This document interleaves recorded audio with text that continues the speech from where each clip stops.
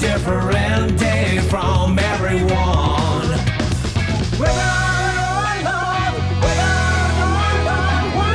It's like my time was frozen still.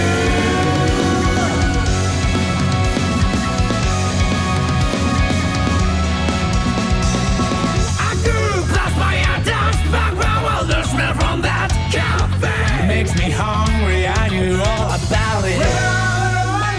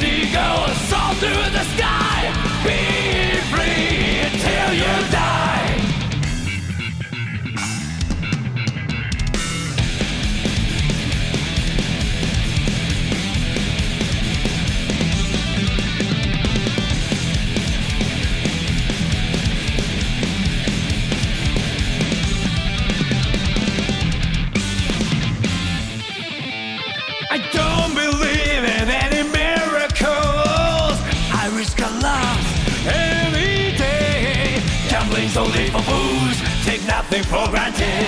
If you don't seize the chance, it's over for you. Life never goes the way you want. That's how it is. No matter what happens, face it all head on. Whoa, fight like a tiger, walk in the park. Play the hero till I die. Fly like an eagle, soar through the sky. Be free till you die.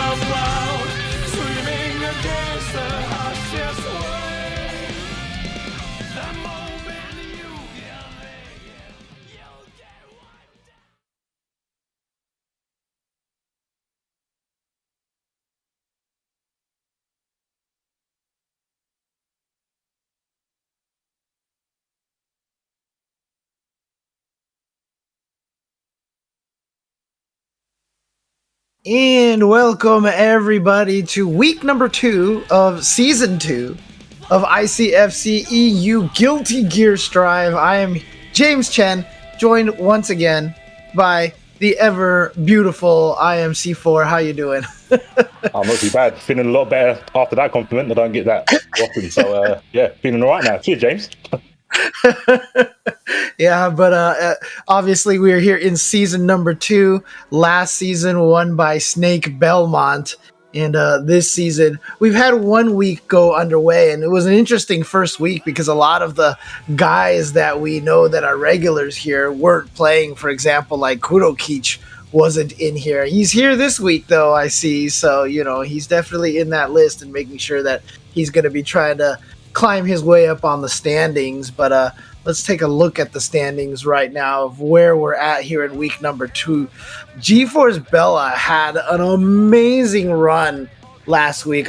He played out of his mind, and even defeating last season's champion Snakebelmont and got into that first place. So he's starting off this season well with the 100 points, and you can see right there Snakebelmont, Akerol here in 3rd place, and you can see Zando, XWarriorBySandx, Yammini, a lot of the names, Heapski, your buddy Heapski, Hanging in there. Yeah, all trying to collect those points right now. So we'll find out what happens here in week number 2. Now, you'll also remember last week that EU had to do a lot of the work for the bounties for the week, but looks like Asia stepped up this time and claimed 2 of the bounties already. You can see Faust's bounty activating 30 overdrives and Giovanna's bounty initiating 30 wall breaks.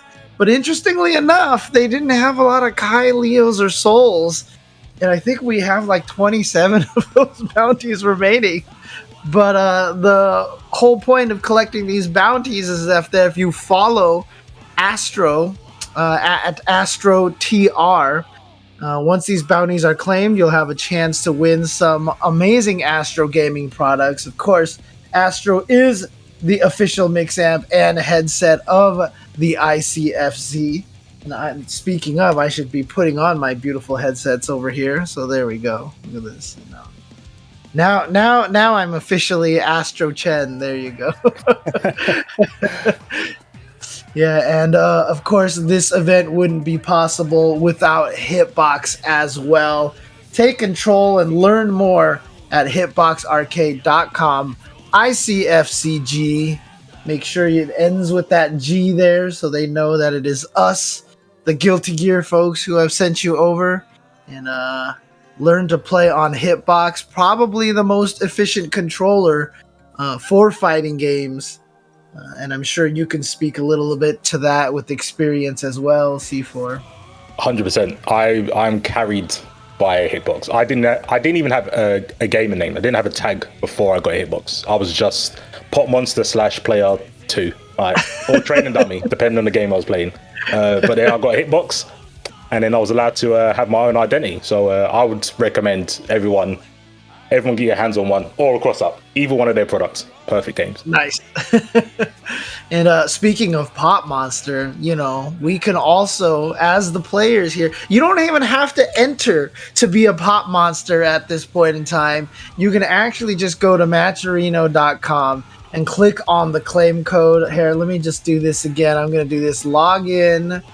Google, because I do it from my Google account. So now I've logged in. I'm going to click claim code, and boom, there we go. I've already claimed the code and dropped it down to 91 codes at this point in time. Let's get these codes going. Let's get these codes in. And so if you can actually jump in here and help add to the pot here for the players, like Tenno Media, like Hitbox, both have done already with $50 contributions. BP Tank, 0-2, baby, he says. Living the dream. Yeah, had to emphasize the E part as he did, so there you go. But again, it's going to be a fun week number 2 over here. As we mentioned, BB Tank will be joining us on mic, but he highlights his 0-2 because he is playing in the tournament right now, and he's playing his first match.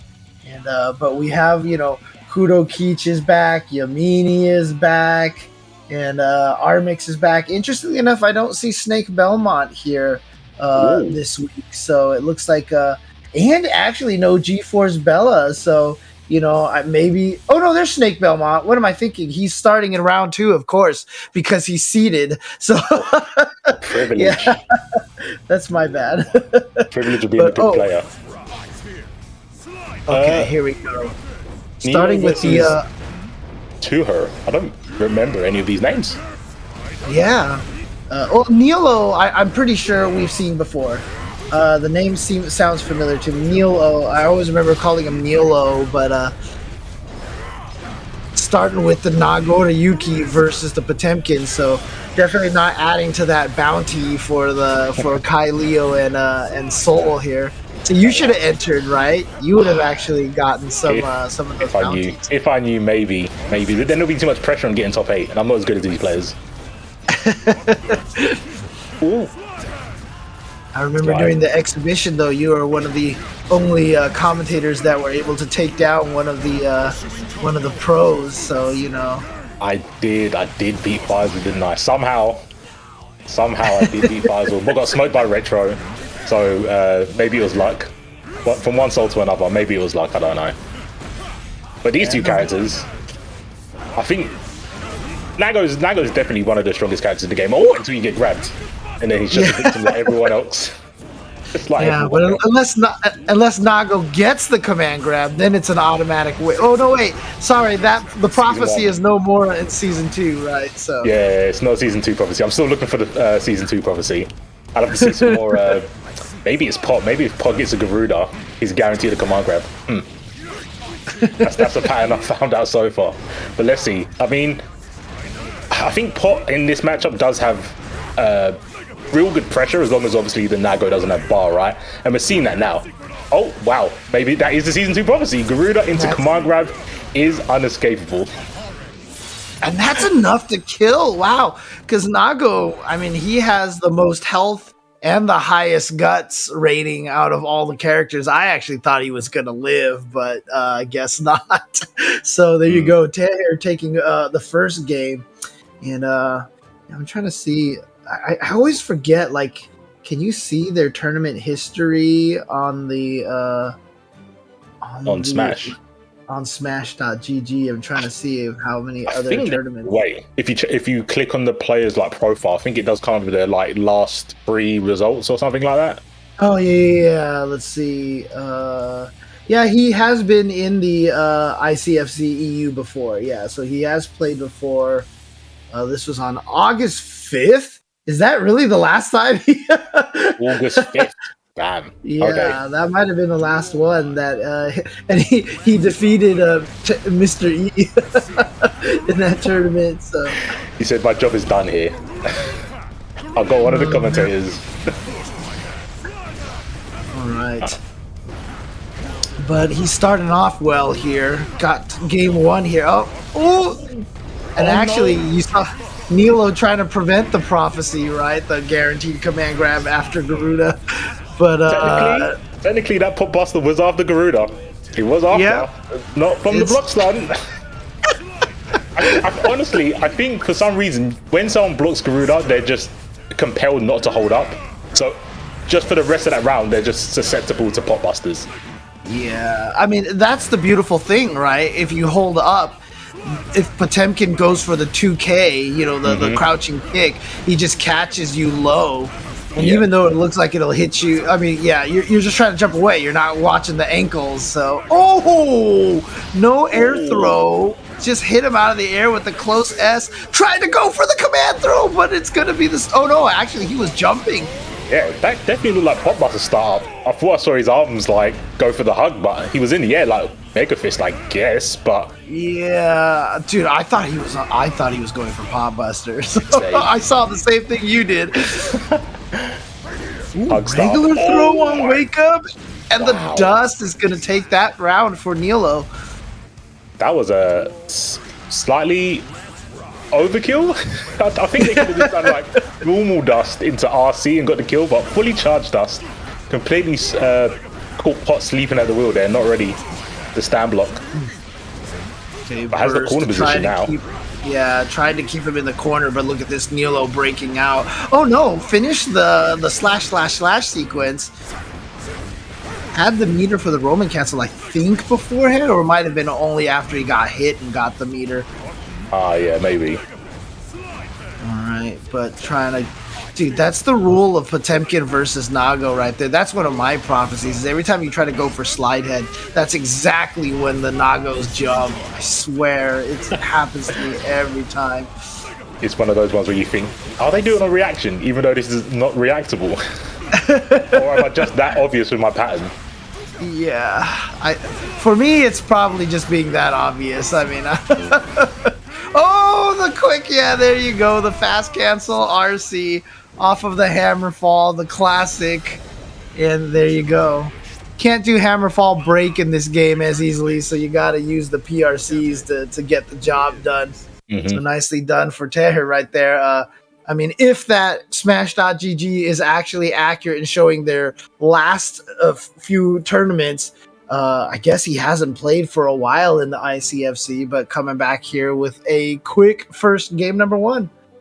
Yeah, it's good stuff. I mean, we always seem to have like really strong bots, I've noticed. Pots normally do well, but again, we've got Snake. So they don't get to shine as much, unfortunately. Got a pretty strong gatekeeper in the pot character.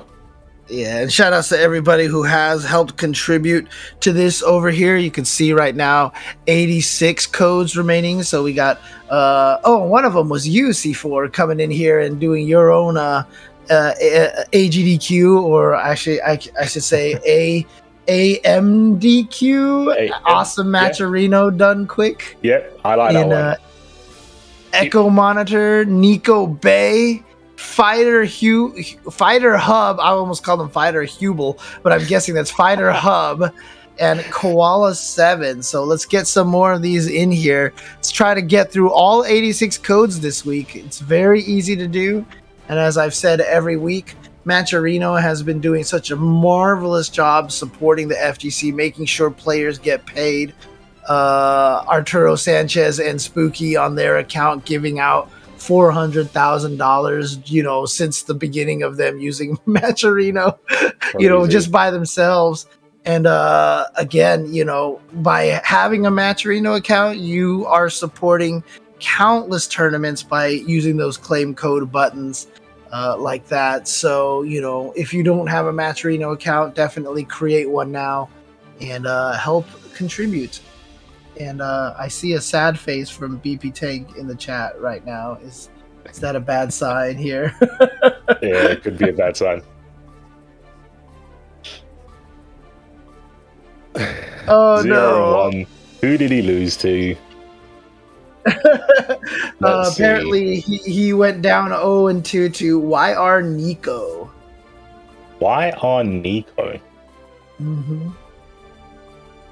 But, looks like, so far here. Wow! Actually, breaking news here in round number 1, Yammini loses to Frezzer 2-1 in the first round. So Yammini's gone to the lower bracket, the losers bracket, in the first round. That's crazy. Remember, he finished like 4th place in the tournament in the season last season. So one of the strongest rounds that we have in the tournament, for sure. But right now, we've got 2 perps, two Vinto colored characters, Gio and Nagoriyuki, another one. Yep, and wow, is it LapinDesChamps? Oh, it's LapinDesChamps. Oh, you said it way better than me. Can you speak French at all? No, you said it way better. I could hear by the pronunciation of the chomps that you recognize. You put the flag and the words together. I respect that. I'm not cultured. I'm not here to be cultured. That's what James is here for. Cultured and professional. You're getting shamed by production right now, C4. Man. It's alright. And then I guess that's Skryba, and LapinDesChamps. There you go. So.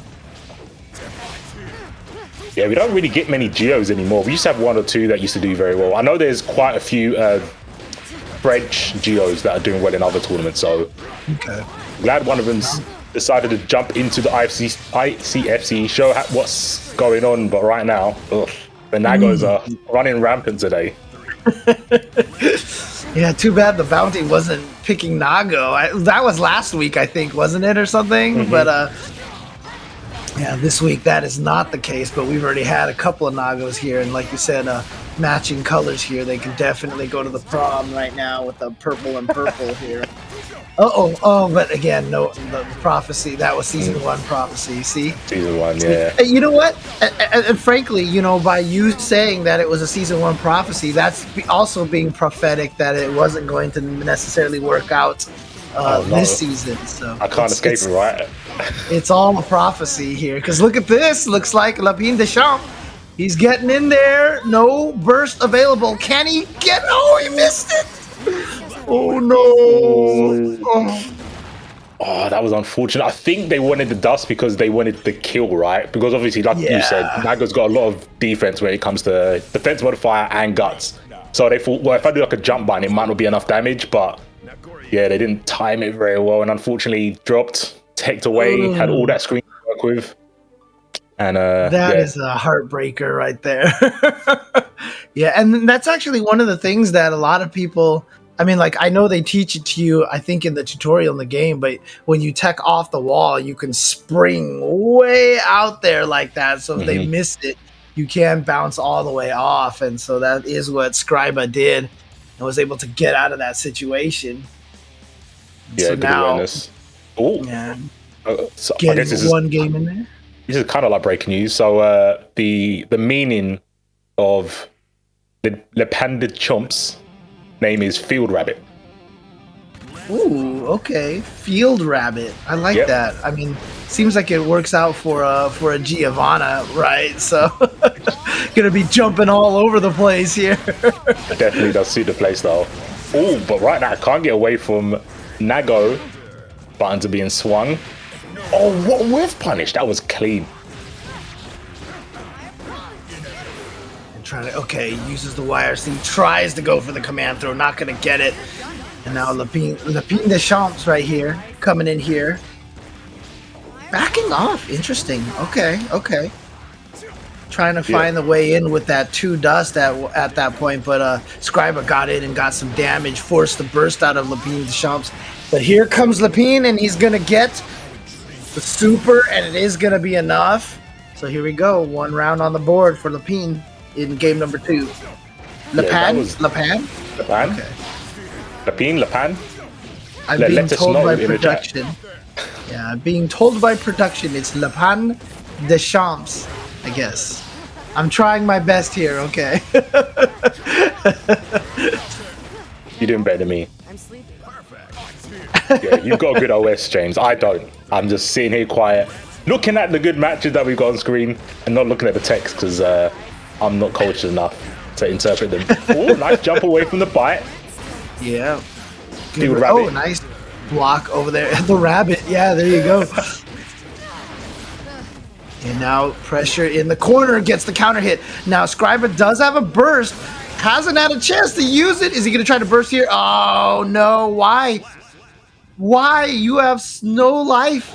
There's no reason to go. Oh, wait. Was that the end of it? Oh, last round, lose yeah. the first. He did lose the first round. Okay. That's right. Yeah, it was I'm going to lose anyway, so I might as well go out with my pockets empty, pretty much. Like, use all my resources. Because it was, I'm pretty sure if you do a quick RC, it locks you out from the next hit off of the throw. I think. I'll have to lab that again. But when you get a throw, obviously it locks you out from burst, so you can't burst out of a throw. But if you quick RC and hit a button, the burst doesn't become available to you straight away. Right. Okay. And it's cool. I see Lapan definitely has a fan in the chat right now. Someone cheering him on. Shout out to Zeno Sensei for the cheering on for the French. Whoa, look at this animated emote that BP Tank put in there. Oh, it's Damascus. Yeah. May we. French players. Oh man. Oh, unlucky on the whip punish again. Oh, that time got it. I think that's really crucial to the matchup because a lot of characters can't whip punish Nago. Yeah, it's just the range is too far, right? And Giovanna is gonna have has some of the shortest collection of buttons in the game. Obviously, her dash making up for it. And look at this pressure, gets the throw. And here he goes, sets up the safe jump. The shimmy, gonna be able to combo off of that. And the wall splat itself performs the kill. And so now LapinDesChamps here actually game point now, match point. Yeah, great comeback on that last round. Just really good at using momentum. And it all came from one whiff punish. Like, real crucial and like calculated play here by Field Rabbit. I'm gonna butcher their real name. I like Field Rabbit though. That's a good one. Oh, the instant Good sound. overhead. Oh boy. And that's really smart, of course, with the slowdown, able to combo after the instant overhead. And here we go. Final game, final round between these two players. God, what country flag is that from Skryba, by the way? I believe it's Portugal. Yes. Portugal. There you go. Nice. Point on the board for me for getting something right. Cultured. See, you are cultured. And so is LapinDesChamps right now because he is just teaching some culture to Skryba right now. And LapinDesChamps here moving on with that dominating final round. And, gonna be moving on to the next round of the bracket. Reckon they're gonna be happy. The fans in chat, like I said, like you said, there was a lot of people looking like they were cheering on for their French brethren. So let it be known, French players in the chat. I mean, you've got a lot of representation, I think, today with I think Akrol entered as well, right? Oh yeah, Akrol's in here. Yeah. Again, third place last week. So, and what does may we mean anyway? I don't even know. I'm not cultured enough. Let's let the chat. Let's culture James. Not because I don't know. I just want to make sure the chat knows. Right. Of course. Yeah. So you're putting the test to the chat, right? You don't want to reveal the answer. What fun would that be? I can't. To be fair, I was taught to know what it meant by symbols or like hand signs. So Damascus told me, he went, "May we is this, me no is that." Oh, okay. Gotcha. That was my gauge. So I actually don't know what it means. He just said, "Oh, it's good when you say may we." I mean, Zeno Sensei put in a thumbs up in the chat over there. So there you go. maybe he can culture me. Obviously, you already know, so you're already cultured, so that's not going to be a problem. Semi-cultured. Trying to be more cultured. I've got my guest in the background over here. Let me unblur my background here so you can see the. Oh yeah, there you go. Hi, Jasmine on the chat over here. Jasmine on the screen. You can only see half of her over here. Hi, come here, girl. Big stream. Come on, girl. Yeah, there you go. Good girl. Good girl. What a good kitty. Always finding her opportunities to get her cameos in for the week. Oh, okay. So we've got Zando, the Chipp from Israel. They are back. That's They were here right. last week as well. Yeah, they did pretty well. And this is Rolo from. Let's get a flag so I can see another player from Portugal. Interesting. Okay. Ooh, cool. Yeah, but Zando, you had mentioned, had done really well on PC tournaments. Couldn't enter ICFC last season because apparently no access to the PS4 or PS5. But obviously that's changed now, coming back to back. Oh wait, no, actually. Oh wait, Varix. Yeah, that's not playing? Varix. Varix is definitely a Nago player. So production, they were too busy telling me I wasn't cultured and didn't get the right names up on screen. Don't worry, we'll get And now sorted. the person chastising us for the lack of culture here, telling us he's not responsible for the name. So It's a good OS. I would have done that one as well. That's fair. There we go. Rolo from, I believe that's Russia? It's so hard sometimes because just turning the flag sideways is a completely different country. Pretty sure that's Russia. Yeah, I mean that's the whole the Germany and what was it, Austria that was getting us confused all the time. I think Germany, Belgium, or Germany, Austria. You get it with Oh, France and Belgium. Netherlands. Yeah. I think it was Yeah. Belgium. Okay. They're just I mean, sideways because of each like other. it's sad because when we're from the States, the United States, I'll tell you right now, since I'm honorary EU, I can talk smack about the US. But like we're so unaware of like other countries, like honestly, You're like a 'cause pretty we're big country, though, to be fair.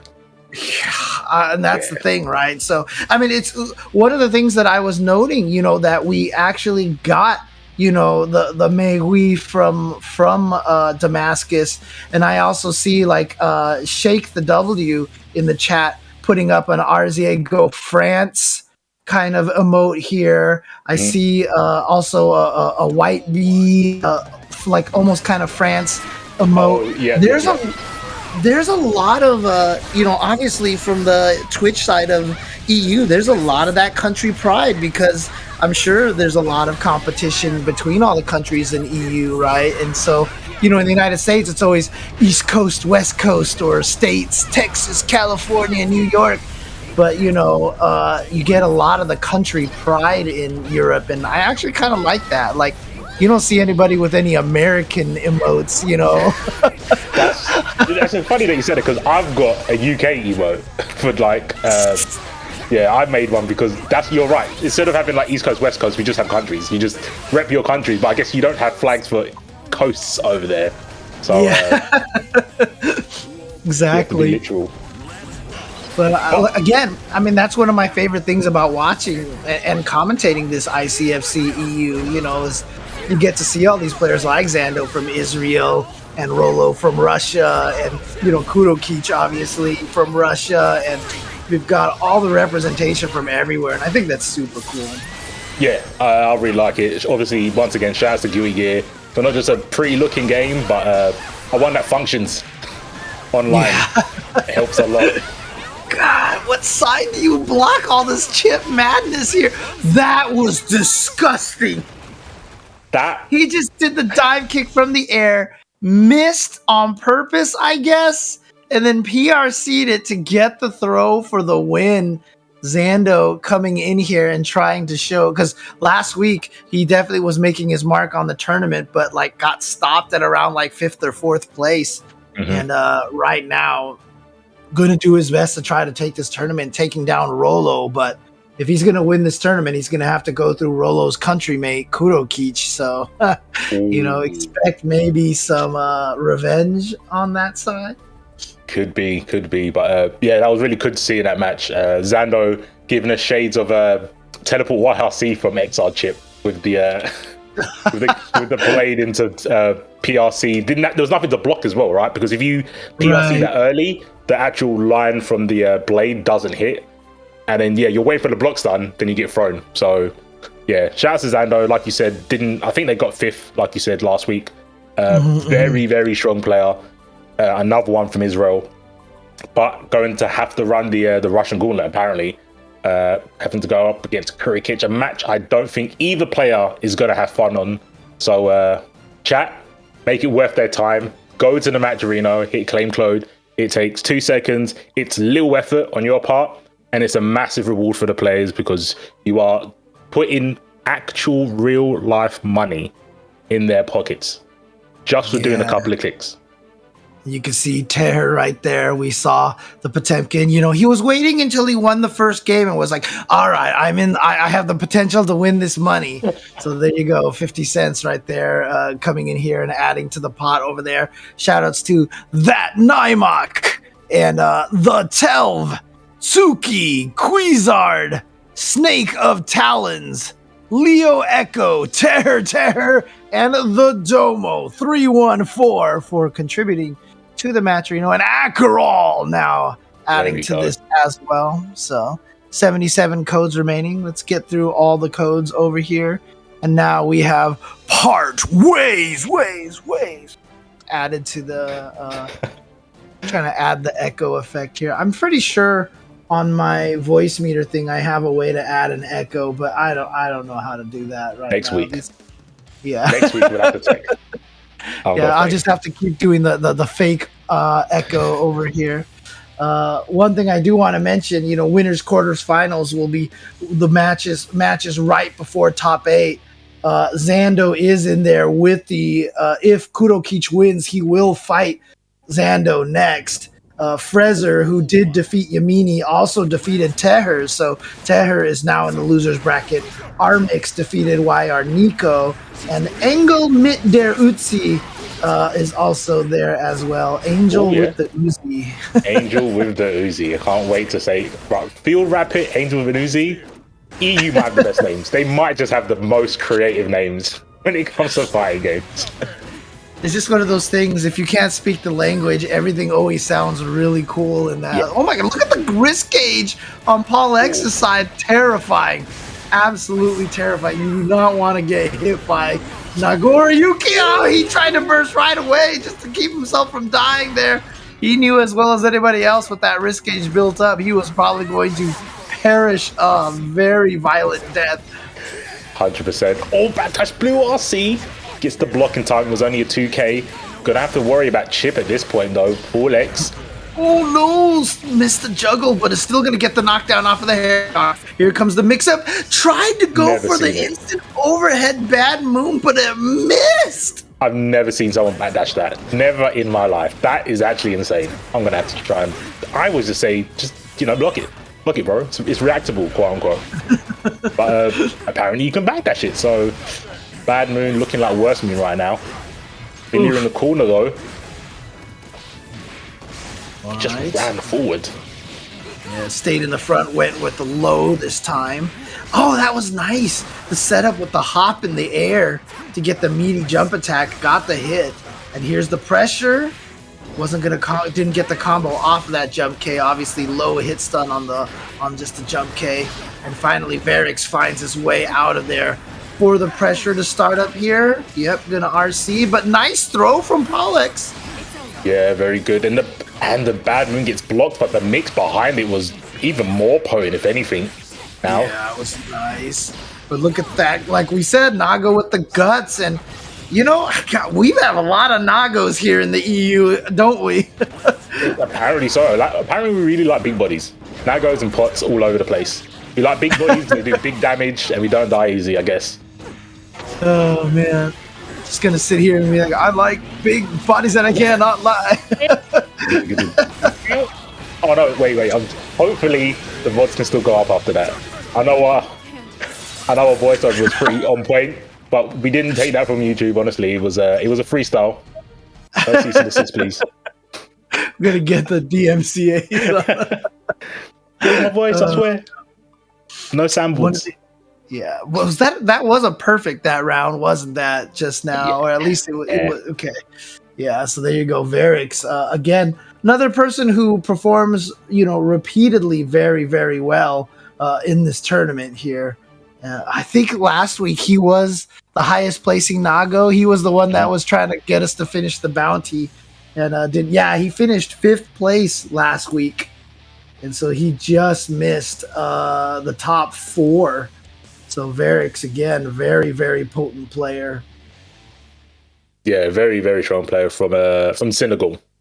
Varix been playing for ages, like since the game dropped. I think they had like a pocket Kai, but very strong Nago player. A lot of people online know about Varix. From a scene, obviously, not people know of, like Senegal, but the level is insane. He's very, very strong. Here we go. Oh, the BRC makes up for the shimmy. Ow! Baits out the burst, and that's such a win for Varix because he had such a lead. Honestly, there was no reason for the burst from Paulex. So he comes into this round now with free reign of doing damage. Yeah, look at this. He can, no pun intended, he can smell the blood. He knows it's like, you can't burst, and you've got no meter. I can literally just press all the buttons I want. But Paulex trying to fight back, closest, and this isn't too bad. Has looked for the YRC. Yeah, good mix-up so far. Gets the low. Tries to go from the front low again. Gets blocked, but still is able to convert. And here we go. The mix-up continuing. Looked like he tried to bait something out with that double jump, or just maybe autopiloting into another mix-up. Because he's gone through like 7 different mix-up variations already. Yeah, because that's what Millia does. That's a pretty solid come. Oh no, it's not over yet. Bad to say, it was a pretty solid comeback, but one more hit, run up 2K. Yeah, again, man, this character Nago with the guts. Even though Potemkin is the big body and has a higher defensive rating at start, I still think with Nago's level 5 guts rating, he effectively has the most HP in the game. Yeah. Because I think guts kick in. Oh my gosh, I can't believe that whiff. That was so weird. Look at the guts, James. That is dead. Yeah. Oh, good. That was gross. in a good way, though, right? It was a really gross combo because of the damage. It looked really cool. But yeah. Got the wall bounce off the jump dust, then juggled from facing the other way into the ending of the 2H. I mean, look, I remember during the betas, the 2H, like every time you landed it or counter hit or killed with it, it felt so good because it's just a sick looking move. Now that we fought, 7 billion Nagos, we're kind of like, yeah, I'm a little over the. I'm a little over it, yeah. I definitely. I share that sentiment 100%. But to be fair to Varix, something that I've seen them do a lot is the reason I really like that combo is because they noticed that Paulex's risk was maxed out. So when you do the non-charge dust, you get a counter hit because you're guaranteed a counter hit. That's why they can get that combo. It wasn't that they actually got frame trapped. They just didn't stand block a non-charge dust, and that's how much damage you get. It's actually crazy. Makes sense. Yeah, I'm looking here right now, trying to see how Goldlewis's defense matches up against Nagoriyuki. But they have the same defense rating at 0.96, but Goldlewis has a guts of 3, and Nago still has the guts of 4. Wow. That's right. He has a guts of 4. Anji is the one with the guts of 5. That's right. I forgot about that.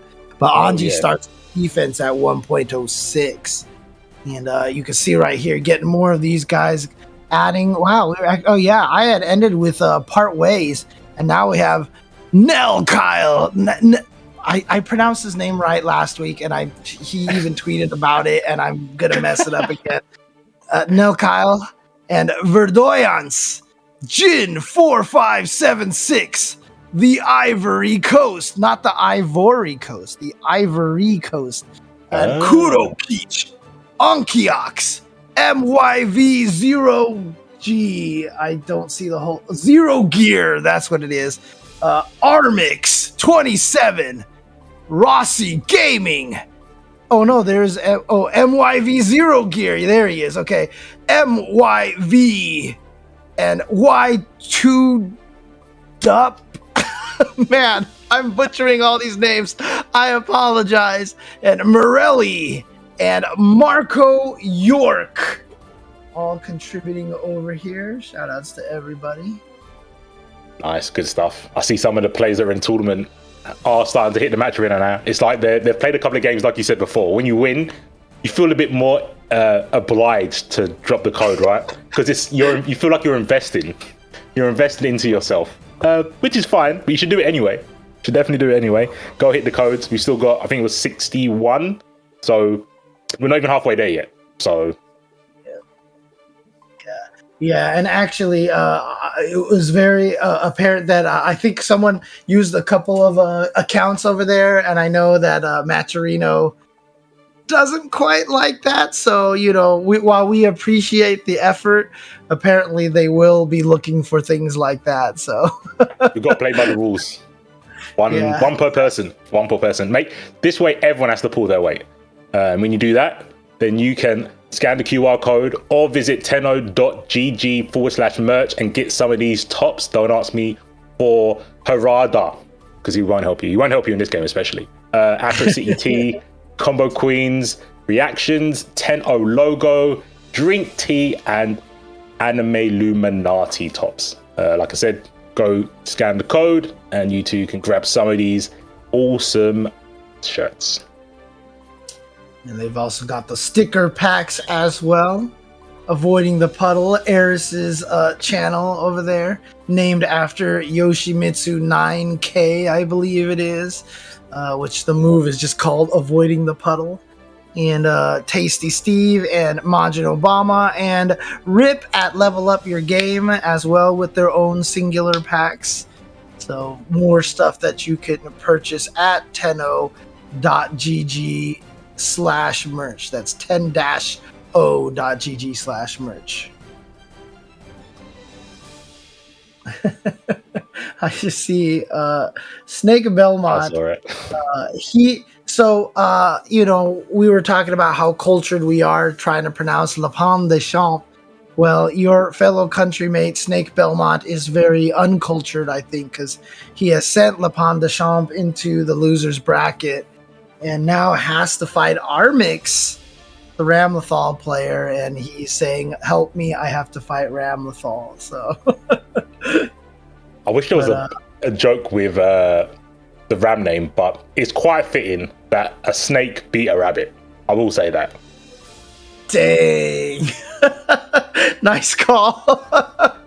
Snake. Nice call. Oh, man. I like that. I mean, I wonder what Ram they're up against. Did you say which one it is? Because there's Yammini, I think Armix as well. That's in the tournament. It's Armix. Because remember, Yammini got sent to loser's bracket first round. Was able to defeat Neilo. Yeah, you said this, yeah. Yeah, and then Yammini now has to fight LapinDesChamps. And I think I'm just trying to find every excuse to try to say that name as much as possible right now. LapinDesChamps. I like it. What I'm going to have to do is I'm going to have to give Armix a spirit animal to keep the animal jokes going. And I'm going to say Armix is an armadillo. I don't think a snake can be an armadillo. So let's go. Yeah, Armadillo it's actually short for, Armored Armadillo from Mega Man X, right? So that's why it's Armix right there. So there you go. I really do hope that's the origin of his name. Now you've said that. CP9 Nashi in the chat. How do I join? Very easy to join ICFC EU. It's free to enter. If we can get the... Where do you just sign up via smash.gg, right? So there you go. I believe if you go to the smash.gg site, you sign up there, then you'll get told how to join the Discord. They'll give you a link to their Discord, and then basically the tournament runs through there. They'll let you know when you got to play, who you got to go up against, where to meet, all that sort of jazz. But yeah, like James said, all you got to do, go to the smash.gg, and then after that, go to the match arena and hit the claim code. And you have to be on console, PlayStation 4 and 5, I believe. So as long as you're in one of those, then you can enter. Yeah, I just put the bracket in the chat, ! bracket. That'll get you for this week's bracket. But of course, the way that Smash.gg works, you know, on the very top left, you see ICFC GGST EU Season 2. If you click on that tag up there, I'm trying to see, like, I know you can click on the creators of the tournament, and then that way you can actually see, so click on View Event, and then I'm trying to see where you can click on the name to see all the tournaments that they run. But yeah, I think click on home. Yeah, click on home, and then you'll see the Discord link right there. You'll see the Discord link where you can see, get all the information on how to join. Armix and Snakebelmont having a nice little chat in the chat, and here we go. Their match is up on stream. Snakebelmont, of course, the winner of the PlayStation 5 last season, for getting one of the highest seeds, and then getting a nice placement in the final tournament in the finals, and was able to come out as the champion. Has to deal with Armix here. The Snakebelmont, one of the most clever axles that we have right now on the planet. Honestly, he's just such a strong player. Yeah, insanely consistent, right? Just always, pretty much always getting top 8, not just winning the ICFC, just always placing super, super high. Right now, going super, super low in this. I don't even know what this is. What is this? What is this place, James? You should know, right? You know the background. You mean the background? Yeah. It's anyways. Armix is taking round number 1 and trying to get the corner position here. It's the best. I'm just letting the chat answer what this location is, because again, I know, but you know, I want to test the chat. See, that's the thing. But a good tech. I learned from the best. The strongest, lowest. The broken caster's dreams, man. But right now, I mean, we can see why Snakebelmont's saying, help, I have to fight a Ramlethal in the chat. Because Armix is going in here, took round number 1, and has a pretty decent lead here.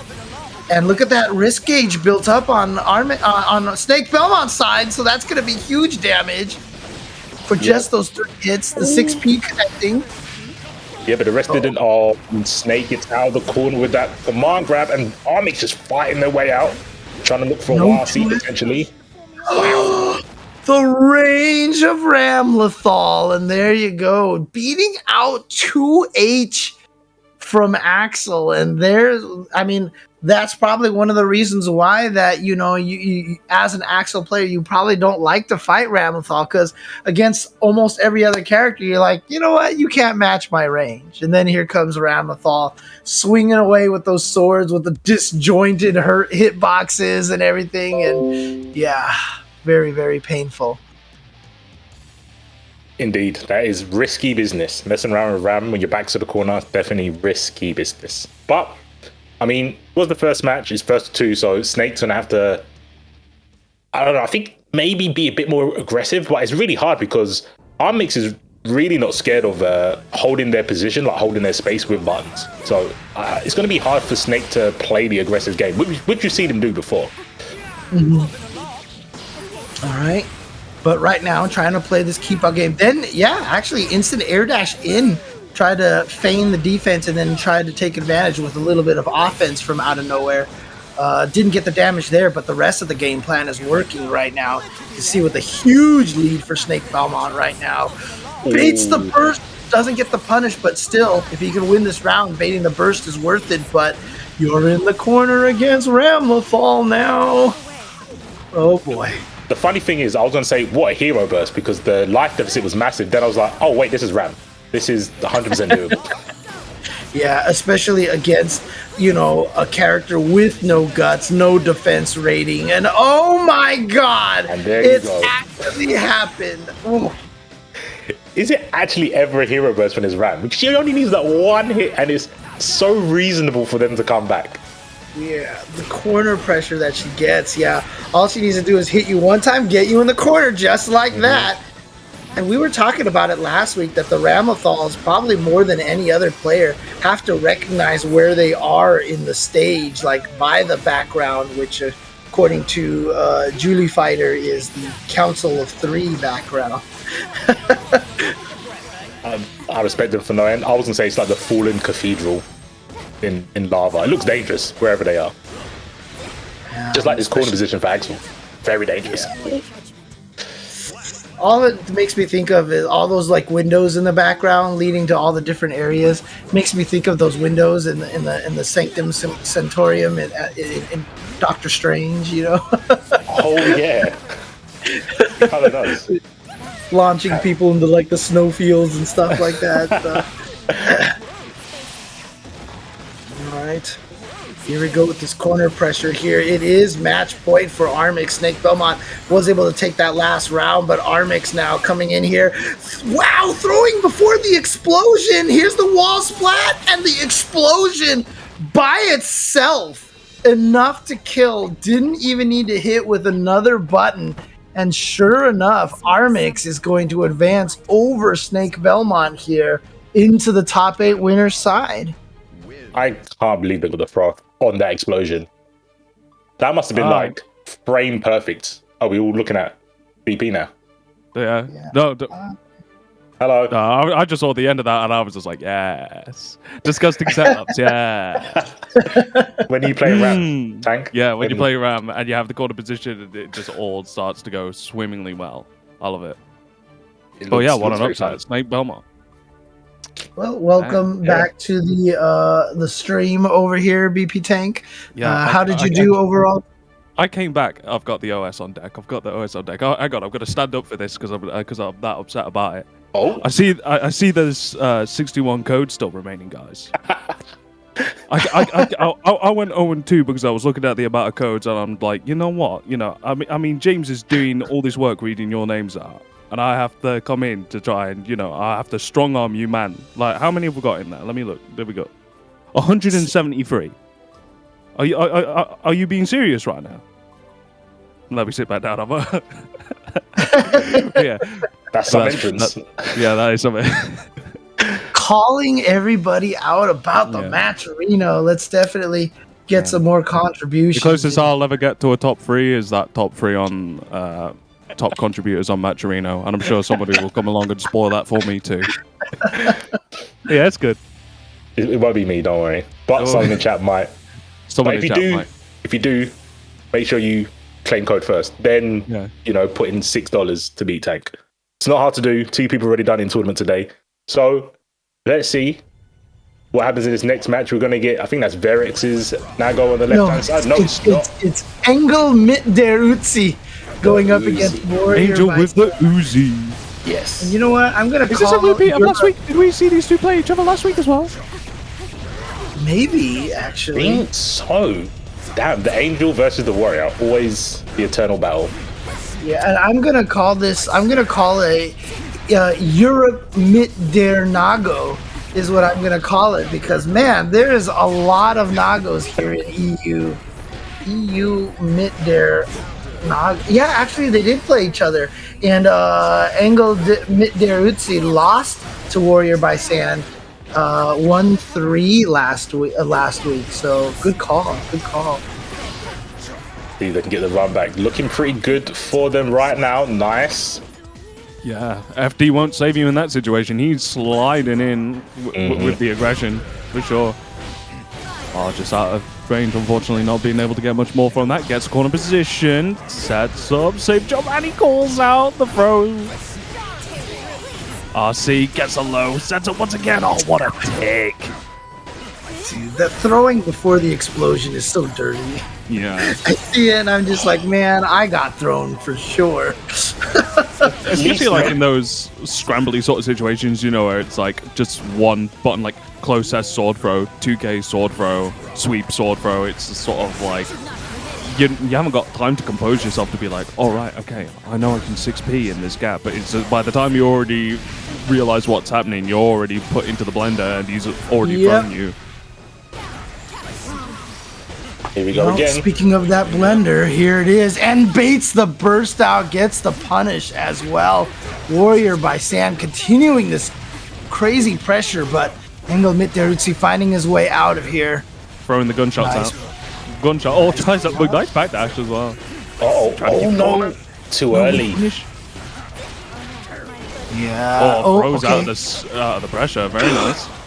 Doesn't No get wall 50 splat. meter. No wall splat, but look at this chip damage, finding his way out of there with the check and then drops the combo. Oh, jeez. Oh, man.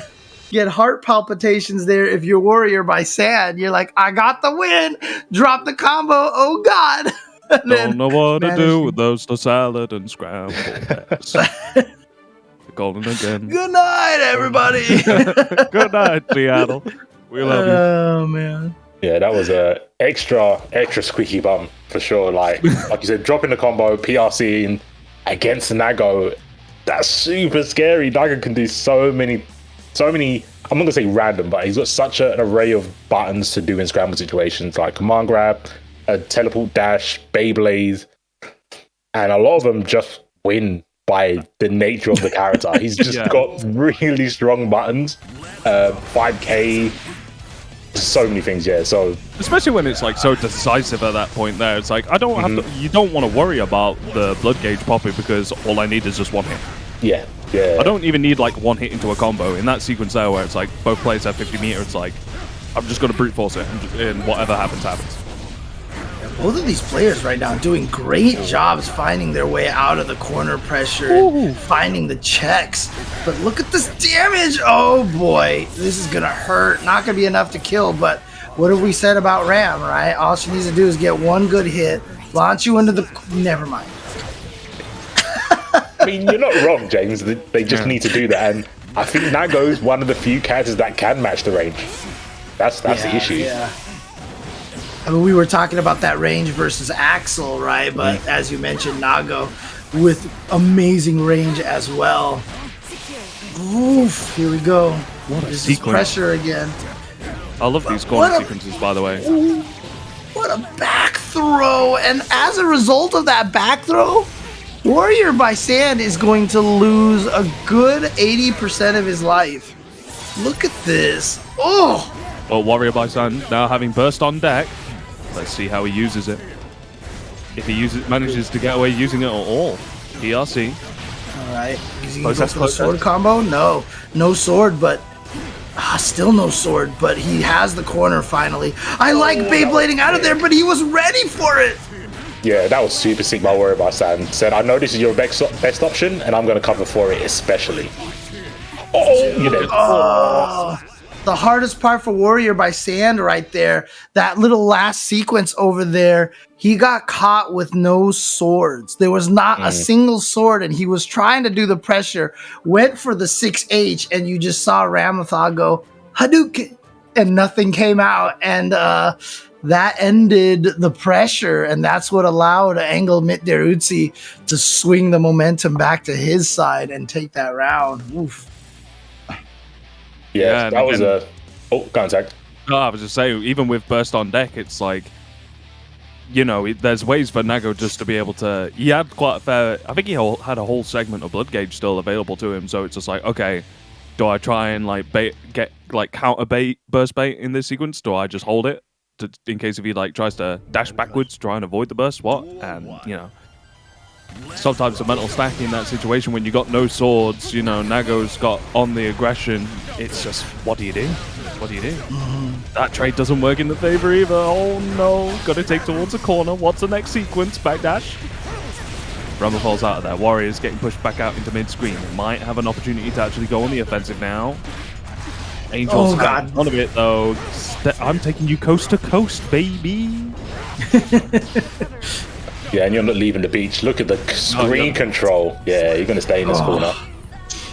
I think that's gonna be your catchphrase now, right? BB Tank baby, because that's what you had in the donation, right? All right, pressure, yeah. Oh god, that 6H just clips out of the air. You need to 60 when you've got that. Yeah, man. Faust is just looking at his 6p and he's just like, no. Oh, I'm sad. a little bit of a delay on that slash. Catching XWarriorBySandx trying to do something. The damage now. Engelmitderuzi gonna try to get the revenge complete here against XWarriorBySandx. Gets a sword pick up back up again. Set up once again. Gets thrown immediately upon landing. Engelmitderuzi has found so many opportunities to sneak that throw in against Ramlethal, also finding the 2K. He did an excellent job on the defensive end right there, finding his moments to escape that Ramlethal. I mean, we've talked about how good that Ram pressure is, and so shout outs to Angel with the Uzi to be able to find those gaps to escape. Yeah, I think they play very sick around utilizing the land of recovery that you have in this game from air attacks, right? And noticing that XWarriorBySandx was doing the IED slashes pretty high up. So there's like, by the time you've landed and you want to chuck your next normal at, this throws 2 frames. As long as you're close to me, I'll get it. Ideally, obviously, I'm sure Uzi would like to insta block just to like make sure there's not so much pushback that he might get frame trapped or something. But in that situation, it's kind of, I think you have to go for something like that because it only gets way worse. And I think Ram gets more pressure frame trapping you after the explosion. So yeah, I think if you're going to get out, that's the safest place to get out on the IAD. So yeah, I mean, obviously losing last week, they've done their homework. It's what we like to see, definitely adapting to the matchups as and when they happen. But here's a 10-0 matchup right here. James Chen with the cat. Cat wins 10-0 every time. It's like, no, I've got to pick you up and get snuggled every time. It's like, no. Yeah. Please, no. The cat's like, stop. And here we go. Got a few more people here. We've got, I'm going to jump to the Matcherino page myself so I can get full names over here. But we've got Nezcal and Haunt What's Left, Dandy Kitten, Zum Thor. Oh, actually, that's Zum T Horrific or Zumt Horrific. I'm going with all 3 possibilities here. So there you go. Thank you guys. Yeah, thanks for helping contribute to the code. We've got 57 codes left. Let's keep that going here. $126 in the prize pool right now. So let's try to get that in there. If we can get the last few codes in there, that'll be another 25. So we'll get to over $150 in the prize pool. If you guys can get all the rest of the codes in, let's do it. Come on, EU, let's go. I love how 2 of those names are like very spooky themed for this October, and then you've just got Dandy Kitten. I'm just Dandy Kitten. I mean, Dandy is definitely a word that doesn't get used enough for how good it is. It's a very good word. It doesn't get used enough. It's a very good suffix. It's a very good prefix. It's a Dandy Kitten. There we go. I don't know if I just don't know if you heard her meow very uncomfortably. Yeah, she was not. She's like, I'm tired of getting picked up. There was definitely that little bit of a kind of angry meow there. So I'm not getting paid. I did that for you, Dandy Kitten. Down. I did that for you, Dandy Kitten. So there you go. Dandyism is very important indeed, Dandy Kitten. Couldn't have put it better myself. I mean, what's important in this matchup is Zando not getting scooped by kurokich. No. I need to watch this carefully because I get bodied by Chips. I have no defense against this character whatsoever. The whole thing that even in like previous versions of Guilty Gear, the only thing that ever goes through my head watching this matchup is Ralph Wiggum sat on the bus going, I'm in danger. And that's just Chipp just like running around. Oh, you died. Garita Popbuster, guaranteed season 2 prophecies. I'm telling you. I'm glad kurokich is here. I'm glad kurokich is here because he does that all of the time. Oh man, that's how you make sure the prophecies are true. Is you find a way to associate it with a player like kurokich, like Snakebelmont, and you're like, yep, we're good. Oh boy. Even with that weight being able to get the wall splat at the end there, very nice. Cross under, still blocks. RC, cross up once again, same size. God, And look at this being able to, what? How did you go for that air throw? Oh no! Man, we were so safe last week. We were so safe last week when kurokich wasn't here. Oh my gosh! Oh, I can't believe this kurokich trying to make the comeback. Can we appreciate that he air threw 6K? Was it 6K that he air threw? I think it was 6K. Was it 6K? Chat, can someone clip it? I think that was 6K he threw. He air threw. Man. Yeah, get the guys watching to roll the tape. Look, I'm just gonna say, I was gonna watch this match very carefully to see how to do this fight. I guess the answer is, just be right and psychic and ridiculous. Yeah. That's all. Don't look with your eyes. Feel. Don't think. Feel. Yeah, you'll miss all the heavenly glory, mate. You know this. I think this is kind of how kurokich would teach a pot player how to be good. Just be better than your opponent. Oh my god! The wake up BRC, he saw the air throw attempt, and so he saw the command throw attempt, so he air threw it himself. I am so glad kurokich is back. I am so glad this guy is back. He's so good at this game. He made that matchup. No, to be fair, right? Because Zando's a very good, strong player. Very, very strong player. But how kurokich dissects your best options and makes you look like a complete idiot, because it's like, well, of course you're going to go for that. You're a good player. You're going to go for this. Like, he's so good.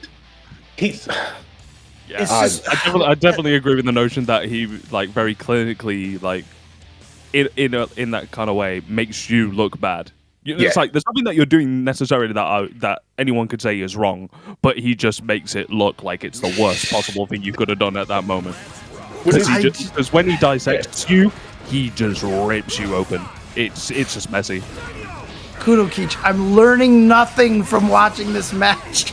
It's just you're disgusting. That's just all it is. In order to win this matchup, you just gotta be a king, man. That's just all it is. kurokich is going to be passing you the Blu-ray box set of Hannibal and just going to be like, go ahead. Ooh, good confirm, Zando. That was clean. And he gets the wolves break. That was sick. Solid confirm there. But we've seen this before. We've seen kurokich not have the life lead and then suddenly have it.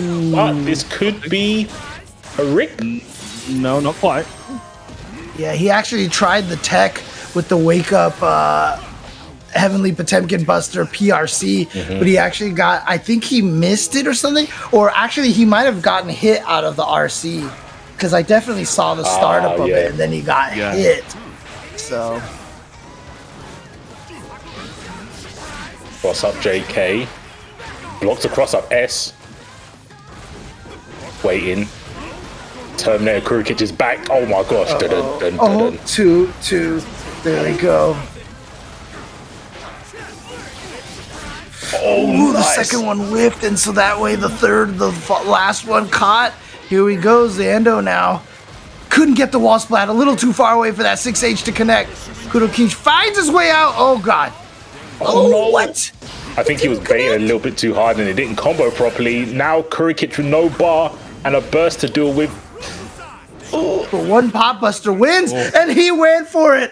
But the backdash by Zando gonna save him, keep him alive, and take game number 2. We're tied 1-1 between Zando and kurokich. Okay, definitely smelling out a lot more of those throw attempts, and it's guaranteeing them count hits, which is getting, if not damage, because I think that's the one thing that I definitely say is a weakness of Chipp, that is damage is inconsistent in a weird way. I think that's the best way of putting it. It's just a bit inconsistent. He's getting a wall break, he's getting that meter positive bonus, and then he's able to close it out from there. But kurokich, we all know that he, now we're on to stage 2. It's like, congratulations, you put in your first fistful of quarters and you've just managed to get through stage number 1. Now you got to go to stage number 2, and you're going to have to pull out more quarters from your back pocket, mate. It's not going to be enough. Right. Here we go. Gets a punish into the corner. Let's see it. Go burst immediately. He's like, nope, I'm not getting garuded into the corner. I'm pushing you to the corner with this RC. Right, Yeah. that's why the gold burst was so important, having those RCs to get this corner pressure. The cheek's not gonna do his job. Yep. All right, back into the corner, and Zando's got 150 in terms of tension. Kurokich hasn't got 50 yet. He's actually played this whole game without a bar. They're saying that Zando's under 50% health, so not much going to take it, but gets the Daijobu. Yeah, and Zando finally had gotten that first bar and then immediately just gets KO'd, so hasn't had a chance to use bar at all, and so Zando now with the potential to knock kurokich into loser's bracket, but here comes kurokich. Big damage, good blocks. JK. You can only block so long against Chipp, man. You could only... That's gonna hurt.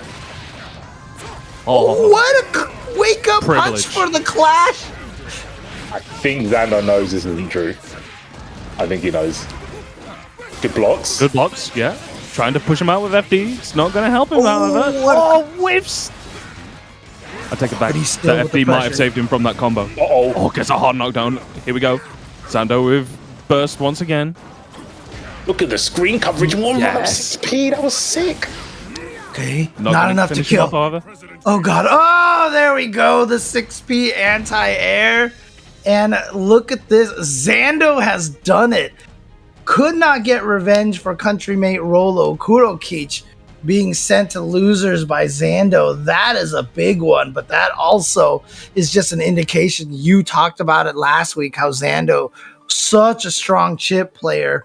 We haven't had a chance to see him much here on the ICFC Season 1, but I have a funny feeling he is going to be a constant presence here for Season number 2 if he keeps entering. So there Yes. you go, kurokich, losers bracket. Wow. Season 2 is already shown to be such a deviation that from Season 1. Like, this week alone, we've already had quite a fair few upsets. Like, straight off the bat, we had Frezzer and Yammini. Obviously, Yammini just falling short of that as well. And now, of course, already Snakebelmont, last season champion, not even falling short, just falling short before top 8. You know, Dude, Yammini and kurokich have to play each other now to get into top 8. These guys have played each other in top 8 so much, but to get in the top 8, they have to fight against each other now. Ouch. Season 2, man. Feelings are going to get hurt. my feelings are hurt looking at the amount of codes that are remaining, though, guys. Please. Jato 43 and not that one guy with the contributions to the claim code there. If you want to hear me say your username in my Dragon Ball guess voice. Dragon Ball voice, there you go. Last time on Maturino Z. Definitely try to get in here. And I think we're gonna get the last of the 4 matches for winner's side top 8, and that is gonna be Varix going up against Frezzer. Frezzer being the player that sent Yammini to the losers bracket. It's not a name that I'm very familiar with. Are you guys aware of who Frezzer or know much about him? He's another Moroccan player and has a tag of V/. I'm going to be cheeky and see recent placements in tournament. Oh, no. Do you don't research, see. Tank? Because I'm not familiar with the name whatsoever. Nah, I don't think I can find anything associated with the name on here. Yeah, no history on Smash.gg at all? Wow. Oh, I see some first place results for KOF 14. Oh, Crazy saying that in the chat. It's like, is that Frezzer the KOF play? And I was like, is it? I don't know. I mean, Yeah. I would have only KOF 14. Yeah. I only would have guessed it because of the V/ tag, right? I mean, that's V slasher is what's the phrase? Leona's move, right? The super air move, the V slasher. yeah. So maybe I was thinking might be a KOF player, but looks like a May player. And remember what GeForce Bella did last week, so maybe Frezzer trying to get a back-to-back May champion here at ICFC EU. I mean, could be a thing, as we've been saying, right? Frezzer's been doing a tear up of some of the veteran players of the ICFC. And you always got to be worried about someone with a KOF background. You have to. All they know is offense. Yeah. As you can see right now. I'm hopping in your face. Yeah. Instead of like a short hop, it's just Totogeki. I'm just Totogekiing anytime I want a short hop. They're pretty much interchangeable at this point. Yeah, the straight dolphin, like the slash one is the short hop. Yeah. The regular one is the normal jump, and then the up dolphins are like the high jumps, and basically. I mean, when there's hardly any charge time in comparison to other fighting games, then yeah, sure.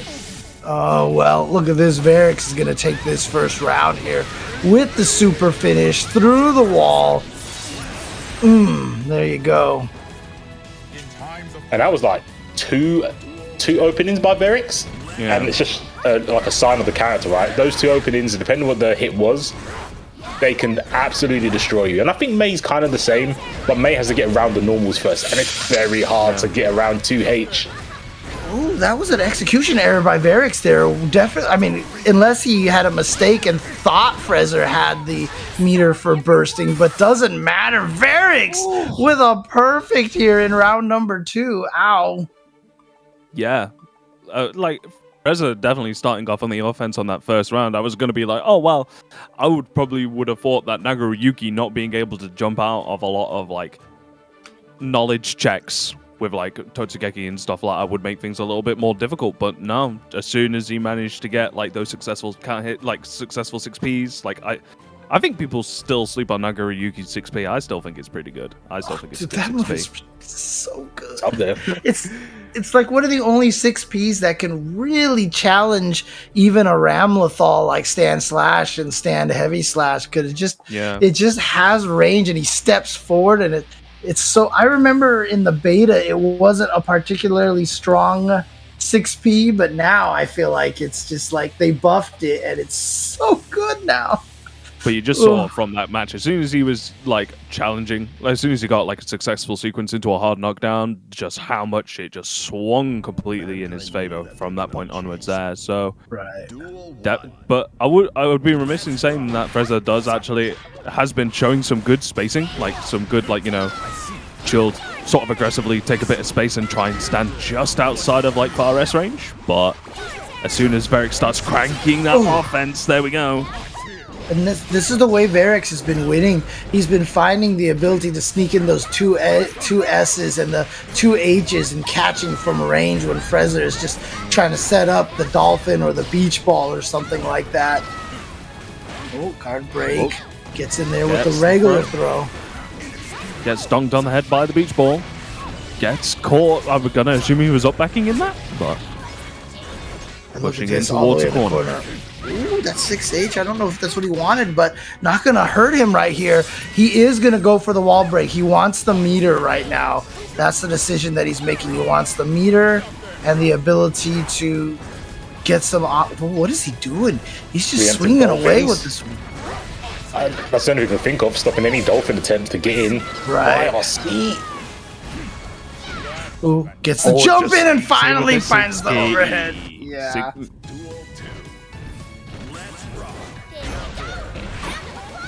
Good start. Frezzer, Gets him to sit back down. Good block on reaction to the whiff with the backdash. Burst off the table now. Oh, doesn't get the meaty timing. Gets thrown into the corner for his trouble. Frezzer now pushing back out with Totogeki. Backwards and forwards. No one's really giving up an inch, but there we go. Gets a burst bait. Gonna push in towards the corner. Gets a full charge 5D. No, that range is so deceptive. The classic. That's the age-old May mix-up. Jumping into dust. It's... Well, we lost BP. Where did Tank go? Oh no. That dust launched me all in the process. I felt it in my bones. I'm just like, you got launched out of the screen. I got sent. And you just got put back in. Yeah, there you go. Lariat. Yeah, I mean it's always good with May to do that, just because her dust has always had that crazy range, even though she's just swinging one arm, right? And you're so kind of, once you've blocked the overhead, you're like, I'm cool. It's May. All of her strengths are in like lows and the command grab. You always forget about the dust. It's always a good check. It's a good check. Yeah, 100%. Especially with that deceptive range, because you just feel like, okay, this pressure string has gone on for long enough. I should be like a sequence where I only have to worry about like the 3K sweep and stuff like that. But nope. For sure. Oh, 6p round start. See, there's that 3K just slightly out of range. Ooh. Tries to go for a burst bait very early on. Doesn't work out for Verix, but still managing to stay on the offense. There it is. 100 meter on the side of Frezzer. How is he going to use it? And Verix here with 200 level 2 Blood Rage as well, so limited on the specials they can do. And I think Frezzer knows this as they go in with all the pressure. 6K. It's on the trade with 2S. That's unheard of. Oof. Got the counter hit on the jump in. And here we go, corner through the wall. And we're starting to see what it was that made Frezzer take out so many players, because he's on the verge now of being able to send Verix to losers bracket as well. I mean, he's already sent Yammini and tehuur down there. And now trying to add Verix to the list of names. Yeah, trade 2S with Beach Ball. Purple RC, was that Beyblade start that he just 5B'd his way out? I think so. I want to say so. Oh, the range in the 2K. I was about to say but that blood gauge just cranking. It's gonna pop. But no, he didn't realize that he did the 2H it's before no he could pose it. Oh no! Yeah, no one's ready. Swing! Bow. Yeah, jeez, and it's out of there.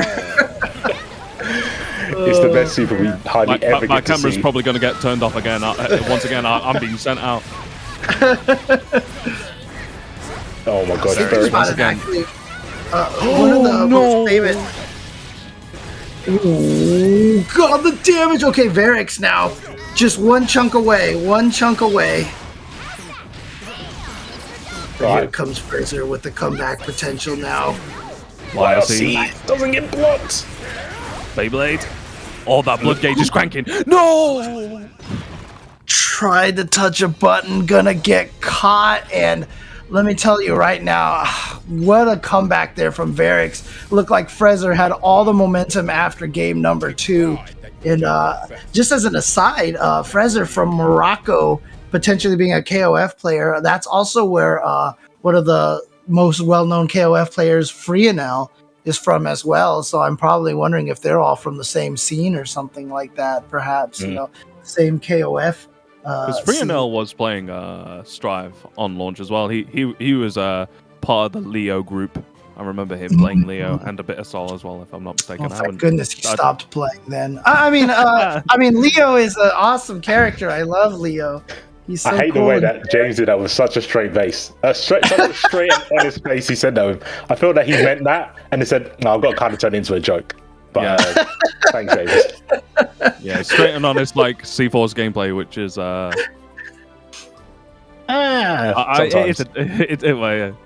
sometimes. Sometimes.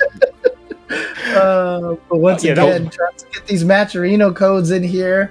We've got Shin Yaiba, Papalico, King Lever, and Skill 13. Can I give a quick shout out to Skill or Skilla? No, it's Skill. I had to play a set with him. I got smoked 7-0 by their Soul. Pretty good player. Oh, no. Yeah. They're like a Soul Calibur world champion. They're not really good. Oh, it's the same skill? It's the same Soul Calibur skill? It's Yep. Oh, dang. Okay, that's awesome. Okay, yeah. I mean, I know Skill from Soul Calibur, so didn't realize it was the same player. There you go. Nicely done. Where can I find the archives of this? I will link it to you later. Don't worry. It was wanted. It was on a wanted set. So yeah, it was 37. Yeah. Put it in the chat so everybody can see. Where You know what? Skill's in the chat. If he really wants to show that, because he also lost 7-0 against Latif. So Oh, yeah, we can throw the chat up here. Basically, Latif was the only person who didn't go 7-0. Everyone else got 7-0. Yeah. And I think it was Zando. Man. I think was it Zando? I think Zando lost 7-0 to Latif. Really? Dang. Dude, if people don't know about Latif, like that, I mean, I would love to start seeing him show up in these ICFC EUs as well. Because Latif, I mean, he's second place Evo Street Fighter 4 to the year Fudo won. He was he's been a Guilty Gear player for the longest of time. Latif is amazing. He spent a lot of time in the United States, ended up moving back to EU, decided to become a real Street Fighter and retired a little bit and bulked up. Yep. And now coming back into fighting games as well. Swole teeth. That's what I'll call him. Yeah. Nice. I just want to have the... Because Latif tends to have his camera freeze whenever he streams as well, and every time it freezes, it's always like him with like a sort of murder face. And I just want to get as many emotes from the murder face streams as much as I possibly can. So I mean, that execution must make you have that like angry face constantly, because he only does like high execution stuff with high execution characters, right? Because everyone goes, oh no, his camera's froze. I'm like, nah, he's just channeling his inner demon. Focus, man. But anyway, talking about channeling inner demons. Ramlethal definitely a demon. When she gets the corner. Oh. Yeah. Actual demon. Minus 10, by the way. Yeah. But sorry, how long is it active for, though? I swear I've seen that move be like, yay, I got it to whiff. And then you just like walk into it and you're just like, who? Yeah, I don't know. I'm bamboozled. But XWarriorBySandx having to go up against another Nago in Skryba. I think we've established it's Skryba. I'm pretty sure that's what James said, and I'll just go with what James says. He knows best. He's cultured. We know this. He is. Oh, good backdash on the command grab. Oh, that was unfortunate. I got the side spot that you see every now and again. Yeah. Where it's just like you're throwing your sword and it just kind of goes, okay, bye. I think I've had that happen once on me, but yeah, you hate to see it happen. Mm-hmm. I think it's like the explosion for like 2 frames takes him out of the corner, and if you run into the corner, it just makes you turn around. Yeah, it's really weird. But didn't really make a difference, right? XWarriorBySandx still takes it. It was just another layer of mix-up. Yeah, it was a frame kill. It's the... I call them the DDR frame kills. So someone just does a bunch of buttons. They just do moves like they're on DDR, and then they just somehow get meaty. It looked like one of those ones. You just look at the replay where you get to see the inputs, and man is definitely doing Buster move inputs right there. Yep. They're the best ones. They're the ones that no one's ready for. The ones that you make up on the fly, like the frame kills with like charge dust into neutral jump K into 6p meaty. No one's ready for that. No. Okay. Oh, but he was ready for that sword sequence, so gets cheeky with the 5k, going, no, you're not going to microdash 2D me or, like, throw me on this sequence. I'm just going to give you the Tims. And now look at where you are, XWarriorBySandx. Now you're in the corner. No. Yeah, super sick awareness, you're right. Oh, my. They didn't have burst. Maybe they just missed the link. No. I guess we'll never know. But XWarriorBySandx taking every advantage from this now. Gonna get the charge dust as well. Look at that. This is on a high health character as well. This is on a character that has such good like damage modifiers on him. That's actually scary. If that was on Zao, he would have been dead. Oh yeah, I would have been brown bread for sure. Yep. Shad's having 0 guts. What a life. Yeah, shout out to having 0 guts, a 6 frame normal, and no reversal option. Oh, he backed that shit to that? No. That is a feels sag. SH, 5k jump. Tries to push back into the corner. Yep. Don't touch me. Deja vu. IRC gets blocked! Can't kill though. Has it got enough? But yeah. It's close enough to set up a sword as well. Yeah. Man. Not being able to jump in this match, like with like pressure sequences and stuff, must suck, man. Even if it's just like the 1 frame difference and with like how long it takes to super jump as well. It's just like, I want to leave. No, you're not allowed to leave. The game won't let you leave. Like, yeah, no escape. You must sit here and accept your fate. Just like the fate of, we probably won't get many of the Soul, Leo, or Kai bounties. Unfortunately, I don't know if he's entered. I don't think he did. Akrol. Akrol's in. Akrol? Is Akrol in? I think Akrol's in. They're in the chat. I know they're in the chat, but they're not in the tournament. I swear I didn't see their name in the... Well. Why is this the case? Yeah. But it's not just us that have the opportunity of breaking this bounty as well. You've also got Tasty_Steve later on today for the American region, so they might have a chance to break the bounty there. And if by any chance they do manage to break the bounty, of course, if you follow Astro TR, you have a chance to win some amazing Astro gaming products. What products, for example, you may ask? Well, these amazing headphones that we've been wearing all of last season, all this season, and they're still just as comfy as when we first put them on. Of course, you've got these nice, cool little customizable plates that you can take off. Like I said, I would really like to get some custom ones made with some, I don't know, some memes on them. I don't know. But the option is 0 and 2? You know, 0 and 2, yeah. Thanks. And then the one time it doesn't happen, I'll swap them around. I'll put 2-0. I'll put 2-0 the other side. Yeah. Yeah. Nah, don't give me hope. Don't give me hope. But we finally managed to get over the 50 code marker right there. So since James ain't back, I'm going to have to do the voice. How far did we get to? I think we got to skill _13, didn't we? Yeah. Kuroi _FGC. Tales of Mr. E. Eos Dahlia. I'm guessing. Oh, yeah. Eos Dahlia. Caro Black 2. Requiem. I think that's good. That was solid. Sweet. James would be proud of you. But to make everyone proud, everyone in the back, all the production and the voices on our heads, we need to get the rest of the claims. Yeah.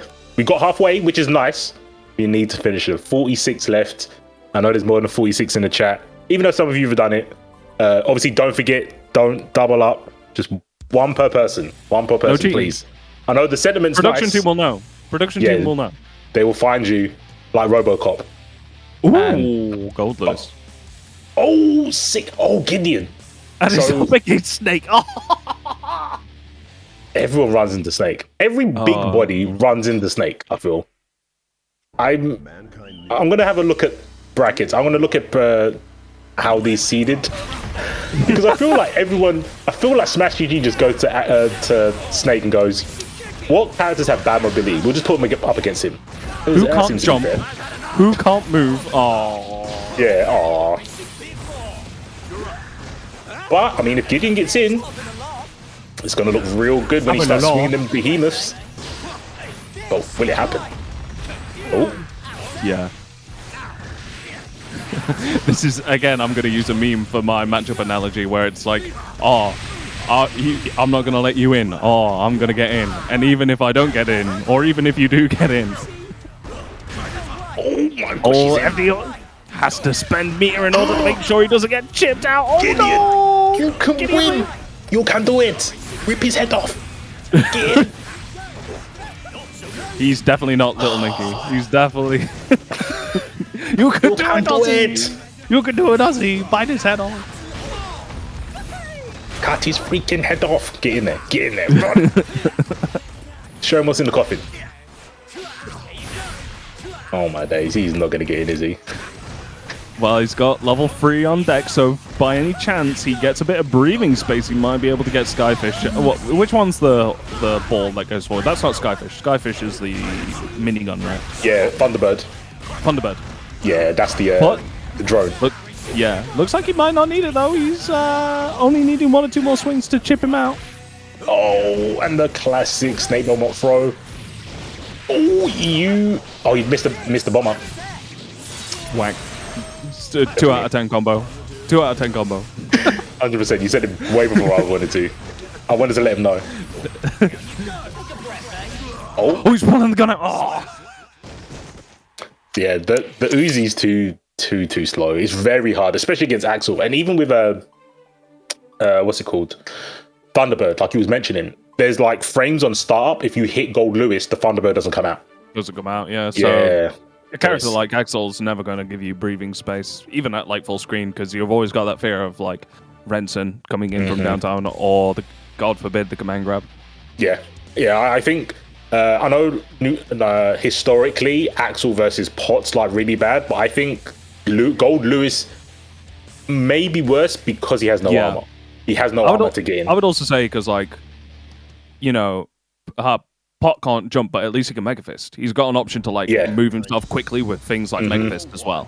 And yeah, he's got things like Slide Head, so he can get the knockdown from full screen. Where Lewis, he gets a knockdown from Skyfish, but hitting Skyfish in the first place is super hard. Yeah, he has to do it the old-fashioned way, where he really has to very linearly as well make his way forward and just try and somehow get in. Most of the time, if he gets in, it's quite good because he does get quite a fair bit of chip damage. But again, he gets pushed out after like 2 Behemoth Typhoons, and that's it. He then has to go back to trying to squeak his way in. Here we go, the OTG pushing him all the way back out. Now, this is a good opportunity for him to force the situation. Yeah, I mean, he was right, but it didn't turn out that way. He forced his death as a Snake just run underneath. Not scared whatsoever. We might have to speak to production, just not have Snake's game before top 8, because they all seem to be in his favor. And making Goldlewis look like not a very strong character when he is. It's just, this matchup is so polarizing. Oh, we're going for it again. Laser time. Oh, try to go low, but the FD pushback was enough to not have to worry about it.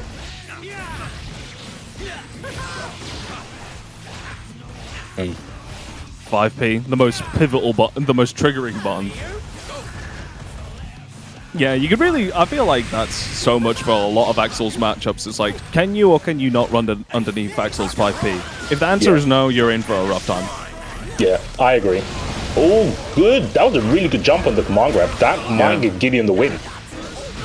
Snake does have burst on the table though. Will he decide to hero burst it or just hold on to it? Oh, the command grab into RC.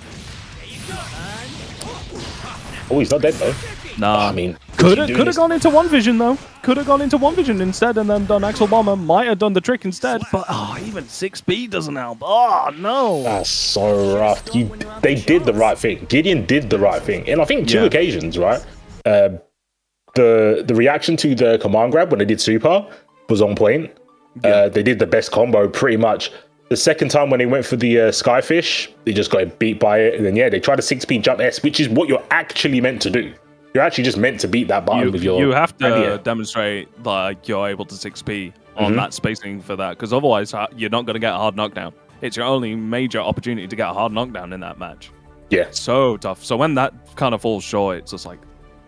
Oh. Yeah. By the way, I just want to say... I was really impressed with those name reads, BP Tank. For real? Okay. That was excellent. I might have to defer to you from now. So. Wow. The mantle has been passed. Well, we've only got one extra one on there. Eternally Faded. Wow, that name suited your voice. That was cool. I mean, you could be like the what is that guy? The Honest Trailers voice guy, you know? I was more thinking like the only thing that I think of is like the Halo announcer. It's like Slayer. Oh yeah. That's all I think of. But yeah, 44 codes remaining, guys. Oh, yeah, there we go. Inbred Man. Oh, Wow, awesome. that is definitely my sole bad guy reference for my indie food fighter that I'm gonna have. Indie food fighter? Yeah. Oh, Bread Man, gotcha. Okay.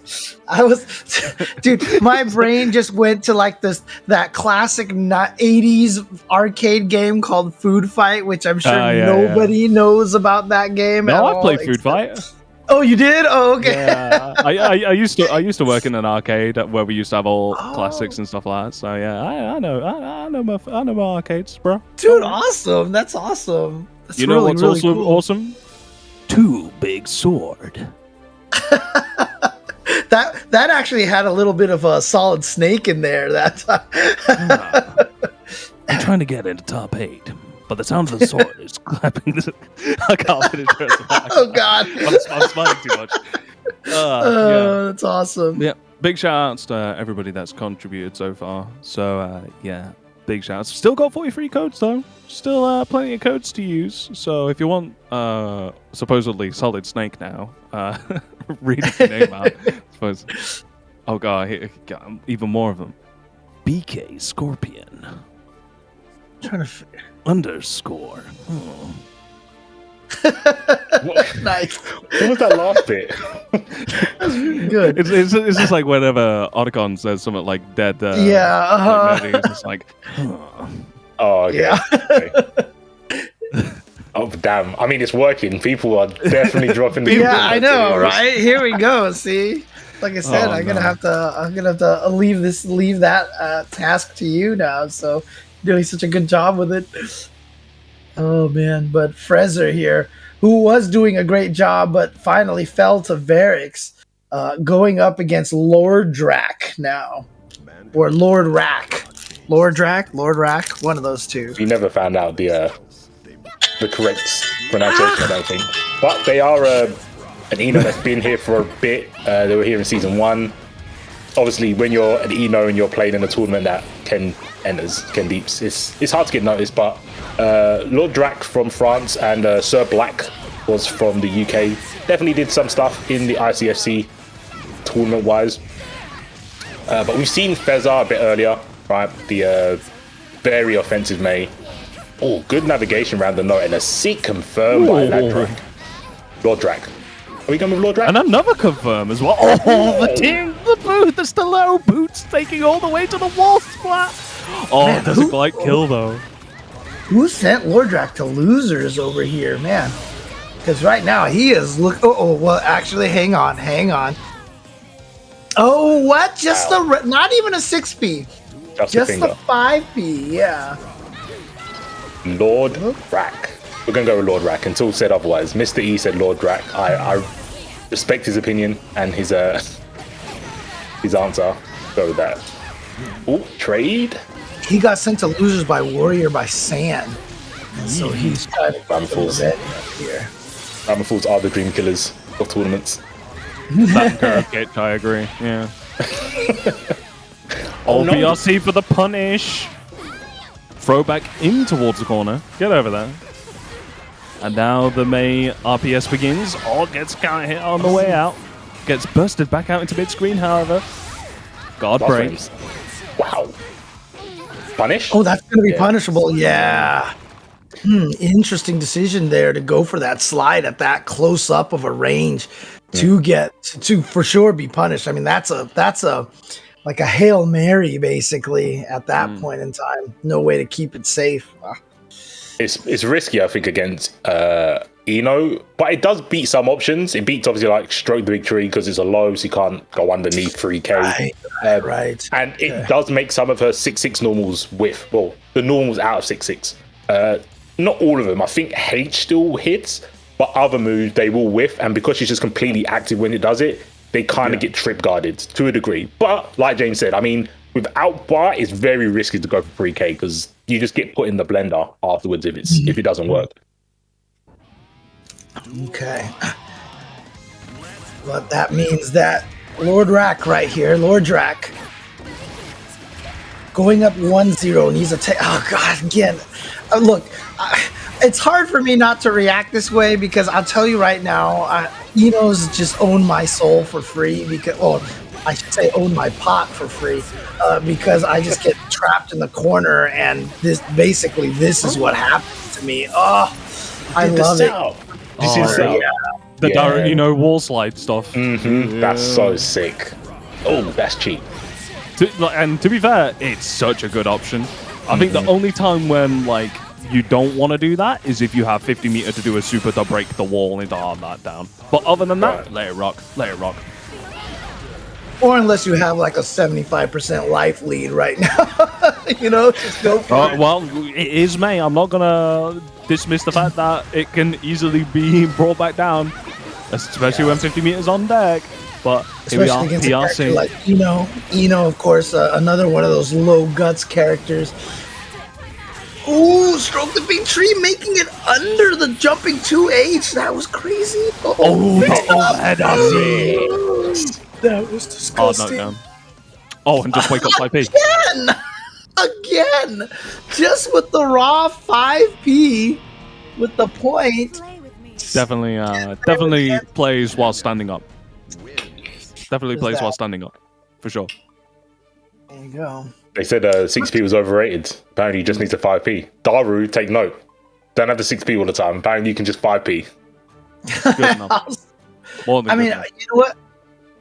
It's one of the I think the crucial techniques that a lot of players learn is when to just 5p anti-air. You see kurokich do that a lot with Potemkin as well.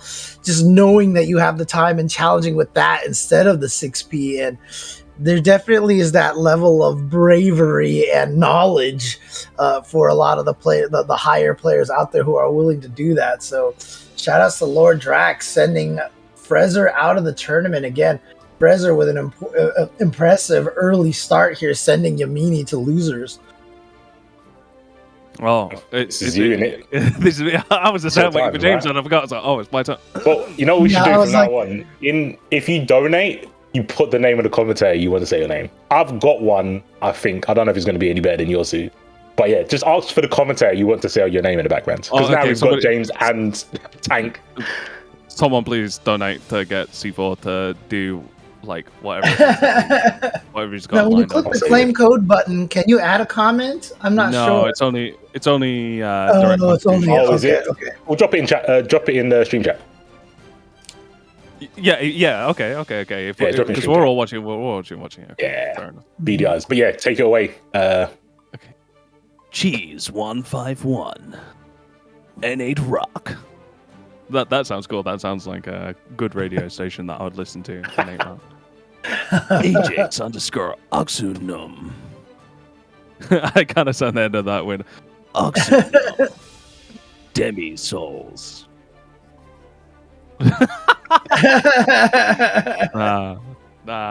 It's fine. But yeah, 38 codes remaining. Excellent stuff. Definitely on a good track to another one. BZRK209. Kept you waiting, huh? Zed. Yeah, of course we're in the EU. We gotta EU. Dragon Ball Z. But yeah, big shout outs to all you guys that have been helping get us towards that 150 prize pot. Unfortunately, we're not going to be able to take this bounty. There's just too much of it remaining. How many? We haven't even got a single. What happened? Where's all our soul players? We have no Anbi. We have no retro C4. mix up. Talk to your boy. I don't know where Heapski is. Apparently, he's off the waiting grid for the patch. He's upset. Where the souls have gone? They're all in the chat. Apparently, Skills in here. Tales of Mr. E. They're all in the chat. But like I said, it's not just EU that has the opportunity to break this bounty. We've also got Tasty Steve later on today over at twitch.tv/tasty_Steve. And of course, if they do manage to break that bounty, if you follow at AstroTR, you have a chance of winning some amazing Astro gaming products. So be sure to go and do that. What products, you may be asking? Well, like I said, not just the official headset and mix amp of the ICFC. Big shout out to Astro for helping us keep it down with these amazing headsets. Super comfortable. I really like these. Oh, so we've actually got Asia highlights coming up just before. Have we got another matchup first? Have we got Kurokich versus Yammini coming up first? Right. Okay, so we're just gonna watch some Asia highlights with you guys now. Speaking of kurokich, do you know who entered this ICFC? Did FAB enter? Yes, he entered. Oh gosh. Okay, that's. He got top 8. I think he did get a top 8. I do like the first player here. Hadouken! Hadouken! Wait. This player, Hadouken, is playing Soul. So it might have been. It started at 30 and it went down to 27. So you know, okay, it was probably one of the three. It was probably one of the three. But XYZPY, of course.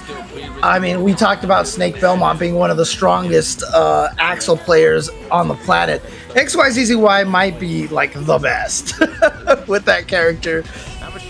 I mean, but speaking they weren't either, right? I think that's fair to say. But yeah. Daru Ino, of course, the Ino. I don't think there's any other Ino that's in contention for best Ino on the planet right now. Because look at this, perfect. Oh, Gobu playing Zato as well. Back to Zato. No more Goldlewis. Okay. Gets a wall splat, gets an unsummon. Yeah. Optimization station. What's the schmicks? Oh, Pearson drills, all of it. Oh boy. Double low. Yeah, caught him standing and got him right there. So Gobo having success with his old character, but here we go. Saryu going against Fab, and man, Fab, I mean, I follow him on Twitter, and every time he posts up some of his highlights, they're ridiculous. I don't know how he makes some of these comebacks, and I'm hoping we see one right here. I mean, well, this is how it starts. Well, your wish is Fab's command, apparently. There you go, James. is his command grab is what it is. Oh man, and getting even that backwards the Kara back Mega Fist in the middle of that combo. He has that Kara back Mega Fist down to a science, I swear. Yeah. Oh no, no! Put yourself into the corner. What are you doing, Gobo? No!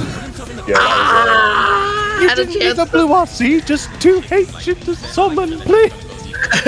And the winners finals, a matchup that I think ICFC Asia has seen so many times now here in winners finals. Daru and Samito.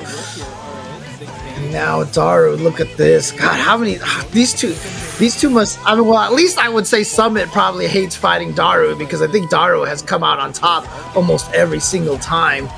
Yeah, I think this was the winners and grand finals last week. Yeah. But look at the damage from Chipp. Ow! Dude, that wall run combo was still the sickest thing ever, man. What a sick combo. Oh! Cheeky. The fact that, it was an expensive mix, but it was worth it. 100 tension for like an instant. Yeah. Look at this. Down to the last game here. Daru again on match point. No ability to burst that one. Doesn't want the wall splat. Keeps the setup. And look at this. Daru just needing one more hit. Oh man. And Samito goes down again. And you see here on the loser side, it's TY with the Giovanna trying to play spoilers to Gobo. Yeah, I think we've seen TY in a couple of the other top 8s before. Super solid fundamentally. Yeah, round red. TY backdashing that whole time to prevent Gobo from flying out of the corner and then getting the counter hit on the DP. Oh, that was so sick. Yeah, it's extremely fundamental. But it's going to be a lot harder to do this against Chipp, because Chipp's so rabid and fast. It's very hard to kind of control where you think Chipp is gonna go. So His last game, last round, but this is Summit and Samito setting up a repeat of last week, if both of our memories serve us correctly, that there was winners finals and grand finals between these two. Or just gets a cheeky DP in between both players with burst on deck. Man, what's Eno? I think Eno's 6P is like what, 9 frames? It's good, whatever it is. So good. yeah, that's the number I heard. Good.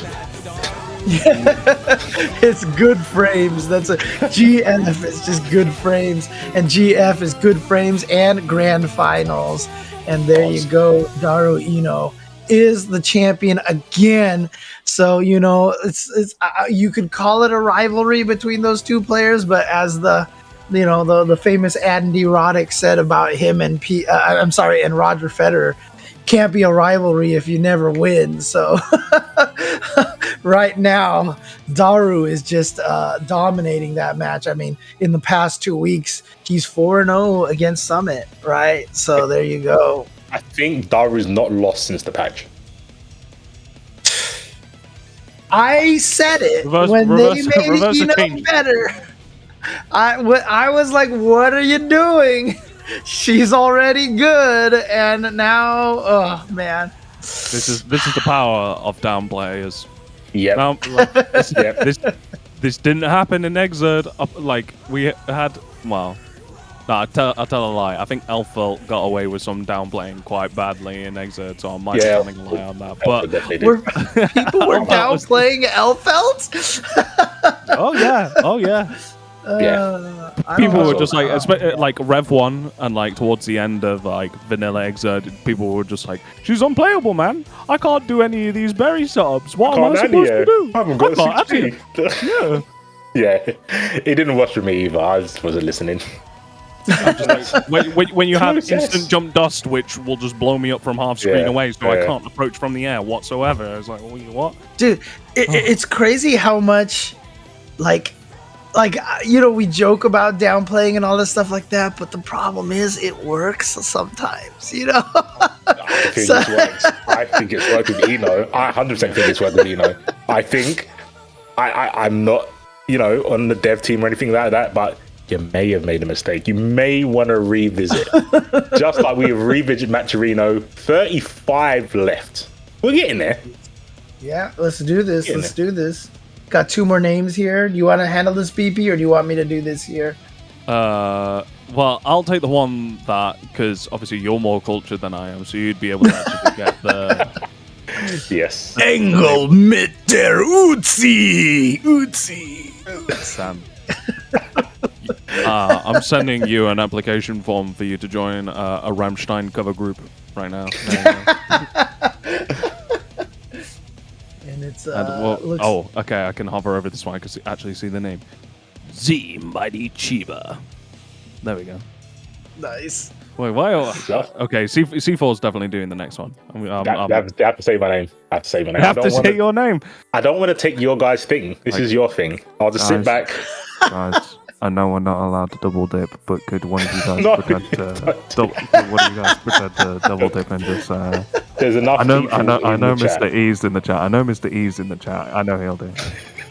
No double dipping. No double dipping. Okay. No double dipping.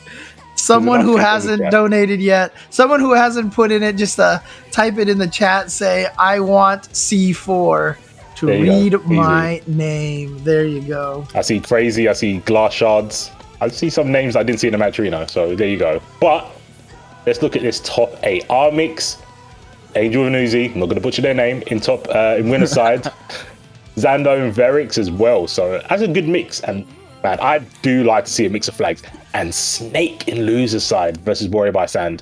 Lordrak, the Eno we just saw, well, before the highlights, that's not Daru. But the Eno we saw from EU play has an opponent that we do not know right now. So we'll find that when the stream does, because we don't know either. Yeah, so not. Oh, and there we go. Just filled it in just right there. Yammini just snuck in on that transition. I know, right? I mean, I'm curious. I mean, production might have to let us know. I wonder if it's just a DQ for kurokich at that point in time. Yeah, we'll see. Because they had that definitely. I don't feel like was enough time between. Oh, it was 2-0. Okay, well, okay, there you go. I apologize to Yammini, for hopefully it didn't sound like I was doubting him. Me being the kurokich fanboy over here, so that's good. Well, if kurokich in the win, it must have been a DQ. No, I'm joking. Dang it, stop it, C4, man. Oh. I mean, he was the rank killer for a long time, too. Yeah, I was about to say, it's like Potemkin versus Ramlethal match. Say it ain't so. I'm just going to see next time Yammini's on stream, he's going to be James Chen Hater 420, That'll be sick. Well, I think we had like 3 Rams last week as well. It has been a good season for Ramlethal so far. Yeah. I think it was Cheesehead last week as well. Yeah. In amongst them. Yeah, that's unfortunate. I mean, well, unfortunate for Ramlethal players, fortunate for everyone else that air swipe doesn't auto-correct when the character gets under. But there you go. Look at this. Armix taking round number 1 versus Engelmitderuzi. I don't know if I'm pronouncing the G properly there. I guess it is, yeah, because it's like Guten Tag. Yeah, so it would be a hard G like that. So Engel.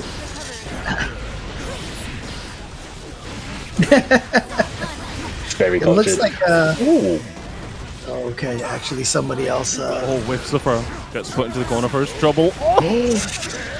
Wow, did that recover to block the burst? Because look, indeed, I know you missed the button to mix between meaty or command throw, and he chose the meaty and it was able to block the burst in time. I wonder if that's just something that Nago players know that can block gold bursts in time. It's like a weird pseudo safe jump against bursts where it's like I recover before the burst actually activates. Exactly. Madness. 3 Ramlethals and 2 Nagos in top 8, says Snakebelmont, and also swinging added with a help. No mercy. When the gatekeepers take a week off. Yeah. Zando's trying to help by taking you out of tournament. Yeah, that's true. And the gatekeepers that did stay are getting beat, so congratulations, you played yourself. It's the new bloods. Oh, good block. Okay, counter hit. Gets the full corner juggle. Okay, this is going to be big damage. Not enough to kill. Angel But also shit not is got danger. much opportunity to press specials as well. Gets drifted in and thrown. Man, I was expecting Armix maybe to backdash and try going for laser super to just because he didn't have a lot of meter for faultless defense and might have been able to chip him out to death. But you know what? He's in this top 8 and he knew that the blue RC drift throw was going to get it for him. So there you go. Yeah. Yeah, sorry. My alarms keep going. So it's 1 p.m. over here where I am. So my alarms are going up. You can see, get an idea of how late I normally wake up.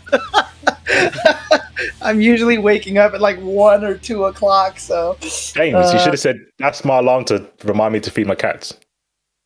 Oh, yeah. That's... Yeah. Dude, I'm still on an iPhone 6S, okay? We're at 13 already. My silence switch, like, barely works anymore, dude. Like, it's crazy.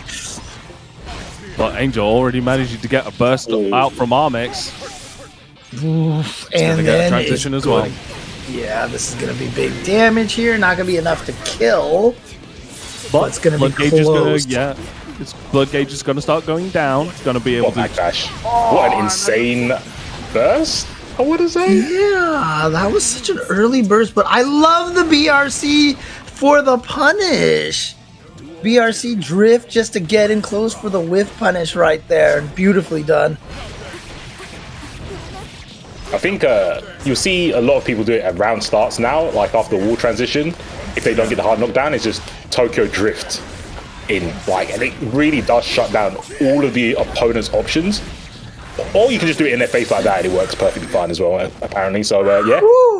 A perfect. As soon as you said Tokyo Drift, I'm just thinking to myself, I wonder if you know, if you can block this Tokyo, if you see it. If you see it, Fast and Furious! Fast and Furious! Oh, man. Ah, gosh. Anyway, but good job there to Engelmitderuzi getting the tie now, 1-1. Yeah, it's what I don't know. Like, I have this fascination with just like trying to pronounce things correctly, and I will admit there's some stuff that I just cannot get at all. So, if hopefully I'm coming close enough with the Engelmitderuzi and the LapinDesChamps. That was a really good one, to be fair. On your first attempt, it was I was convinced, and I'm closer to the country, so that's saying something. Yeah. I'm higher north than Watford, so I can only speak English with varying degrees of success by comparison. So, wow, drop combos turn into opportunities. Drop opportunities, perfect stuff. Gets the corner position. He asking to get the pack. Oh, no, what a challenge! Nice. And he just takes that opportunity to get himself right out of the corner. That's the second time I think we've seen Armix do that. He threw the sword, and he knows that Nagos like to Beyblade out of the explosion mix-up, so he went for an immediate air dash to go over there and punish it, and he recovers fast off of that as well. So, you know, the fact that he can actually get that hit is ridiculous. For sure. Wow, rare footage of 2H whipping. XD, I'm just joking. Funny faces. Let me do it again. I think Uzi literally went, hold on a second, there's a glitch. That's not meant to whip. Let me try it again. Oh, there you go. Counter hit. Lose 80% of your health. I mean, that's that, he's an inspirational poster, right? If at first you don't succeed, try again. 100%. Now. Whoa, that was so weird looking. I gotta go faster. Like, I feel like the... how much damage can he do? Not enough. Not enough to kill. Not enough to kill, but just goes for the meaty slash. And there you go. Armix taking it over Engelmitderuzi, getting a Ramlethal into winners final. Oh wait, is it 2 out of 3? It is still 2 out of 3, right? Yes. Or is it? No, it's supposed to be. It is 3 to 5 now. It's 3 to 5. Okay, never mind. Let me fix my face. Shout outs to Yipes. That's right. That's what we asked questions. And you did. Yes. There you go. 2 to 1. 2 to 1. 2 to 1. Nice. Hey, I have one of those of my own too. So let's just get the. Drop in the chat. There you go. Yeah. Oh man.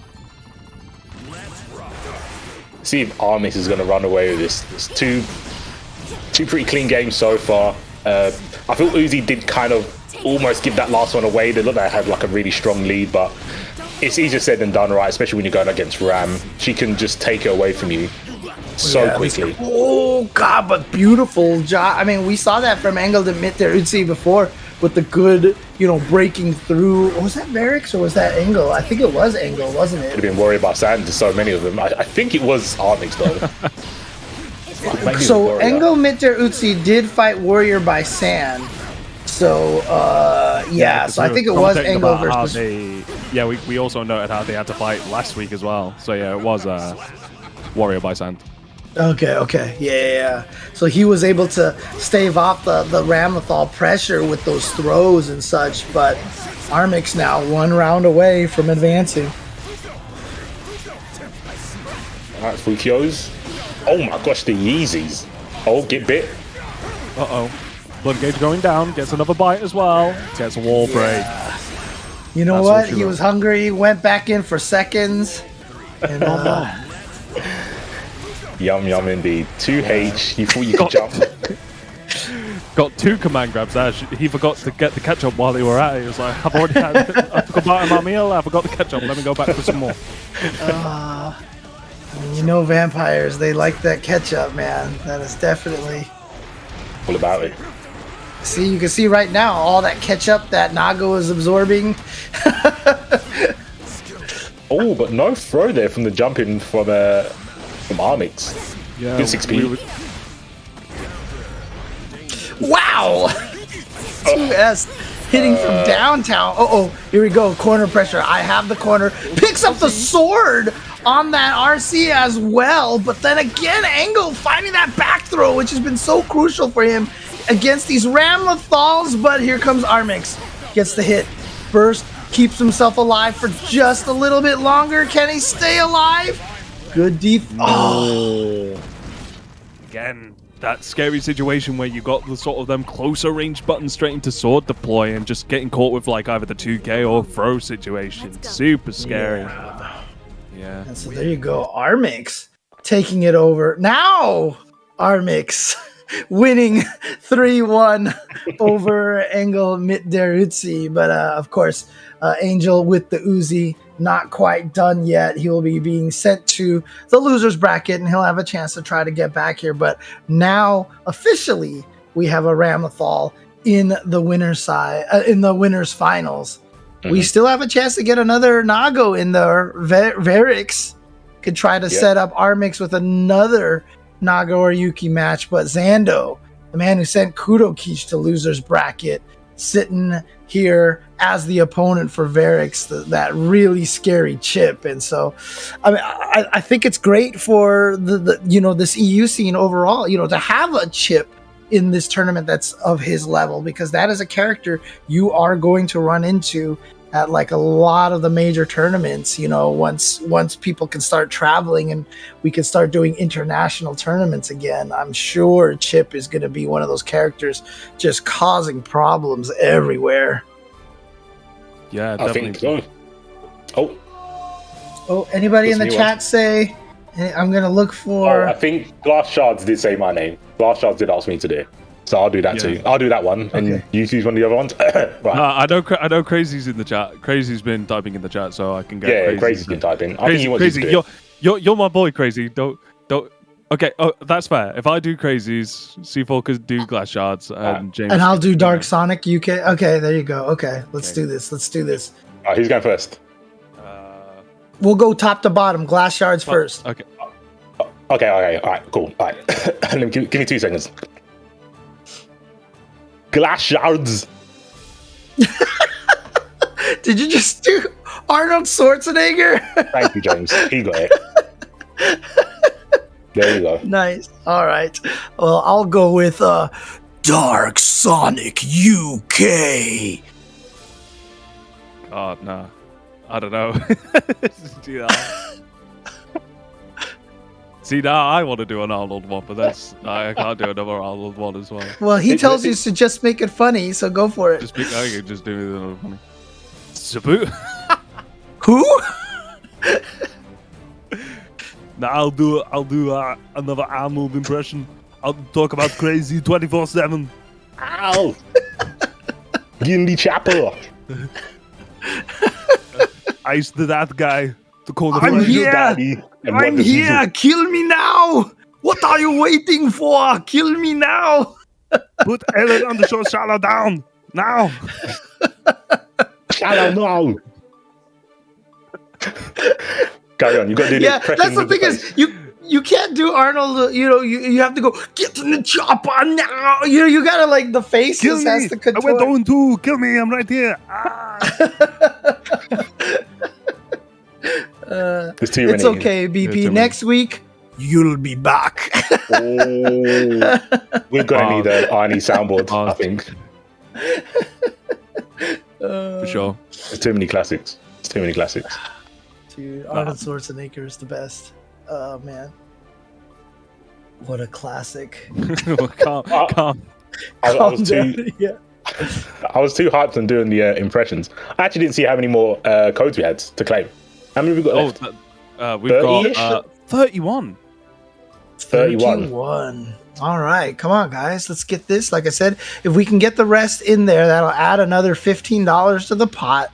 That'll get us to $154. And here we go. It is Zando versus Varix, as we talked about. Varix in, I think it was 5th or 4th place last week. Zando just falling short as well. Actually, I think they both finished like 5th or something like that. So I'm going to check. Letting the intros rock, I respect it. Yeah.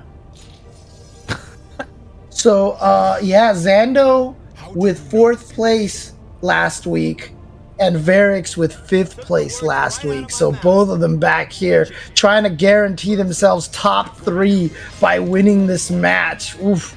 Here we go. Let's go. Oh, just a slight bit of a stare down, followed immediately by can't hit Beyblade. Did these play each other? Oh, did that 6B hit from behind? I swear that looked like that was backwards hitbox there, but Zando in the corner pushes Varix out with FD, just trying to scope out the situation, not trying to be too direct, gets a deep jump in with Daijobu, crosses over to the other side, hard knock down, 2K stays same side. Oh, and he just wakes up, pushes the button. He's got a kill. That's got a kill. Yeah, you think so? I mean, it's Chipp. Chipp dies to everything. And last hit wall. No, it's like 2 pixels. Exposed. Sorry, guys. No, it's not your fault. I'm here, which always makes it so that things never kill when we say it's going to, right? Because that's my curse right there. I can't wait to be featured on Sejam's show, and he's just like, look at this goofball, thinking that it's going to kill. God. Oh, man. All right. Gets a hard knockdown, cross over to the other side. We block those. Oh, one thing I will mention is that Zando and Varix did not play each other last week, so this is a first time that they run into each other here. Yeah, a good deciding factor on who's really going to try and gain a bit more of a lead on them leaderboard standings as well. Try and catch up to G4S Bella of last week's ICFC. Yeah, that's right. Who didn't show up this week. Interesting after that win, yeah. So gonna definitely fall behind, but I mean, getting 100 points is a nice little buffer space. Yeah. There you see that command throw, recovers in time to get the 6P to beat out the jumping H from Nago, which has an amazing hitbox, and that 6P was still able to snuff it out. Okay. Trying to get this corner pressure here. Build up that risk gauge. Look at that risk gauge. See that purple? That is definitely something that Chipp players never want to see on their side. Ow! This is the other thing they don't want to see on their side as well. Tries to get a wall splat with the 5P, doesn't work out. But a lot of damage. Oh, he got him again. Oh, you're dead. You are dead. There's no question on that one. That one was dead, and Varix taking game number 1 over Zando.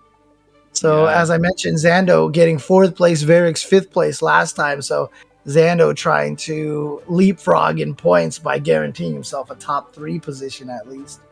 Yeah, because especially with top 8, like, the points difference in return, like, just in comparison, like, first place is 100, second place is 70.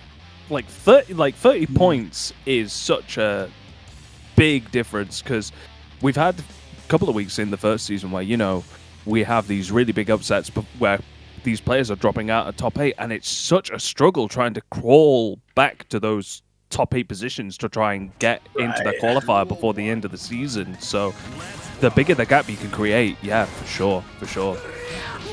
And it looks like Zando has definitely taken offense of that first game, but gets thrown into the corner. That was meaty. Oh, that was definitely not tofu. That was definitely full-on meaty.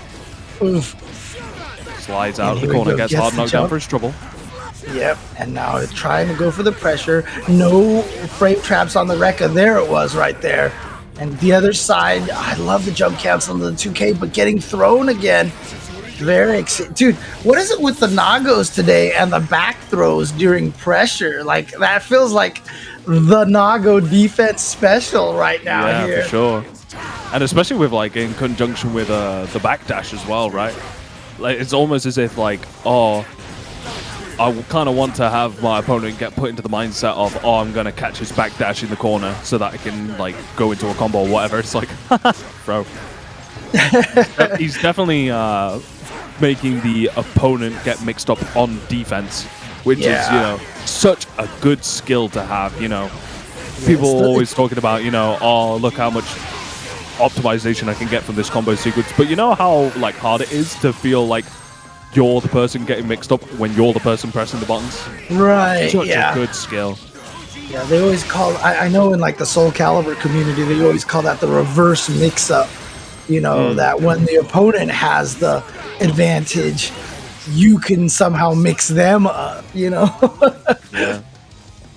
And, you know, with the amount of, like, diversive options, like, we've not even gotten to, like, I feel the full extent of defensive options. Like, I can't wait for players starting to, like, see, there we go again, like, backdashing on that deep jump in. It's gonna make Zando want to hesitate a little bit, probably try and call out that backdash next time, and he's gonna get thrown for his trouble. Dude, Varix, Nago is like the mini Potemkin right now with the backdash throws, I swear. And God, doesn't even need any of the follow-up to that super. Varix taking that game. Yeah, so far, being really clean on his defense as well, and it just makes that fight, the matchup already being like death by 1,000 cuts for Chipp versus Nago. Nago having such high health and Chipp having, as I mentioned before, what I would probably call inconsistent damage. Like, it's not very high damage. You know, he's having to do a lot of jump cancel resets, like jump 2K and stuff like that. So it just makes all those swings where we do get that backdash into a punish or one of those defensive throws really hurt even more for Zando. I mean, that's the whole nature of Chipp, right? He's a character who's trying to kill you by death by 1,000 cuts. And then Nago just hits you with a counter hit 2H, and that's it. You die. So, yeah. Armix bringing up the good point as well, is that Nago backdash does have more invul than the majority of the cast. Oh, there you go. Definitely making good use of that. Also making good use of that close S in this match as well. Like, even on whiff, like, he'll be on a knockdown sequence against Zando, and he'll just whiff that close S all the time. It's like, flinch. Come on, Zando, flinch. Oh, God, there's that 2H again. Oh, he was too far away for that, but nice PRC. Keep himself safe. It's just something that you want to do every time you go for throw or command throws, even if you don't have the meter. Just get in the habit of saving yourself off of a throw whiff. But there we go, right there. Zando taking that round, trying to keep himself alive. Varix is up 2-0 right now, so Zando needs these wins badly. But what the heck was that? Still fine, still gets a hard knockdown. Still beneficial, but he gets that S-Series, gets another hard knockdown. Beta Blade. Wake up. Yeah, he hasn't been doing that a lot, so felt like that was a good opportunity. Now Varix gonna have, oh man, he almost got hit by that 2H. He was like 2 frames away from getting that hit by that 2H. Ooh, was scary. Right. Hard knockdown. Here comes the mix-up. Catches him out of the air. Can he confirm this? Yes, he can. Nice. There you go. Zando putting himself onto the board. 1-2 now. So there you go. One step at a time. Oh, good C4's recovery, back yeah. already.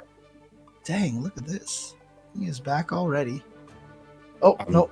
I'm back now because I've turned myself for mute. So that's good. That would help. You're only back visually, but not audioly. So, audio? That's not even a word. Audioly? That sounds good. Mind, body, and spirit. Audioly. That, isn't that? That's a Audioly? thing, right? I don't know. If it's not copyright, quick, James. I may be cultured, but I didn't do well on my English section of the SATs, okay? Let me just tell you that right now. Oh, no, you know what? That's good because now you can just copyright that. There's definitely going to be an app called Audioly sooner or later. Get that.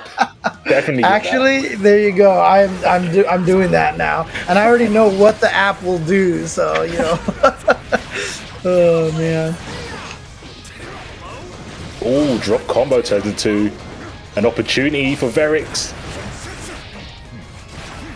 Yeah, I do feel like we're getting a lot more chances for Zando on defense now. Like, we're seeing a lot more, you know, last game that he actually managed to take was one of the few examples we saw. Beta Blades, 5Ps. So I think he's... It's always crazy to me that block strings into the up RC are plus and a mix-up for the person who did the RC, because they're like floating up and they look like, obviously they could do something on the way down, but they, even if they just let themselves land, they still have plus frames most of the time, I think. Yeah, a lot of characters do have that. A lot of characters have it for DPs as well. Chipp's one of the characters.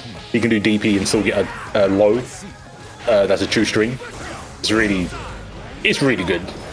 Like you're saying, it's very hard to deal with. Obviously, the RC slowing down not just like the time, but the blocks that you've got as well. I also appreciate the chat, trying to teach me English right now. So I think Sacred has it right. Orally is probably the one that I want to use right. So, oh, did you? I didn't hear it. I'm sorry. Man, dude, I'm just getting chewed out by production right now because apparently that's what they told me, and I didn't hear it. I apologize. The voices in the head aren't speaking loud enough, I suppose. You know how when you're young and your mom says something to you and it's like not mean words, but you clearly know you're in trouble? Like, that's how I felt just now when I heard the production voice being like, that's what I said. Like, I was like, oh man, I'm grounded, aren't I? There's a specific tone that's, I'm not mad, I'm just disappointed. It was that kind of tone, wasn't it? Yeah, exactly. We've all heard it. Oh man, I'm sorry, production. I'm sorry. Oh, we've got a direct donation as well. $2.50. Hey, look, you know what? He was the one who put in orally in the chat for me, so I'll definitely I'll say his name over here. So shout outs to Sacred for the direct donation and the coupon code. We are down to 30 coupon codes. Let's go. I like the way that, because they donate directly, so James added the echo. Yeah, there you go. You get an echo if you add directly. There you go. I like that. I like that rule. Okay, I'm gonna keep that in mind now. So 42.50 now. So yeah, getting ever closer towards that 150. Oh, we've got more codes in. I see them now. Just 3 more that are coming in. Whoa, they're just flooding in. Nice. It's like, I want the echo effect, James, please. You only get it on direct contributions, guys. Sorry, guys, I've ruined it. Sorry. You're gonna have to put up with me and C4 doing the names for him. Oh my gosh, they're coming in thick and fast. Oh, this is good. I like seeing this. Let's go. I need to get the Maturino up so I can actually see the whole names. Oh. All right. So who's reading these ones over here? I'll do the first one. Because I know that. Right. Yo, Yammini, well done. Congratulations. I like that. That was pretty. I'm all out. That's it. We got Dragon 889.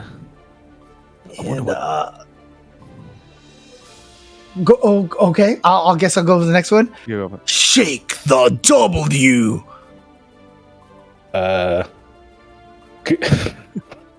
Stop. Production. Thank you. Hayute, thank you for the donation of 50 cents. That one was good. My lord. It's okay. I'll do better next time. It's probably a cutie, right? Cutie. What's up, cutie pie kind of thing. Mwah. I don't know how I pronounce. I think this next one is definitely a James one. Oh yeah. Okay. Like how Dragon Draconis. No, I was looking at the wrong one. Oh, I could have said that one easily. Oh no, now I have to do the okay, now one. you gotta do the hard one. There you go. Speed. Just do it. Last time on Maturino Z, Domagoj in Ivan. I'm just gonna go Domagoj Ivan. I'm gonna do that. Last time, Domagoj Ivan faced off against the Ginyu force. I'm going to need you to get into the chopper.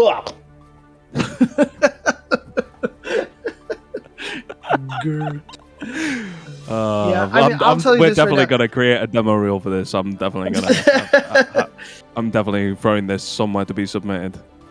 Oh man. Okay, then. Oh man. And you can pick yourself up an official shirt brought to you by 10-0.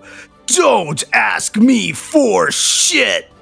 The Harada t-shirt, Astro City tee, Combo Queens, Reactions 10-0 logo, Anime Illuminati, and Drink Tea. Scan the QR code or visit 10-o.gg/merch. Huh. Anime Illuminati.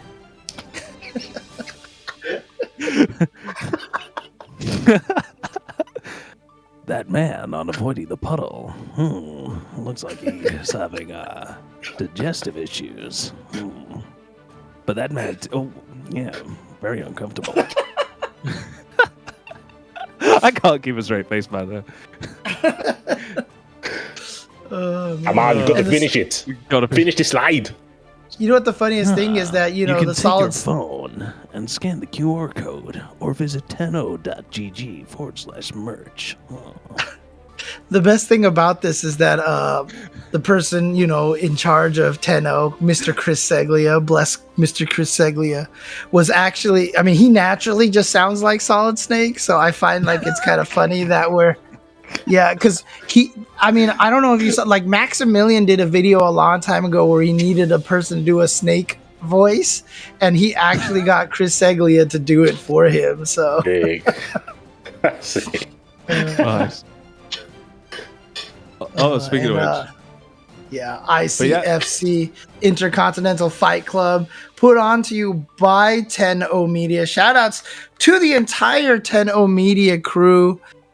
Just putting on great content for the FGC all around the globe at this point in time. Follow them on all the social medias at 10-0 Media, TENOMEDIA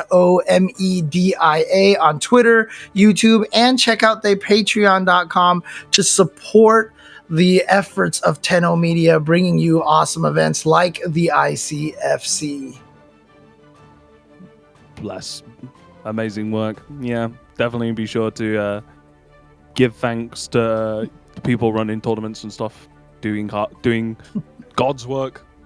God's good. Oh man, Dandy Kitten says they should have hired us for the Mario movies instead of Chris Pratt for Mario. But who's here brave enough to try to do a Mario?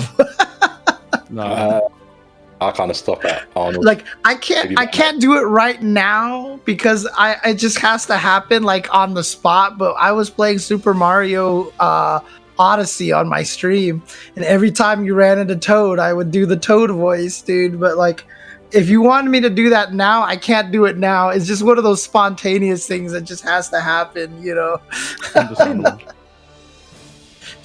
Dude, how do you plan do it spontaneously in 5 minutes? Yeah, let me set the timer. There's just going to be a sick combo, like there's going to be like a 80% wall break combo. James just out of nowhere is going to go. Yeah, exactly.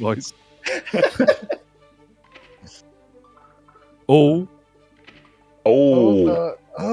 So Snake couldn't connect with WarriorBySandx, lost on a coin toss. Oh God, stop! I put you on silent. See, I told you. They my need phone you does. to submit your voice acting real tape for you to play Toad in the Mario movie. Come on, man. That was the alarm for you to do the Toad voice, by the way. That's what that alarm was for. Oh man. With now. But yeah, Snake is out. You know what? I promise I'll try to bring it out next week. I'm gonna have to practice it again to see because I was like, there's like you run into Toadette at one point in the game, and like she reads you all like these achievements and stuff.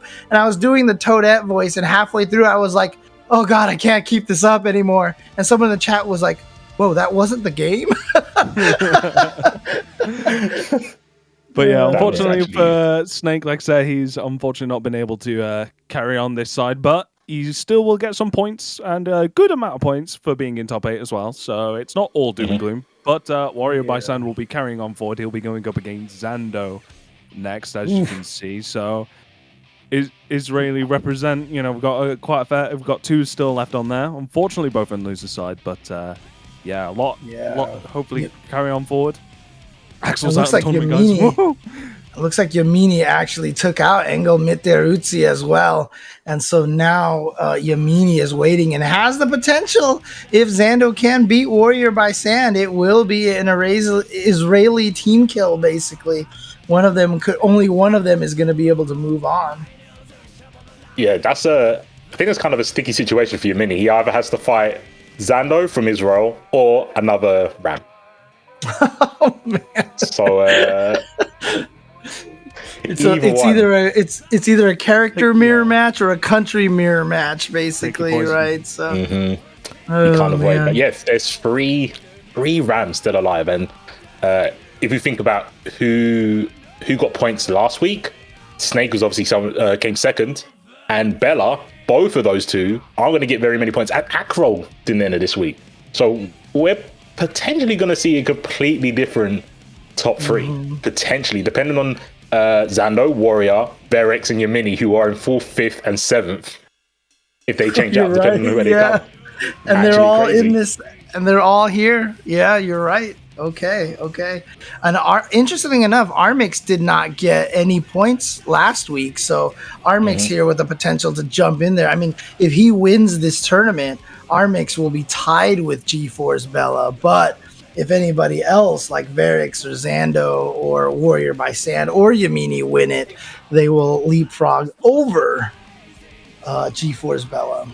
And we saw this in season 1, right, where 1 or 2 times someone who had loads of points would either couldn't enter due to IRL reasons, or couldn't connect, or thought they'll take a break, and the standings changed drastically. Ken Deep was one of those players, right?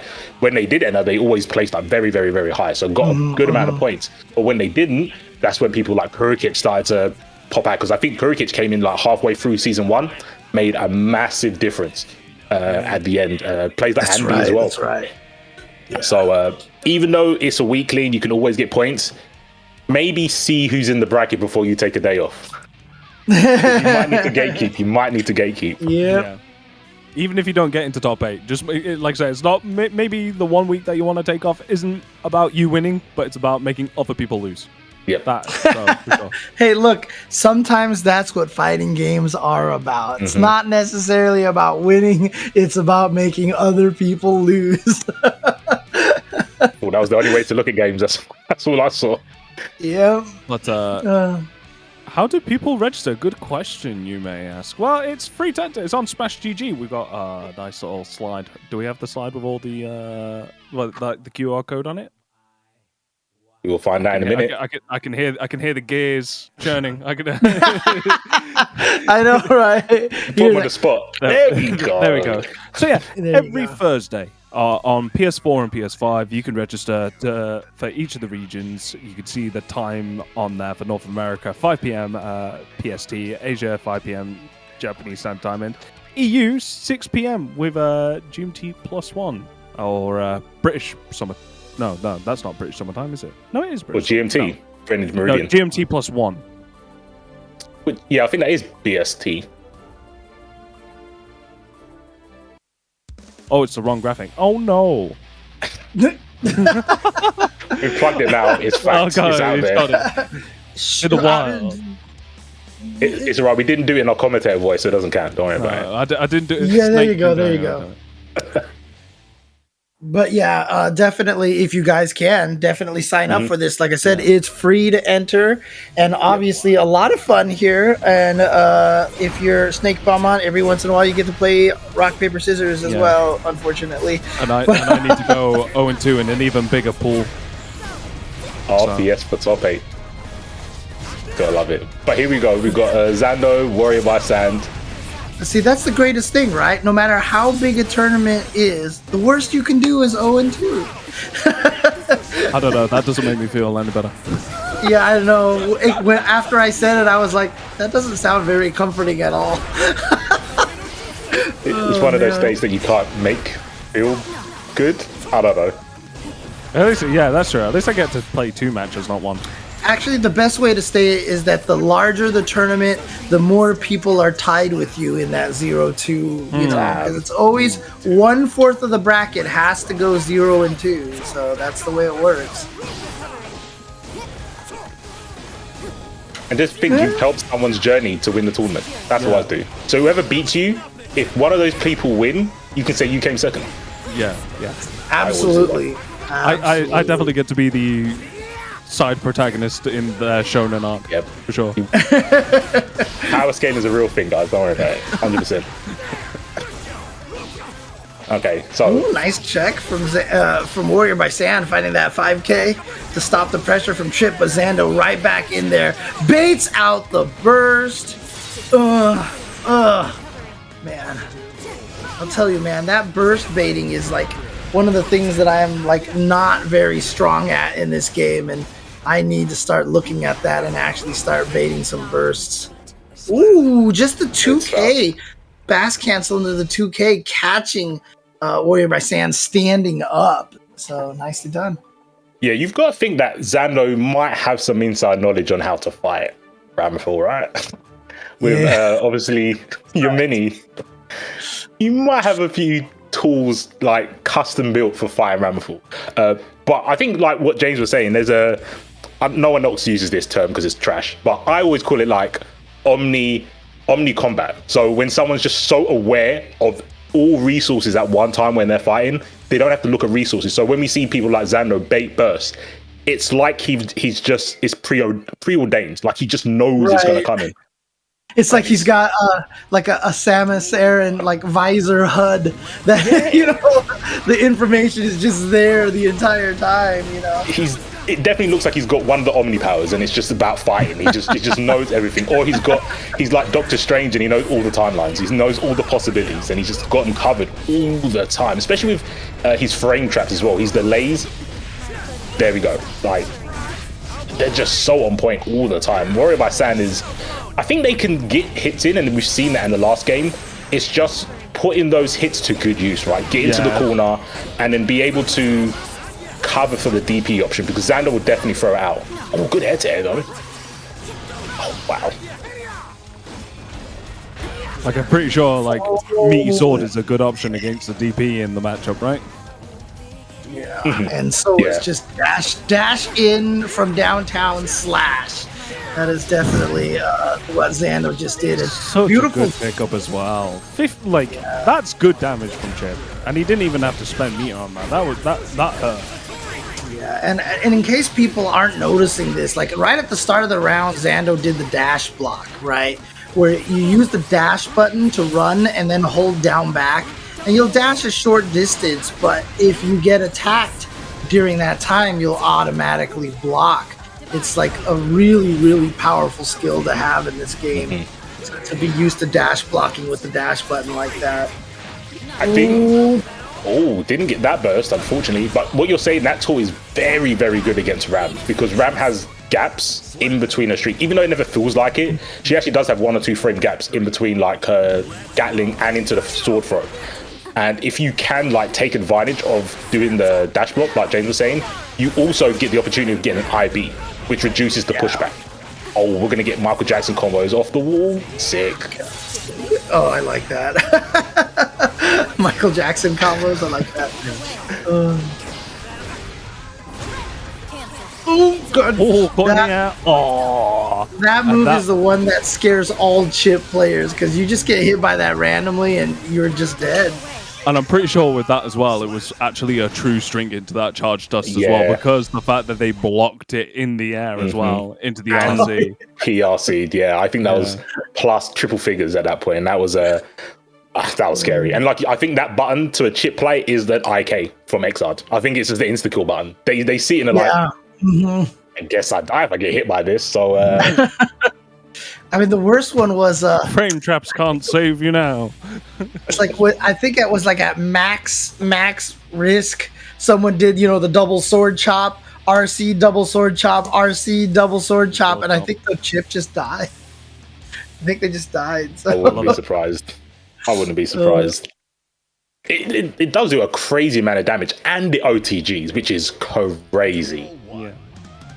You'd think it had so much stuff that it couldn't do it. But. Yeah, and it's not like the older games too, because like remember OTGs didn't really do that much damage before. They were super scaled, but in this game, the OTGs actually matter.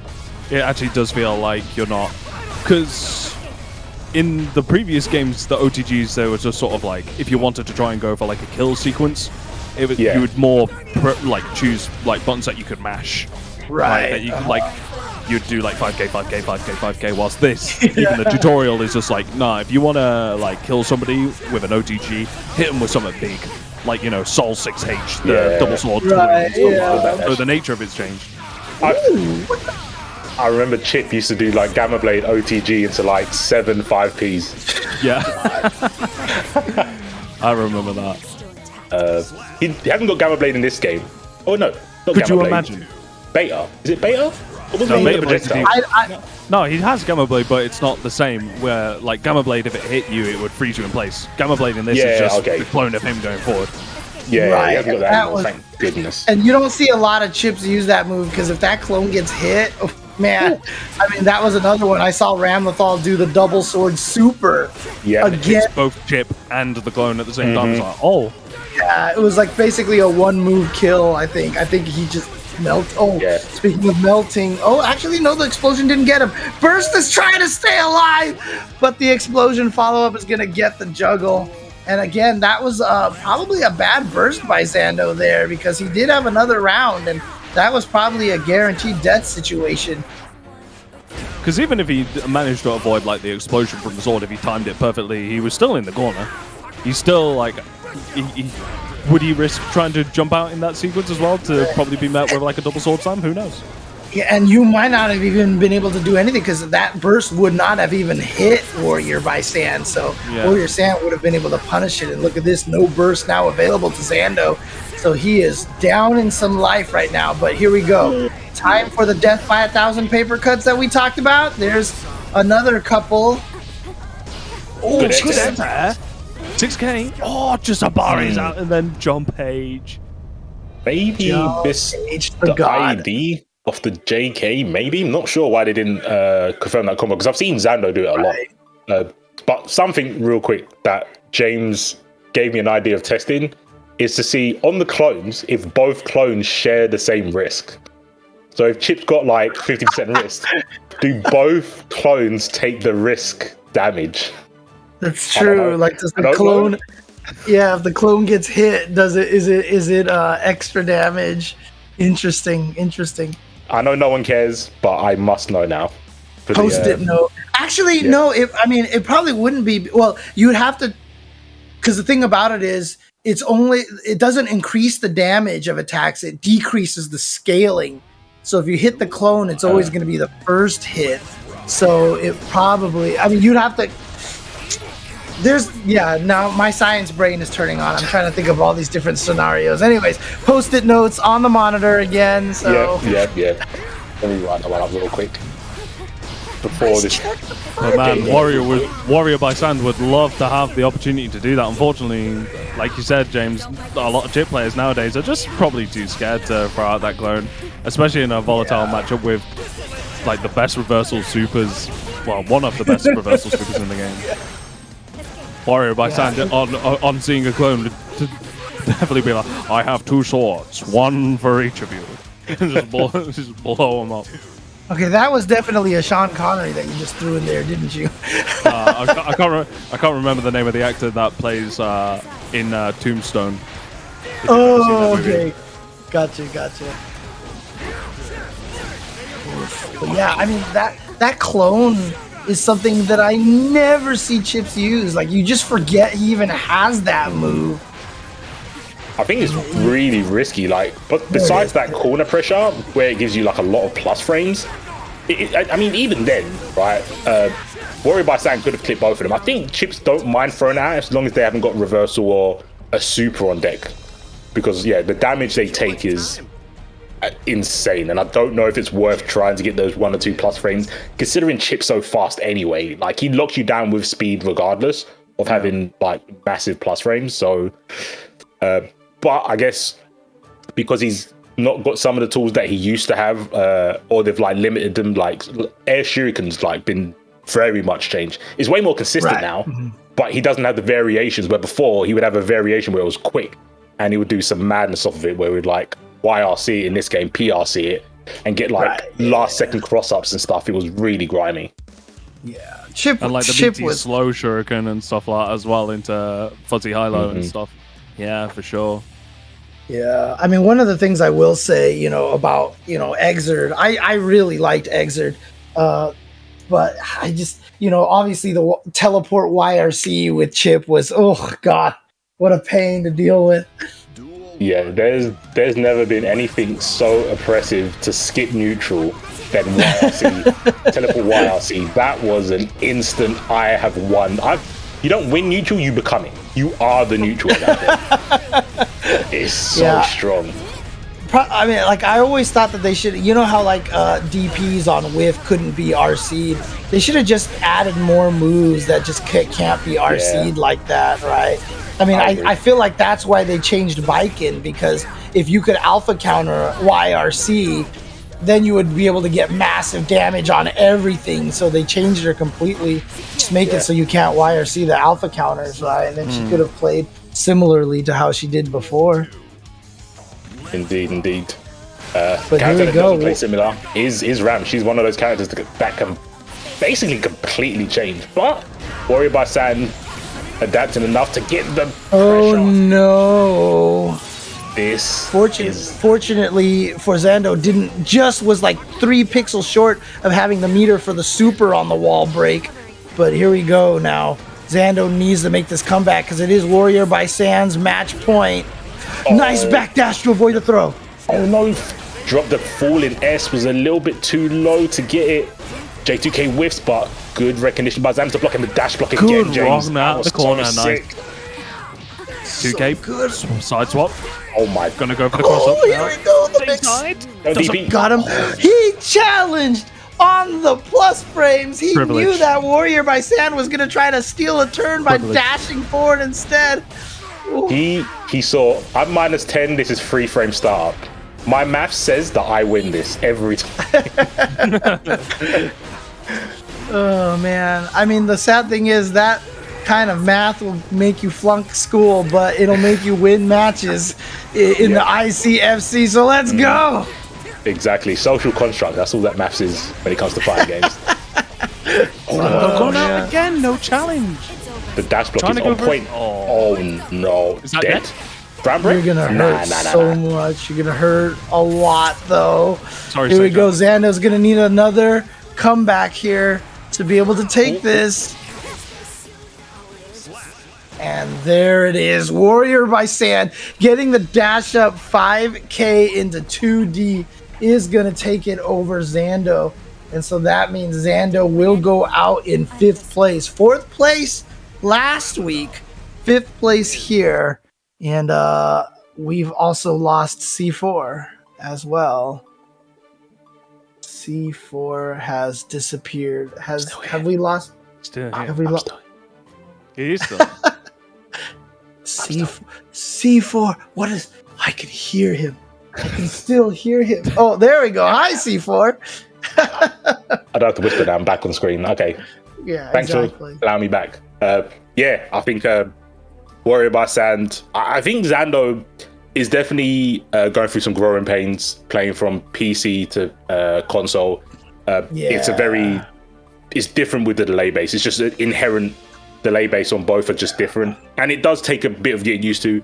I know I used that OS when I entered one of the ICFCs.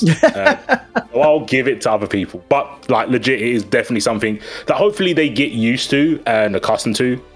Hopefully one day they allow you to change it like you could in Rev. That would be nice.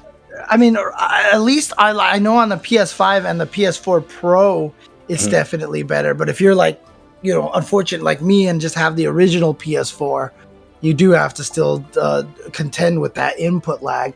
If I didn't have to contend with that during that exhibition week, I would have just taken out everybody. But, I couldn't because of that. So, dang!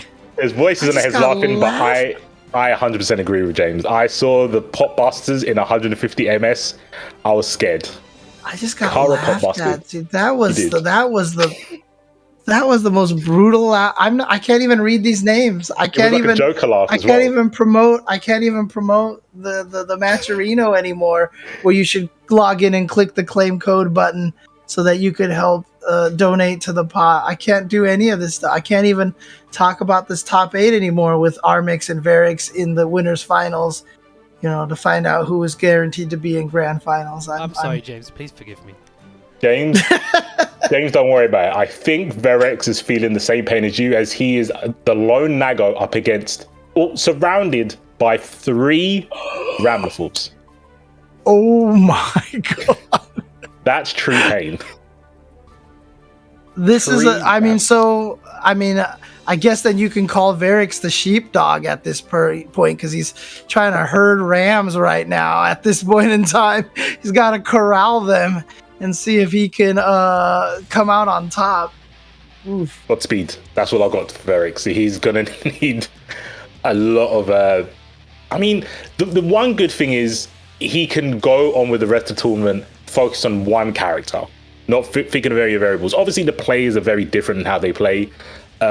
He will be happy that one has to knock one of the others out, but he can stick to a game plan for a specific character at this point because there is no variance, right? It's a very, very, very slim silver lining I could find from here, because other than that, it's 3 rounds. They can all just touch you, take you to the corner, and make you guess for the game. But you've got to take the pluses in whether the shape or form of them looks a bit obscure. Right. I mean, the fortunate thing right now is that regardless of how many Ramlethals there are, he only needs to fight 2 of them, right? Because 2 of them one of them is gonna take the other one out on the loser semis. But if he goes into loser's bracket, he'll have to fight 3 Rams in order to win, fighting Armix twice. So I'm sure he would like to take this one so he can fight the least amount of Ramlethals possible. Yeah. I don't think anyone wants to have to reset a bracket on a Ram. So this win is very crucial, I feel, for Varix, just to get that advantage, that cushion lead being in winner's side. But obviously Armix is going to make that very hard for them. Good 6p on the far rest though. Yeah, again, like I mentioned, I tested this because one of my friends hates fighting Nago with Ram because that 6p works, and yeah, I tested it with all the other characters. He can hit those buttons from a range much farther than most characters can. Yeah. That 6p. Yeah. Oof. Big damage. Oh, I've got swords too. Empty jump throw. I like it. Oh, corner pressure. Yeah, you can't get out of there. Nice PRC, but then drops the combo afterwards. Okay, there we go. Picking it up again. Armix now taking round number 1. Are we playing, James? Oh, there we go. We're back. We didn't miss anything. Oh, just in time for the corner pressure. Varix. Yeah. Mistakes happened. It's okay. We're only human. Even the voices in our heads. Now I get to be the disappointed mom here, right? So I can be, man, if production could just get their stuff together. No, I'm just kidding. You can laugh back now, James. It's your time. This is your moment. Laugh back. I am a person who runs a stream and does the production for like the little mini tournaments that we run. Dude, I totally get it, dude. Production is rough, man. It is rough. So it's a thankless job as well. See, I had the opportunity to talk smack, and instead I support them and I just talk about how much of a struggle it is. See, I support production. That's where I stand. And I wish I was growing up in an adult like you, James. Unfortunately, I'm not. I'm just a youngster on Ritalin who's just going to throw out 5S and it's going to hit, and I'm going to take a round. That's the kind of person I am. Responsibilities, accountability, couldn't be me. Oh no, missed the meaty, and that's going to allow Varix with the backdash. Again, that amazing backdash from Nago. Oh, cool backdashing with a 2D from Ram there. Oh, what a clean jumping by Armix. And here we go, the standard corner pressure. Oh, again, a beautiful check by Varix. Like I said, all these Nago players that we've been seeing have been able to find their way out of this Ramlethal pressure. very well. Yeah, considering obviously they're a big body, maybe having so much health gives them kind of liberties to take more chances to get out. Wow. Whoa. That escalated actually pretty quickly. A really, really good point, though. When you have those guts, and when you have the natural armor defense right there, I mean, you have guts, gives you guts, man. It's just the way it works. Yeah. I think that's the thing. I think when you like, if you look at your health as like currency to get out or in, you have to go, you know what? If I do this, I might get clipped, but I'm not going to take as much damage if I get mixed if I stay in this position. Right. So I might as well try something. And I think a character needs that when they don't have armor. More so, and I think that's why Goldlewis suffers a lot more, because he doesn't have armor. He's got a super, but you have to get the bar in the first place, and that's not always possible, especially when Ram's on top of you. You barely get any bar if Ram's script is getting run on you. Very hard.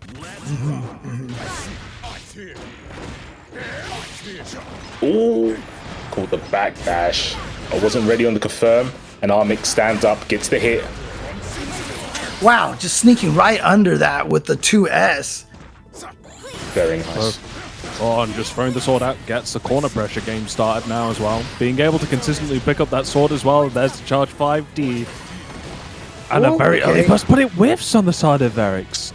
Yeah, I mean, it would have ended up in the same situation anyway, because even when you do get the burst, you still come tumbling down after the dust. It's so bizarre looking, but you know, it's how it works. Oh, there we go. The range of Ramlethal challenging the range of Nago, gets the burst. The RC, but didn't get the juggle afterwards. But fortunately, doesn't come back to bite him. Armix still winning that round. Unfortunately, I think the drawback of the burst whiffing from that dust combo is your burst meter starts at 0 instead of a quarter of the way through. That might come into effect because this round could be over and Verix might not see an opportunity to try and burst again if, Armix has their way with him. Yeah, we see both of these players know when to turn the pressure on and get some explosive damage, and unfortunately that wasn't one of them. We almost had an opportunity. Commentator's curse coming in there fully. But yeah, now Armix going in, sets up the sword. Good blocks on the 2K.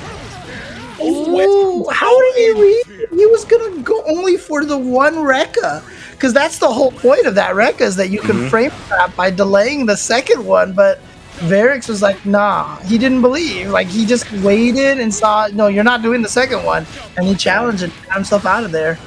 I feel like he's played Fei Long for years or something to even something like that. 5D RC. Take towards the corner. Sword setup. Throws out a preemptive 5K to try and catch the dash out of the corner, but looks where it landed him. I see. That's what the combo was meant to look like last time when you dropped it. I see. Thank you for that.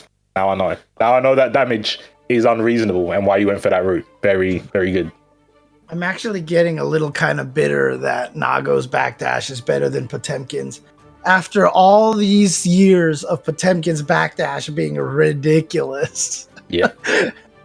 But they knew backdash, down RC, fast canceling the pop buster probably was too good. So, you know, I can understand. I mean, is it not a fine line between too good and necessity? You're right. He needs it. Yeah. He needs it. Just like he needs Garuda. He needs everything he can get. Can you, because I was about to say, it's like, can you still backdash into Potemkin Buster? Yes, only at point blank range. Only at point blank. And think about it, James. They took away IB Pop Buster. He just doesn't have it anymore, technically, because it doesn't reduce the pop stuff. So I think you should have that. I think you are entitled to have backdash RC. You're spending bar to get that Pop Buster. I don't know, man. I think there's a case. I think you're right.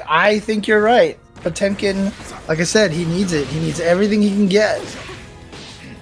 Oof. Right now, Armix needs everything he can get because down 0-2 at this point in time. Here we go, the pressure from Verix. That was disgusting. Using the BRC to get in there for the command throw. Look at this pressure! This is some DDR pressure. He is moving. And he's even got that 6K stop, dude. He's definitely playing some DDR here. Nah, he's getting kicked out of the arcade, mate. Sweet. You're not supposed to stomp on the pads, man. You should just tap on them. You're not supposed to stomp. Just tap. Just tap. Finding the challenge again in that offensive pressure. xWarrior's now at match point, trying to try to make sure this tournament doesn't end up as only Ramlethal's at this point. Yeah. Look at the screen control. Good backdash. Fares. Armix. Not wanting to go into the sharp pool. Well, actually, no, it's not even a sharp pool. A mirror pool. Trying to send xWarrior's down there instead, but 2 games down, it's going to be pretty hard. It's crazy. If Armix loses, this is just going to be Ram versus Ram versus Ram. Oh, man. I'll tell you, it's going to be a really strong PC, though, because that's a lot of RAM in there, but, I mean... Oh, that's bars, James. We can't compete. We can't compete. Okay, I was about to say. Armix doesn't want to go there. Behind as well. Oh, the wake-up close slash! Just do it! Okay, Gold burst. Gold burst. Here we go. Oh, the Abari 2P to deal with the 5D. Look at all the chip damage, and then finds the neutral dust overhead, and there we go. xWarrior's in grand finals with the Nagoriyuki, the only non-Ramlethal at this point. Yeah, and I think we could have had, if ICFC ever want to do like a new exhibition, just a team Ram versus Team Nago, because we got quite a few of both characters. I think there was at least 4 of each in the tournament today.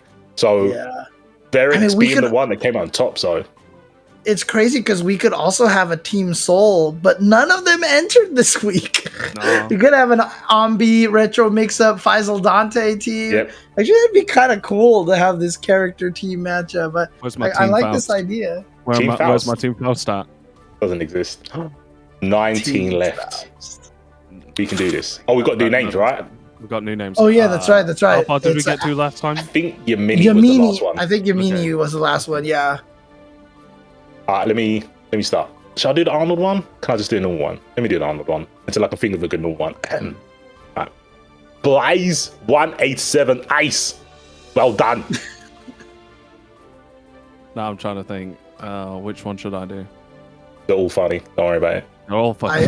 That's true. That's all funny. I'm just going. I'm trying to do my Sean Connery accent. I'm trying. No, that's terrible. He carries a knife, you carry a gun. Higashi FGC. And no, I'm not going to do Sean Connery again. I tried it once; it failed miserably. I think I'd have to definitely default for the Solid Snake one. The Solid Snake one is pretty good. Is pretty good. It's a 10 out of 10. Pretty solid. Thank you. Pretty solid. Thank you. Yeah, pretty solid. Way. Bars. Yeah. You could. The Sean Connery, you have to. No, you have to do Junior.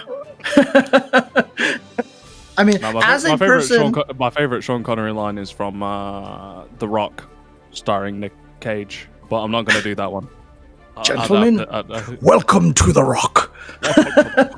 How come he has to roll into The Rock, into Alcatraz, to open the door? I was thinking the same thing, and it always bothered me. Like, he opened the door from the inside that was unlocked of a prison. Yeah, dude, oh God, that part made me so mad. Yep. If we get 18 more claim codes, we might get the answer to that puzzling question. Yeah. First, we got another one here. Hang on, who's that? It's Temple of Darkness. Woof. There you go. I got chills from that one. That was terrifying. Since we're both British C4, me and you should definitely be able to have a liquid snake, solid snake. Brother! Brother! I might need some work. What is this place you're working at? A Taco Bell? Should I? Oof! I'm gonna drop some. It's not really a hot take, but let me drop some big news on you. I never played Metal Gear Solid. Yeah. None of the Metal Gear Solid. None of them. I know that one of them like reads your disc and your memory card, and I thought, oh, that's a cool thing to do. back Dude. then. So I'll tell you right now, like, it was the craziest thing because I love Castlevania, and you're sitting there fighting Psycho Mantis and Psycho. We're playing the game right now. Yeah, no, he actually was like, "You like Castlevania, don't you?"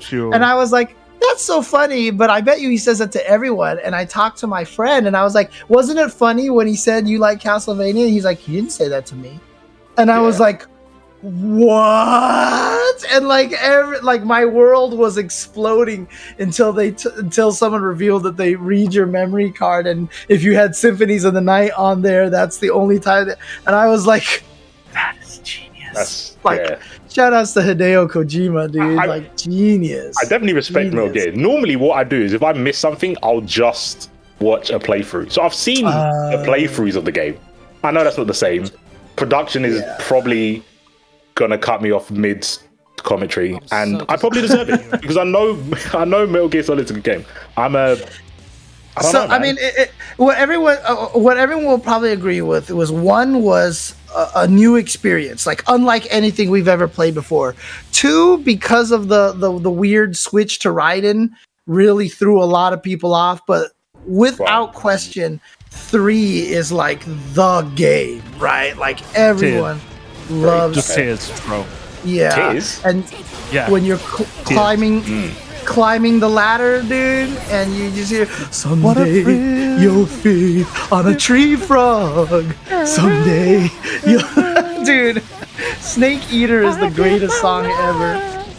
Yeah, and shout outs to Sumi, who is one of the people who helps with AGDQ. Whenever they do speed runs and they climb the ladder, she actually sings it live at AGDQ, and she's amazing, dude. It's so good.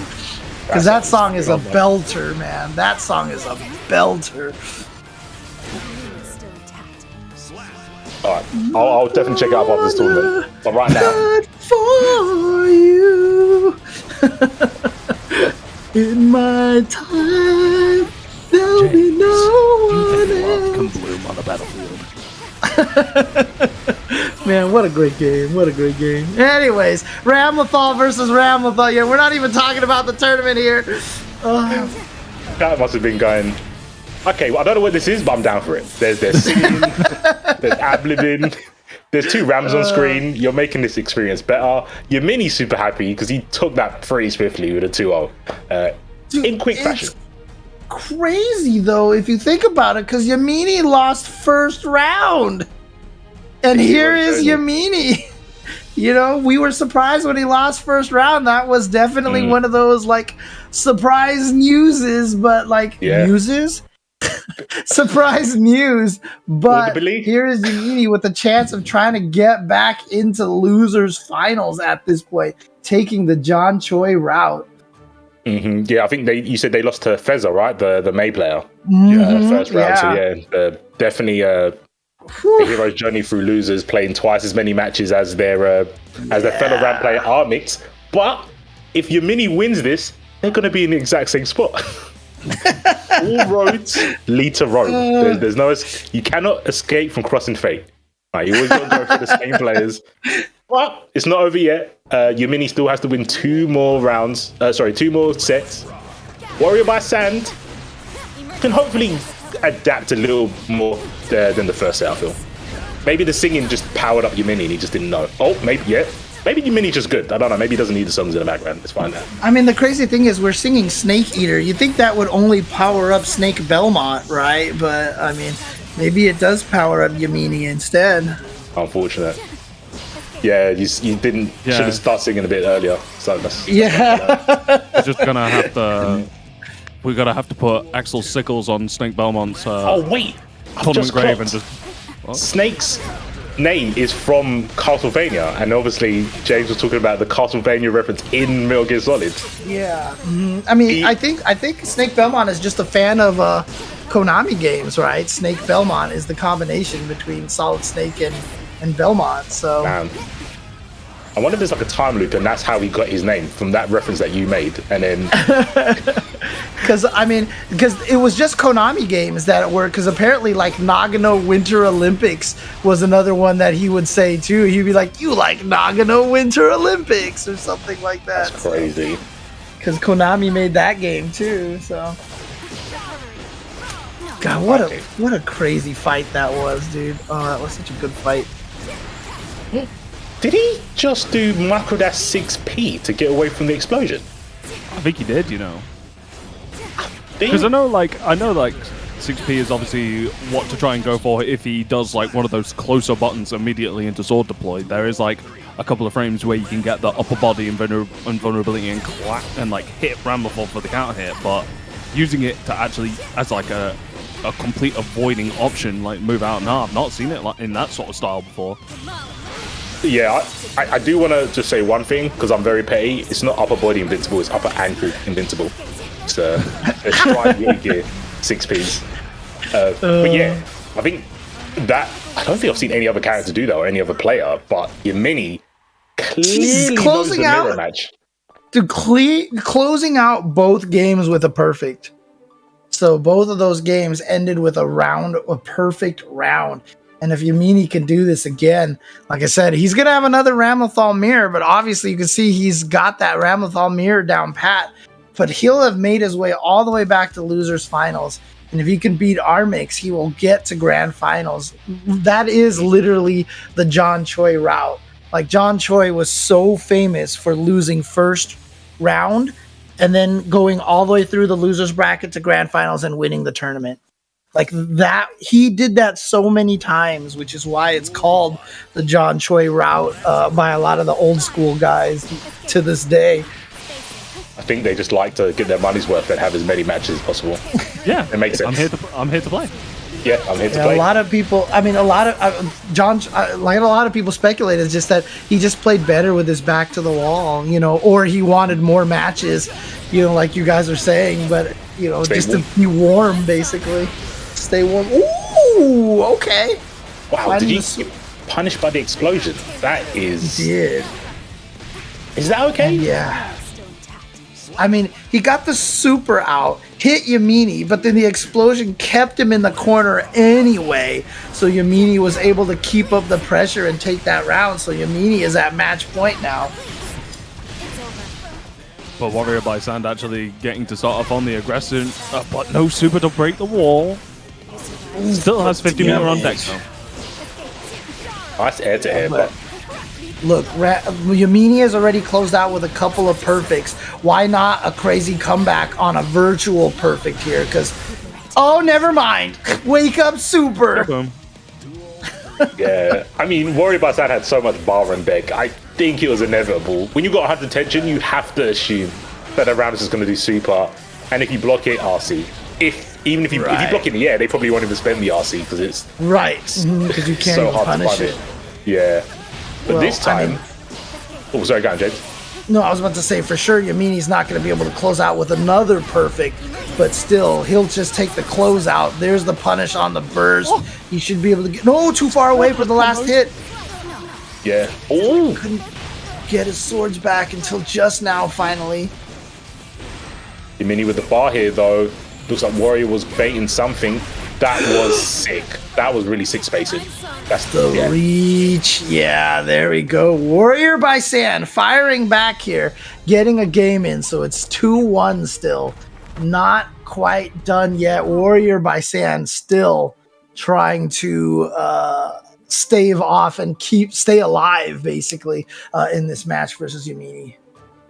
I think it's like, it really says something about a player when they can shrug off 2 perfects, because I can't do that. If I get perfect twice, I am so on tilt. I'm literally off my chair at that point. But XWarriorBySandx even pulls a win after getting perfected, and there must be so many things that go through your heads of how many mistakes you've done to not land a hit, but they still bounce back and go around. So shout out to XWarriorBySandx for that. Yeah, I mean, it's interesting because Strive is just one of those games that you're gonna get perfected. And I think that's the thing is like, you just it's like when you played Street Fighter 4, you just knew you were going to get perfected by Seth a bunch of times, and you just have to accept it. You know what I mean? So yeah, in Strive, it's one of those games that you get perfected. You have to try to like not let it get to you. Yeah. Having said that, I do get tilted too. I get salty too. So it's can't help it. I am salt personified when I play fighting games, I swear. Oh, gets a punish as well with the YRC. Good block on the charge, Dust. Yammini gets out of the corner, but does get hit. No combo. It did get to confirm, but the rest of the combo wouldn't reach. Oh, here's the classic, the jump punch into landing. Dude, that's so smart because everybody knows that after you block all those punches, she still will have the frame advantage when she lands. You're air blocking, so everyone knows that she's probably just going to keep mashing punch, but instead, Yammini finding the perfect timing to land and dust instantly on landing. That was so good.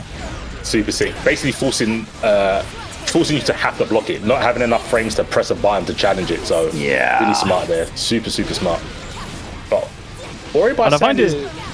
Oh, go on, Tank. I was going to just say, I love how in this matchup they tend to be opting to go a lot more for the S projectiles when it actually comes to the corner setups. Like they seem to be favoring a lot more of that to then go into like 5H frame traps and stuff like that. Oh, back to back, same mix up, back to back. And there you go. Yammini is going to move forward with Ramlethal into losers finals. Only one last step to go from losing in first round all the way to grand finals. And Yammini showing, I mean, when he lost the Frezzer, I was like, man, that's crazy. He was fourth in the season last season. Well, this is why, because look how strong Yammini is. In the end, he could still be the last Ram standing. Yeah, definitely. And we've known him from season 1 being very strong. I know this one's going to maybe split the chat a little bit. Obviously, Yammini is kind of like, I think he's kind of one of the players, the ICFC heroes, coming from Israel. Wasn't very heavily represented in season 1, but now we've got a few more players, Zando being one of them, and there was another player as well. Can't quite remember who it was. Coming from Israel. Yeah. Our mix, though, Time's Up. It's one of Time's Up's boys. So part of the Spaghetti Showdown. Definitely showing up since from season 1 to season 2. And this run is a perfect example of how community can get someone to be such a strong player, right? Winners, all winner side only fall into Verix. But speaking of winner side, these players are playing to try and win some of that prize pool money from the match. Reno, 17 codes left. 17. Come on, guys. You can do this. You can do this just like Shalev Ohayan. I think I got that right. I think you got it. Shalev Ohayan. I'm gonna say that's where I'm going with. That's what I'm going with. And Shalev can actually correct me if I'm wrong in the chat. Please do. But again, 17 codes. We know there's 17 of you in this chat, at least 17 of you in this chat who have not used your coupon code yet. Please, if you guys can. Yeah. But here we go. It is going to be Yammini, Armix, another Ramlethal mirror match. Who will be the last Ram standing to go up against Verix in grand finals? We're going to find out right now. Let's go. And a big start from Yammini, forcing Armix to burst pretty early. And wow, momentum is clearly key in this matchup. They're like, you know what? Anything you can do, I can do better. I can burst early on too. And that's such a nice conversion of 6p as well, because counter hit 6p, you still get the record series, so you still get to retain that hard knockdown like you would from that 6p, but also get to squeeze out a lot more damage as well. Out of wall transition here and just go straight into down. And the throw. I didn't even see which Ramlethal got the counter hit in the air until I saw Yammini fall afterwards. But Armix looking so strong right here. Yammini like doing so well against Warrior by Sand, but Armix right now with domination first round and a pretty dominant start to the second round. But here we go, corner time. Yeah, seen a lot of like them 2K close slash sword deploys into these tick throws as well. YRC gets blocked and punished. That's huge. The explosion did the punishing for Yammini.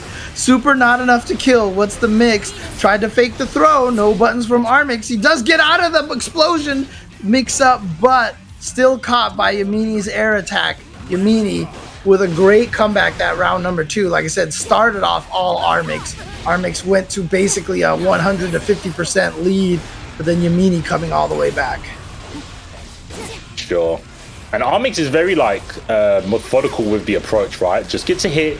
If the meaty doesn't work, goes in and gets smoked. But before was kind of just jumping around trying to fish for like a stray hit.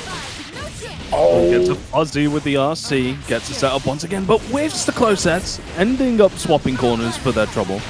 Gets the RC for the conversion. Nice. Fast RC, less scaling on that. Nice check. And here we go. To the corner. Yeah, time for you to block this mix. The dust, and that should be enough to do it. Armix taking the round. And taking the game, actually. So there you go. Armix tying it up 1-1. But it is close. Yeah, very close so far.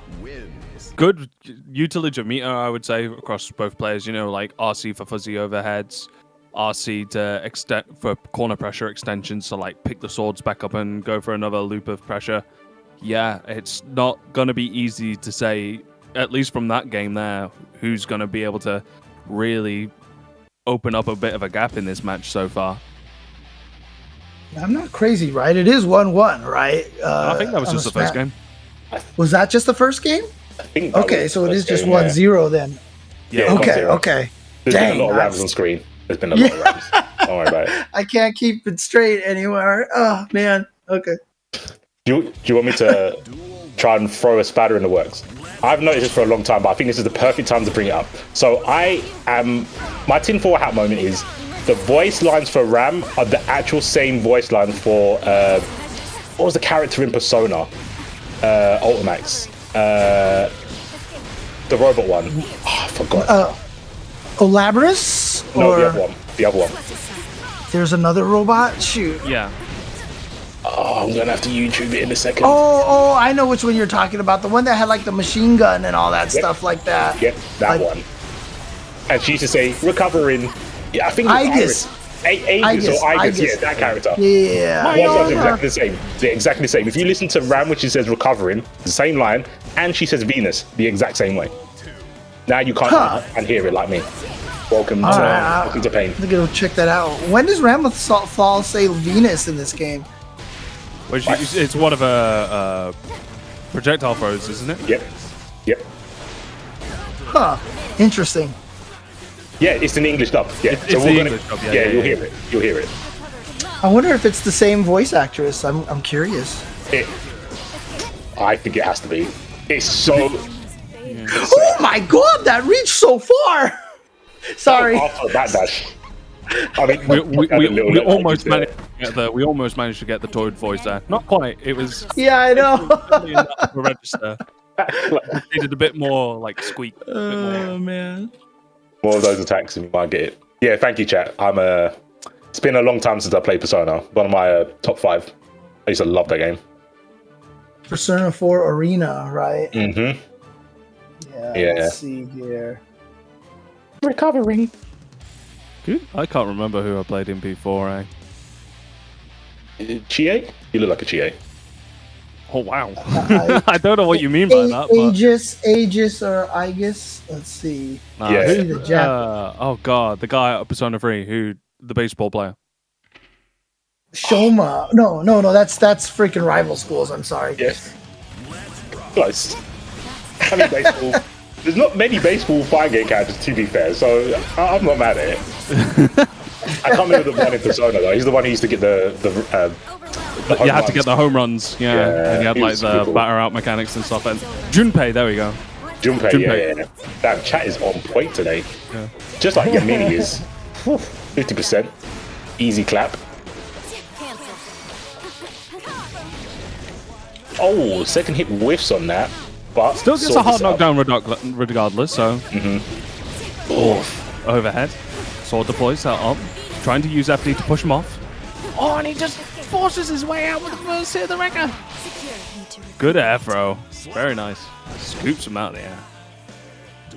Yeah, chose to go for safety. Chose to go for safety there with the air throw. Didn't need any big damage, so didn't have to counter hit a button or whatnot. Dash up 6p. I did just look up all the voice actresses. So it is different voice actresses, but same lines, basically. Oh, God. Here we go. The big dust.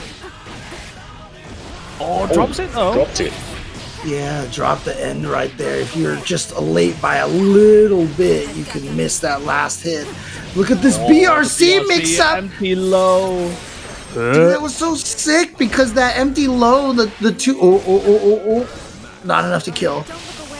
The delay throw, but that 2K, because of the BRC, he was able to link it into the close slash. So he just did 2K and then was able to get max damage with the close slash linked afterwards because of the long slowdown from the BRC.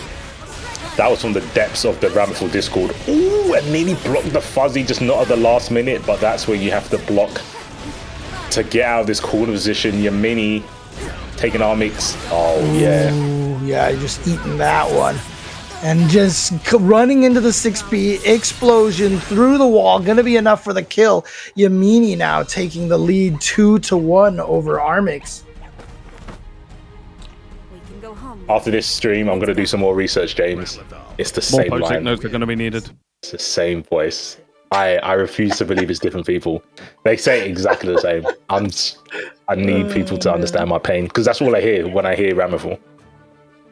Okay. I say again, yeah. And I used to play. I love how C4 was like tinfoil hat moment. Isn't like something like really sort of controversial, being like, you know what? I think like this character doesn't actually need this or need that, or you guys you guys are not nothing about like actual game design or like the way that it's balanced. It's just like tinfoil hat moment.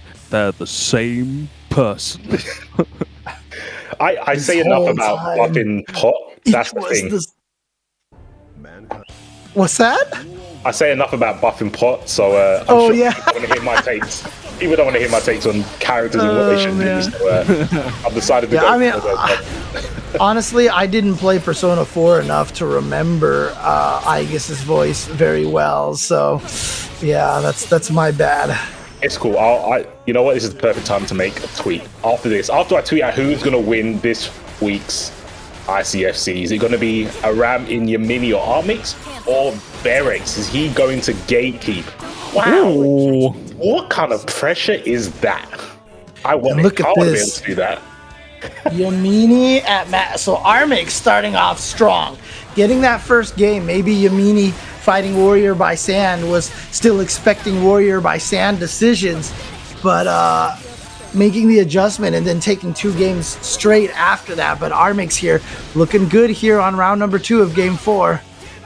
Oh, and a challenge with the feet, 5k to stop any approach, but Armix doesn't care. Tier 3 sub, gonna get all the picks. There we go, gets the kill, breaks the wall. Whew. Okay. Both players close towards burst as well. Starting off. Armix still at match point. I'm sorry, Yammini still at match point. Armix trying to tie this up 2-2, bring it to the final game. But here we go, Yammini with this corner pressure, immaculate corner pressure. Tried to bait out the burst, but good timing by Armix, but still gets hit. He has blocked that fuzzy every time. He's ready for it. He's a Ramlethal player. He's like, I know this trick. Good patience on Armix, though. He went for the... Oh! But now you have to worry about it because Yammini's got 100 tension. But if you don't get to use it, wall transition coming up. Oh dear. 100 tension, what do you do here? You got to be so careful with Armix, right? Well, at this point, I feel like you gotta use a lot of this meter to. Oh no, just got caught low. I was about to say maybe use it for a lot of the RCs to push Armix into the corner. Not gonna happen. Armix now tying it up 2-2. Yeah, I mean, it's a tough way to go when you die with 100 tension, man. Because you can think of all the things you could have done. You could have YRC'd. I don't even know what YRC BRC looks like, or if you can even do it. Another sticky note for the monitor. Having all that meter. No, you when you do the YRC, you're stuck in the YRC. I don't think you can RC the RC. Is that what you're asking? No, like say on a I successful YRC, YRC, and you have them plus 10 frames to do an action. Oh, I see what you're saying, right? BRC in them plus 10 frames. YRC into your own BRC. I don't know if that's possible, but would you be able to do a fuzzy off that if it did work? Because they're like stood up with a guard block? Questions, mate. I want answers too. But more sticky would you want to? I mean, why wouldn't you just punish the YRC for the counter hit? You know what I mean? I mean the person doing the YRC. Can the person doing the YRC then also BRC as they're in the real bat state from the YRC hitting? Yeah. Because it would just be like a guard crush state where they're like stood up, so you could just then go into like a fuzzy situation, and with it being a BRC, you can actually convert off it with the additional hit. Right. Yeah, I don't think. Well, look at this, Yammini getting another perfect against the Ramlethal. He said it. I don't care about what this tech you're talking about. I get the job done. Ramlethal. But look at this Armix now with the corner. Gets the corner, but again, the high jump, air dash out of there. Yeah. Trying to bait the burst. But he didn't even have a burst. Might have been an execution error right there. But doesn't matter. Yammini still with the pressure. Can Armix find his way out of here? Good block, but it doesn't matter. You're still in the mix. Oh, the 6P again. The second time hits gold burst from Yammini. They're in. Plus whiffs. Kind of added to the frame chat. The throw whiffs as well, but no punish. Nice dash out, but I think Yammini is going to take it. Yeah, that's unfortunate. Not getting enough space between them and the explosion when they dashed out. The button didn't reach, and then the corner did the rest of the work for Ram, as we are all well and aware of. Yammini. It's so crazy that Yammini has made it to grand finals after going into the losers finals first game, but just showing how strong he is. Indeed, he is the last Ram standing no matter what, and he gets the chance to go up against Varix, who did send Armix down to losers bracket 3-0, but Yammini showing that he is not the same Ramlethal as anybody else, coming all the way through here, taking out Lordrak, Engelmitderuzi, XWarriorBySandx, and Armix. And shout outs also to XWarriorBySandx for the Matcherino code, as well as Iron Tiger and Evgeny Petrov and Blink99 adding to those coupon codes. Oh, we got over $150 for the prize pool, but yeah, 13 codes remaining, and these guys are just going to play the match unless the rest of these codes get used up. Yeah, so we've been told. The games are going to be held to ransom, it seems. Yeah. DLC locked. We're going in for video game development practices. There you right go. Now. Yeah. 13 codes is what, $6.50 DLC grand finals, you know? There you DLC go. So come on, guys. Let's get some last codes in here. Levels. I mean, we did better than last week, so soft golf clap for that. But there's still 13 left. 13 people in the chat I know have not used it. There we go. That's one. Jadelin. Shout outs to Jadelin. Oh, that's the commentator, right? Yeah, I believe so. I just tried clicking on my Parsec screen to get to the user profile. Man, too many windows open on a computer these days, I swear. This is what chat's for. This is what chat's for. Chat will tell us if that's the Jalen that we're thinking of. But whilst we are waiting for the rest of these DLC codes to get used up, of course, it's not just the people participating that have a chance of winning the prize pool here. You guys can win some prizes as well. Ooh. With the Astro Bounty Board. Unfortunately, well, 2 of them have already been taken already earlier today over at Margin Obama's stream for the Asia region. The final bounty that's left, unfortunately, won't be able to get fulfilled with this stream. But there's going to be another stream afterwards over at twitch.tv/THD_Steve. And hopefully it might get claimed there. And if it does, of course, you can follow at AstroTR for a chance to win some amazing Astro gaming products. For example, the official headset and mix amp of the ICFC. So, yeah. I'm going to say this. We, obviously gave Asia a lot of hard times last week because, they didn't fulfill any of the bounties, but we didn't put a dent into the Kai, Leo, or so. We had no Kais, no Leos, and no Souls. We went from 27 to 27. Man. Feels bad, man. It does feel bad. What does feel good is more people donating to the match using the coupon code. Oh, wow. Harbinger Prime. Let's roll out. And Jellyfish Victory. There you go. Shout outs to those guys there. I was really hoping that name was Jellyfish Victim for some reason. Because on my screen, victory for a victory for one jellyfish is a victim for someone else, man. Yeah. I don't know why, but I saw the dots afterwards, and I was like, "That's definitely Jellyfish Victim, right?" That sounds like a name. I mean, it's got the May. Yep. It's got she's part of the Jellyfish Pirates. That's right. Yeah. Oh, and there we go, another one here. Let me get the full name here. It's whoa. Yeah, read that one out. Amado Sighty Guy. Man, I can't.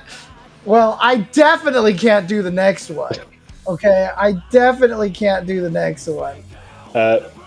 Who can the person who did do that last donation or second to last donation please let themselves know in chat and help us pronounce that? Yeah. Otherwise, I am gonna have to rely on Google Translate, and we know how Google Translate tends to body people in regards to. Right. The players are Samurai 009.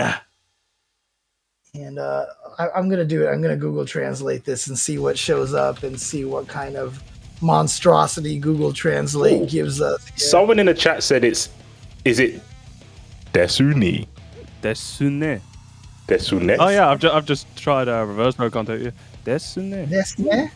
Okay. Thank you. It not it. Okay. Desne? There you go. That's how I'm gonna say it. Desne? It sounds like it's a question.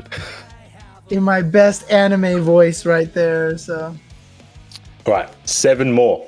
7 codes. We got a time for another shout out. So big shout outs to our sponsor Hitbox, of course. C4, you're a hit, but you've got a mix up, a cross up as well as a Hitbox as well. So yep. Elite. I nearly said what you said. Voice in my head, and I want to get in trouble for that one. But I called myself last minute, and I'm going to tell people to take control and don't let the voice in your head tell you what to do. What you were about to say was elite controller, right? Yeah, elite 100%. Controller. yeah, Take control with this elite controller. Definitely elite. Hitboxarcade.com/ICFC. Put that G at the end because that is going to let them know that we sent you. This event wouldn't be possible without Hitbox. Learn more at their website, which I just mentioned. Yes, I have been playing Hitbox before it was cool, and it's definitely cool now. That's why you should go get one. Are you a hitster? You're not even a hipster. You're a hitster. You're a hitster, man. You even got the glasses on and everything. You pretty much were playing Hitbox for the entire PS4 generation, right? Yep. Basically, yeah. I got it. I remember I got it specifically for Marvel 3 to do double jumps, like really low off the ground. Yeah. That's why I got Strider, right? Strider and Rocket Raccoon, 100%. And then I just took it to every other game like Skullgirls and You were Persona playing and whatnot. EA Sports, early adopter sports. That's what I you were was. doing. Also, Hagure, shout outs for, Hagure. And then Yammini Fan. I love it. Yammini Fan. That is the best username because he wants Yammini to get paid. That's what it is. 5 codes left, guys. 5 codes left. Get your friends to jump in here and take care of things. Mhm. Only 5 more codes, and we finally get to see the ending to Asura's Wrath. Tank. This is what Cloud looks like. It's having someone with your name with the fan at the end. I need this. Your mini fan. That's so sick. I already know what it feels like thanks to Retro Mix-Up, right? That's why I didn't say your names, James. I know you know what this feels like. Me and Tank, though, this is beyond us. Yeah. What is it All like? right. What a feeling. I'm all right. I'm gonna change my name to C4 and BP Tank Fan. That's what I'm doing right now. So. Thanks, James. It will help. That really means a lot.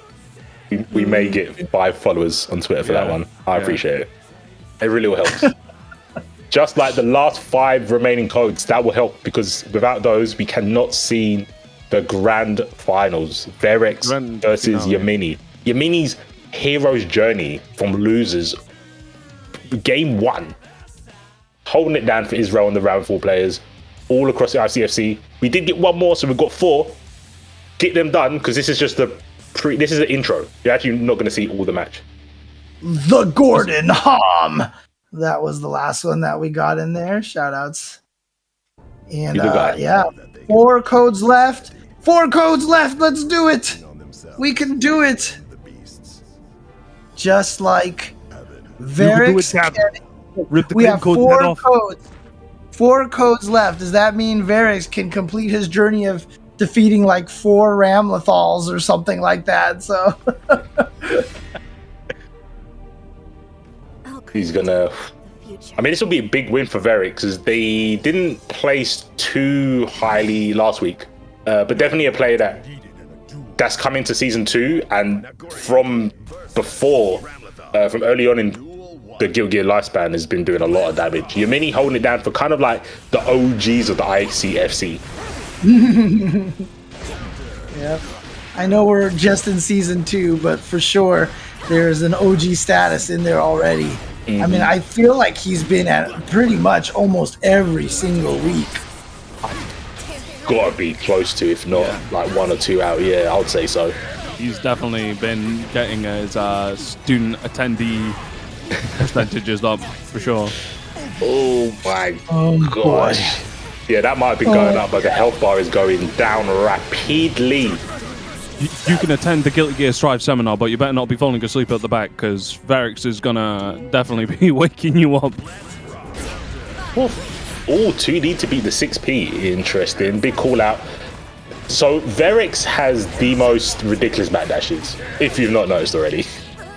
He will backdash so many things. They're on point, most like 9 times out of 10.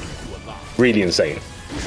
It sounds like you gotta go for a lot more lows against him just to because he might be trying to backdash with the dash button, you know, so he might even be, you know, not necessarily mashing it, but you know, pressing it a lot to escape in pressure situations. But baits the burst. Oh boy, here comes Yammini. Here he comes. Just gets 50 meter, unfortunately, but yeah, 100 meter. He's gonna be able to touch a button. Yeah. He did touch a button. I think that was out of BRC. I think they did dash up BRC.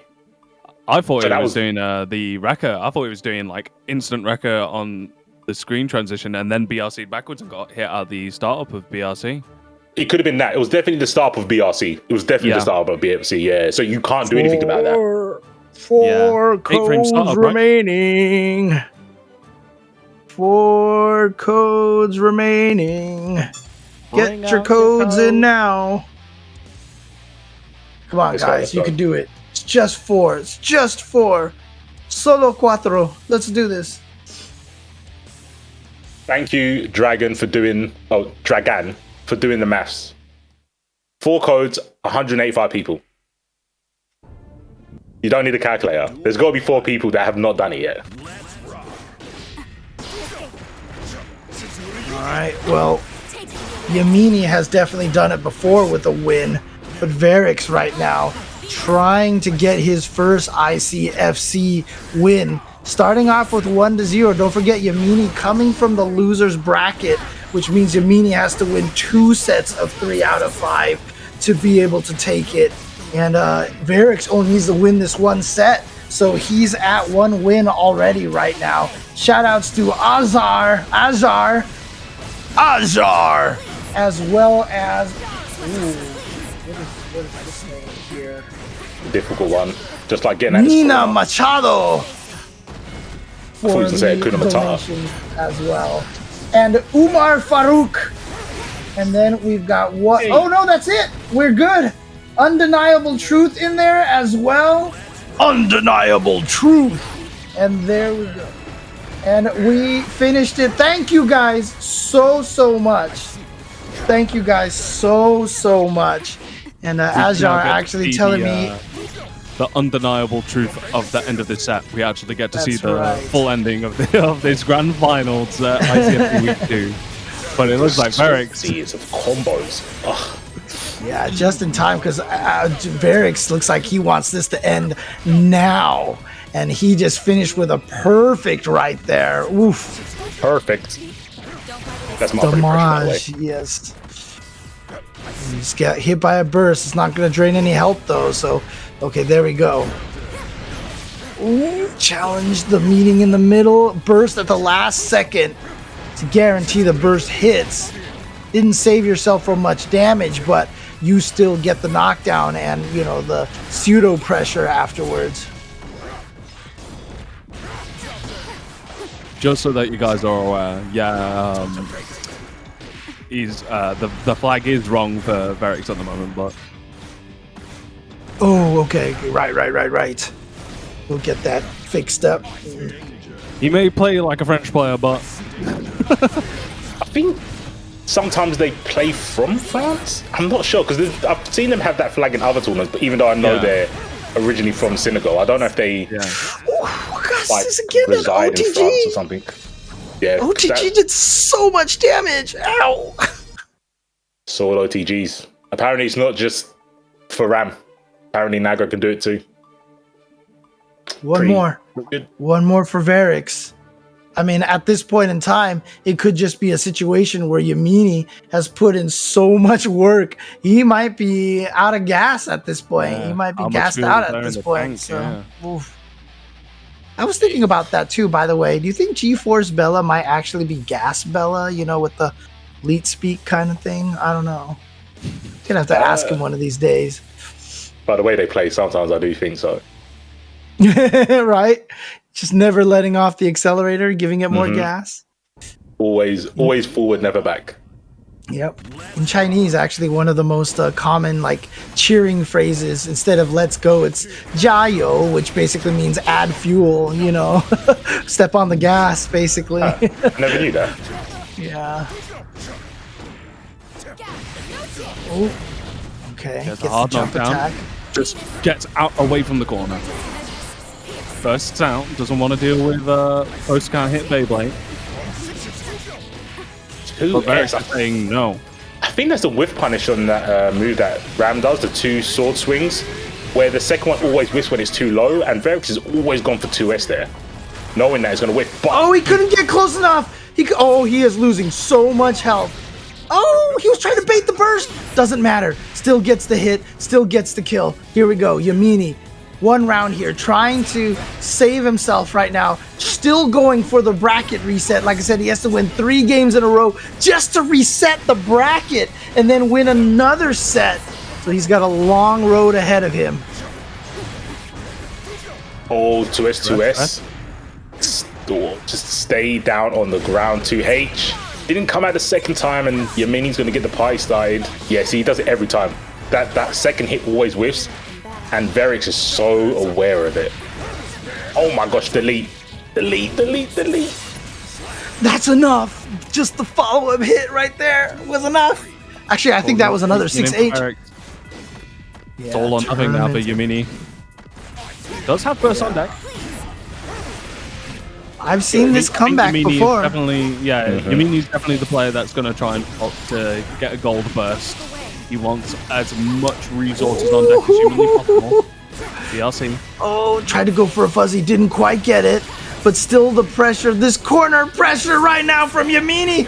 Varix finding his way out of so much Ramlethal corner pressure there. Finally finds his way out of that one, but what a whiff punish. Oh, Varix has got bar here. He's going to make something happen any second now. Yammini's just trying to keep that distance. To work with as well. Has a possibility of letting it rip with the Beyblade. YLC. Tries to go for the command throw, but Yammini escapes and also escapes the end of the tournament for now. He has put one on the board, needs 2 more to reset the bracket. Does he have anything left in him? Again, started by losing in the first round, fought his way all the way back here. Now, some could argue that you're all warmed up because you played so many matches, but man, it's tiring. And like I said, let's hope he has some gas left in that tank. But that last game was when we're actually seeing, a couple of slip-ups on the side of Varix. First, we had one round where he actually did manage to get a blood burst. He actually did manage to exceed the blood gauge. And in that game there, he just wasn't in range for the command grab. He just seemed to not be... It wasn't even the fact that there was an escape. He just seemed to whiff it out at just too far a range. So maybe perhaps exhaustion is affecting Varix a little bit now as well. So this is where things will start getting interesting now with Yammini potentially being able to swing the momentum in his favor with that gold burst. 100-meter RC, quick cancel. Good patience on Varix to get the blocks. Ooh, but that recovers too fast. Yeah, recovers too fast. He was hoping to catch him if he had tried to chain or go for a command throw or something. Wow, that is the best anti-air button in the game. See how far that made them have to block from? Oh my goodness, Varix. Varix is going crazy. Oh, this setup with the BRC, it's so scary. Good patience from Yammini, but again, what is the old adage of the FGC? You can only block for so long. And sure enough, it's another attempt at tournament point. Attempt number 2 tournament point. You gets the Beyblade to put himself out of the corner. Gets a super jump in. Oh no. 2 hits, by the way. Sam show damage. Which we love to see from this character. Okay, dash up into buns. Gets a counter hit. Yammini's gonna have to turn. I think they're blocking, right? Yep. That's the block. Yeah. Gonna get a wall transition off this as well. Has a super to be able to transition with 2. Hard knockdown. Watts just goes for a safe jump. Opts to go for a sword setup. It's a BRT nice. 5D. And then the RC, and and actually, I think that was really smart by Varix not to try to go for a burst. Save it here for round 3. Sacrifice that round right there. Yeah. He could have made the comeback. I mean, Yammini had lost a decent amount of life, but again, saving it for the last round where you could use it in a more crucial situation if you have a lead or something like that. Look at this. But even then, it's also not even just on a round-by-round basis, but even game-by-game basis, Varix has so much space behind him with that bracket needing to be reset that he can just be a bit more... Yeah, and it's not gonna happen. Varix is gonna take it over Yammini. Was that 3-0 again? No, that was 3-1. It was 3-1. 3-1. But Varix here going through the gauntlet of Ramlethals here. Fortunately, most of the Ramlethals had to eliminate each other in the loser side of the bracket, but Varix playing out of his mind. 5th place last week. And he was the one that was giving us the last hope of trying to get that Nago bounty done in ICFC EU. But you know what? He saved the best for this week instead, and is your week 2 champion. He's going to pick up another 100 points to add on to his 5th place points from last week.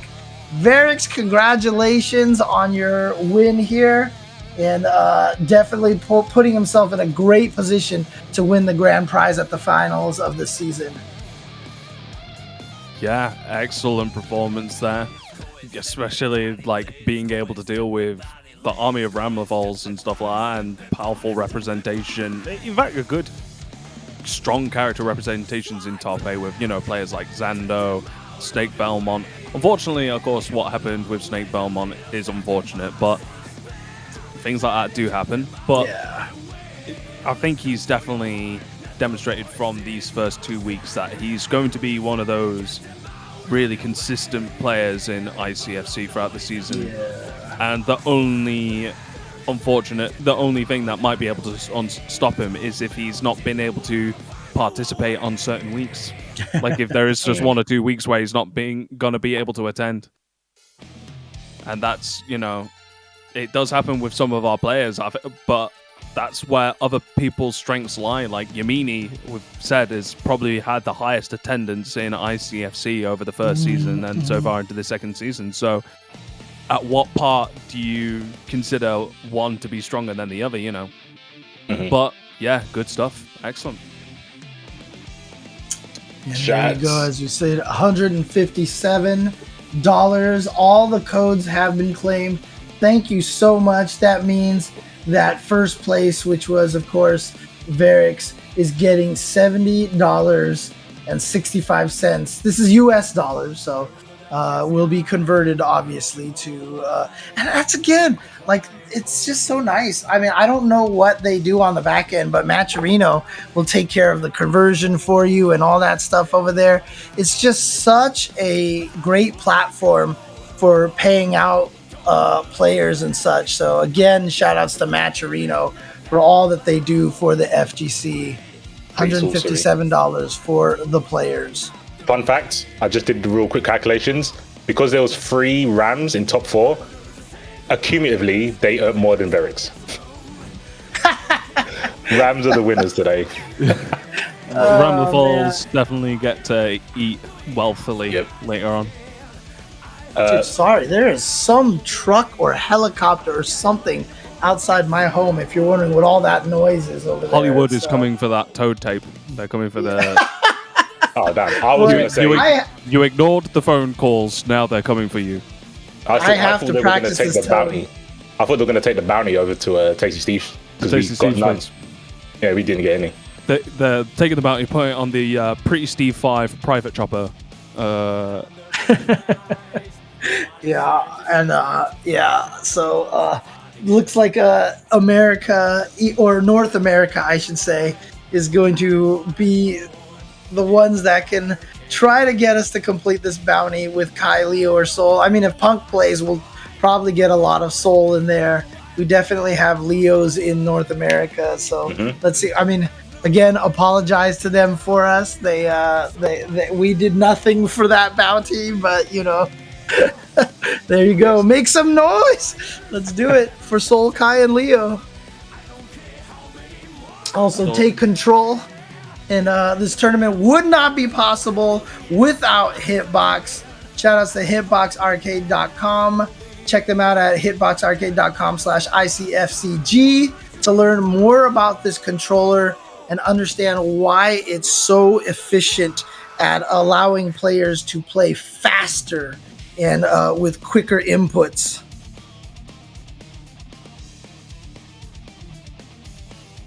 Exactly. And they also have the cross up there available, which you can see the box behind C4 as well.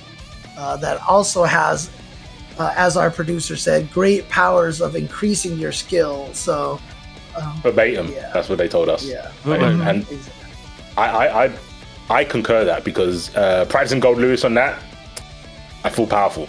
It is like building your own coffin. It feels very, very good.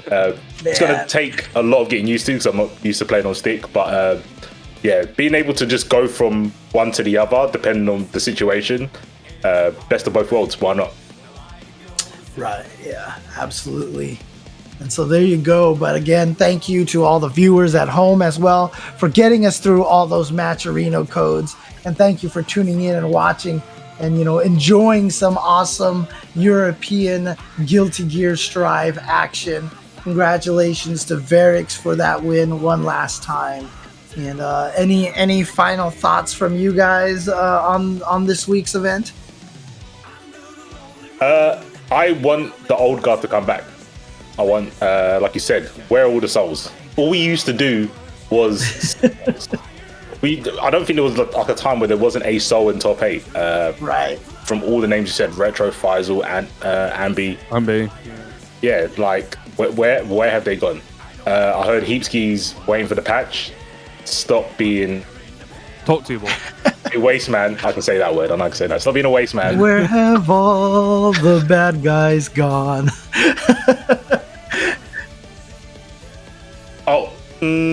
Okay. I've got told what I can and can't say, but just That's because. too much power.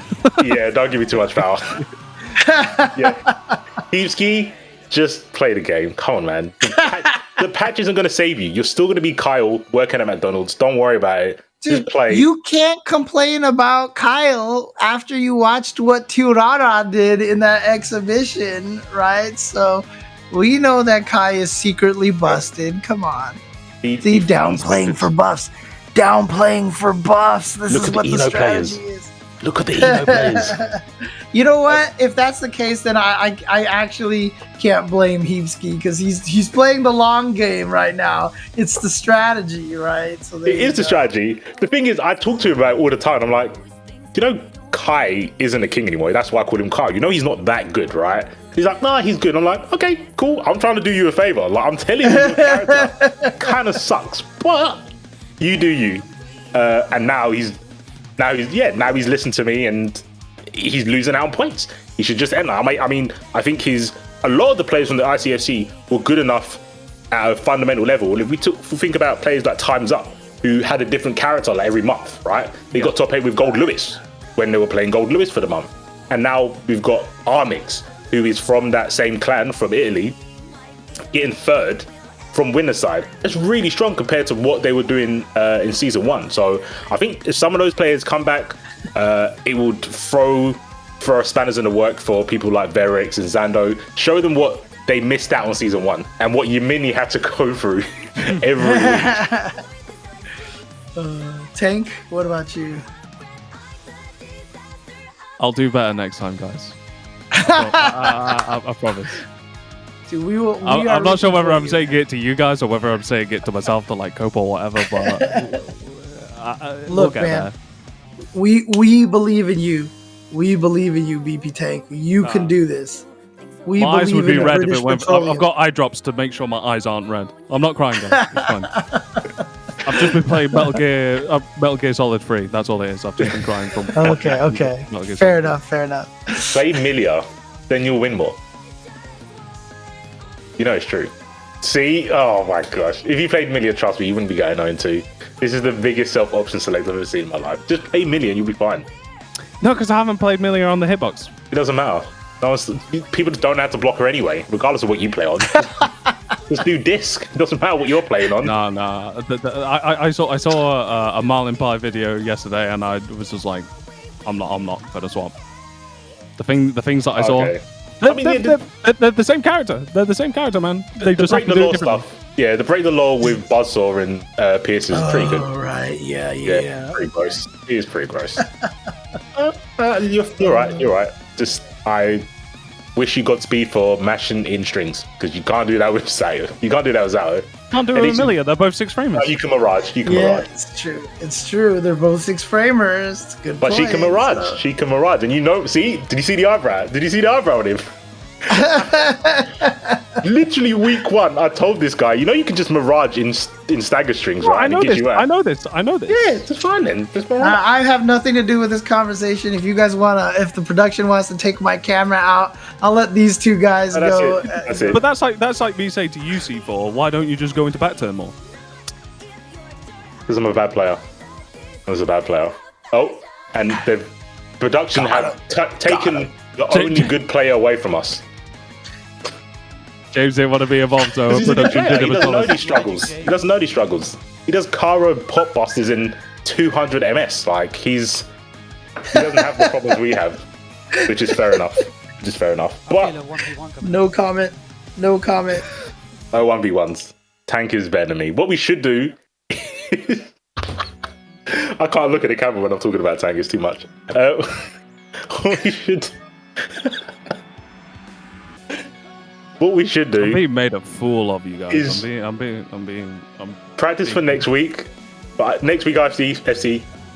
Say thank you to all the people in the background, everyone who entered the tournament, everyone who donated to the Matcherino, and obviously the people that sponsor us. So Hitbox and Astro and Prey and Kitty. Sorry, I looked down when the Kitty went up. Kitty. The voices in our head. Shout out to the voices in our head. And let's pray for Tank to pick Millia next week. GG's. All right, guys. Thank you for tuning in. We will see you next time on the continuing adventures of BP Tank. Will he play Millia or Zato? Tune in next week. And we'll see you guys. Peace.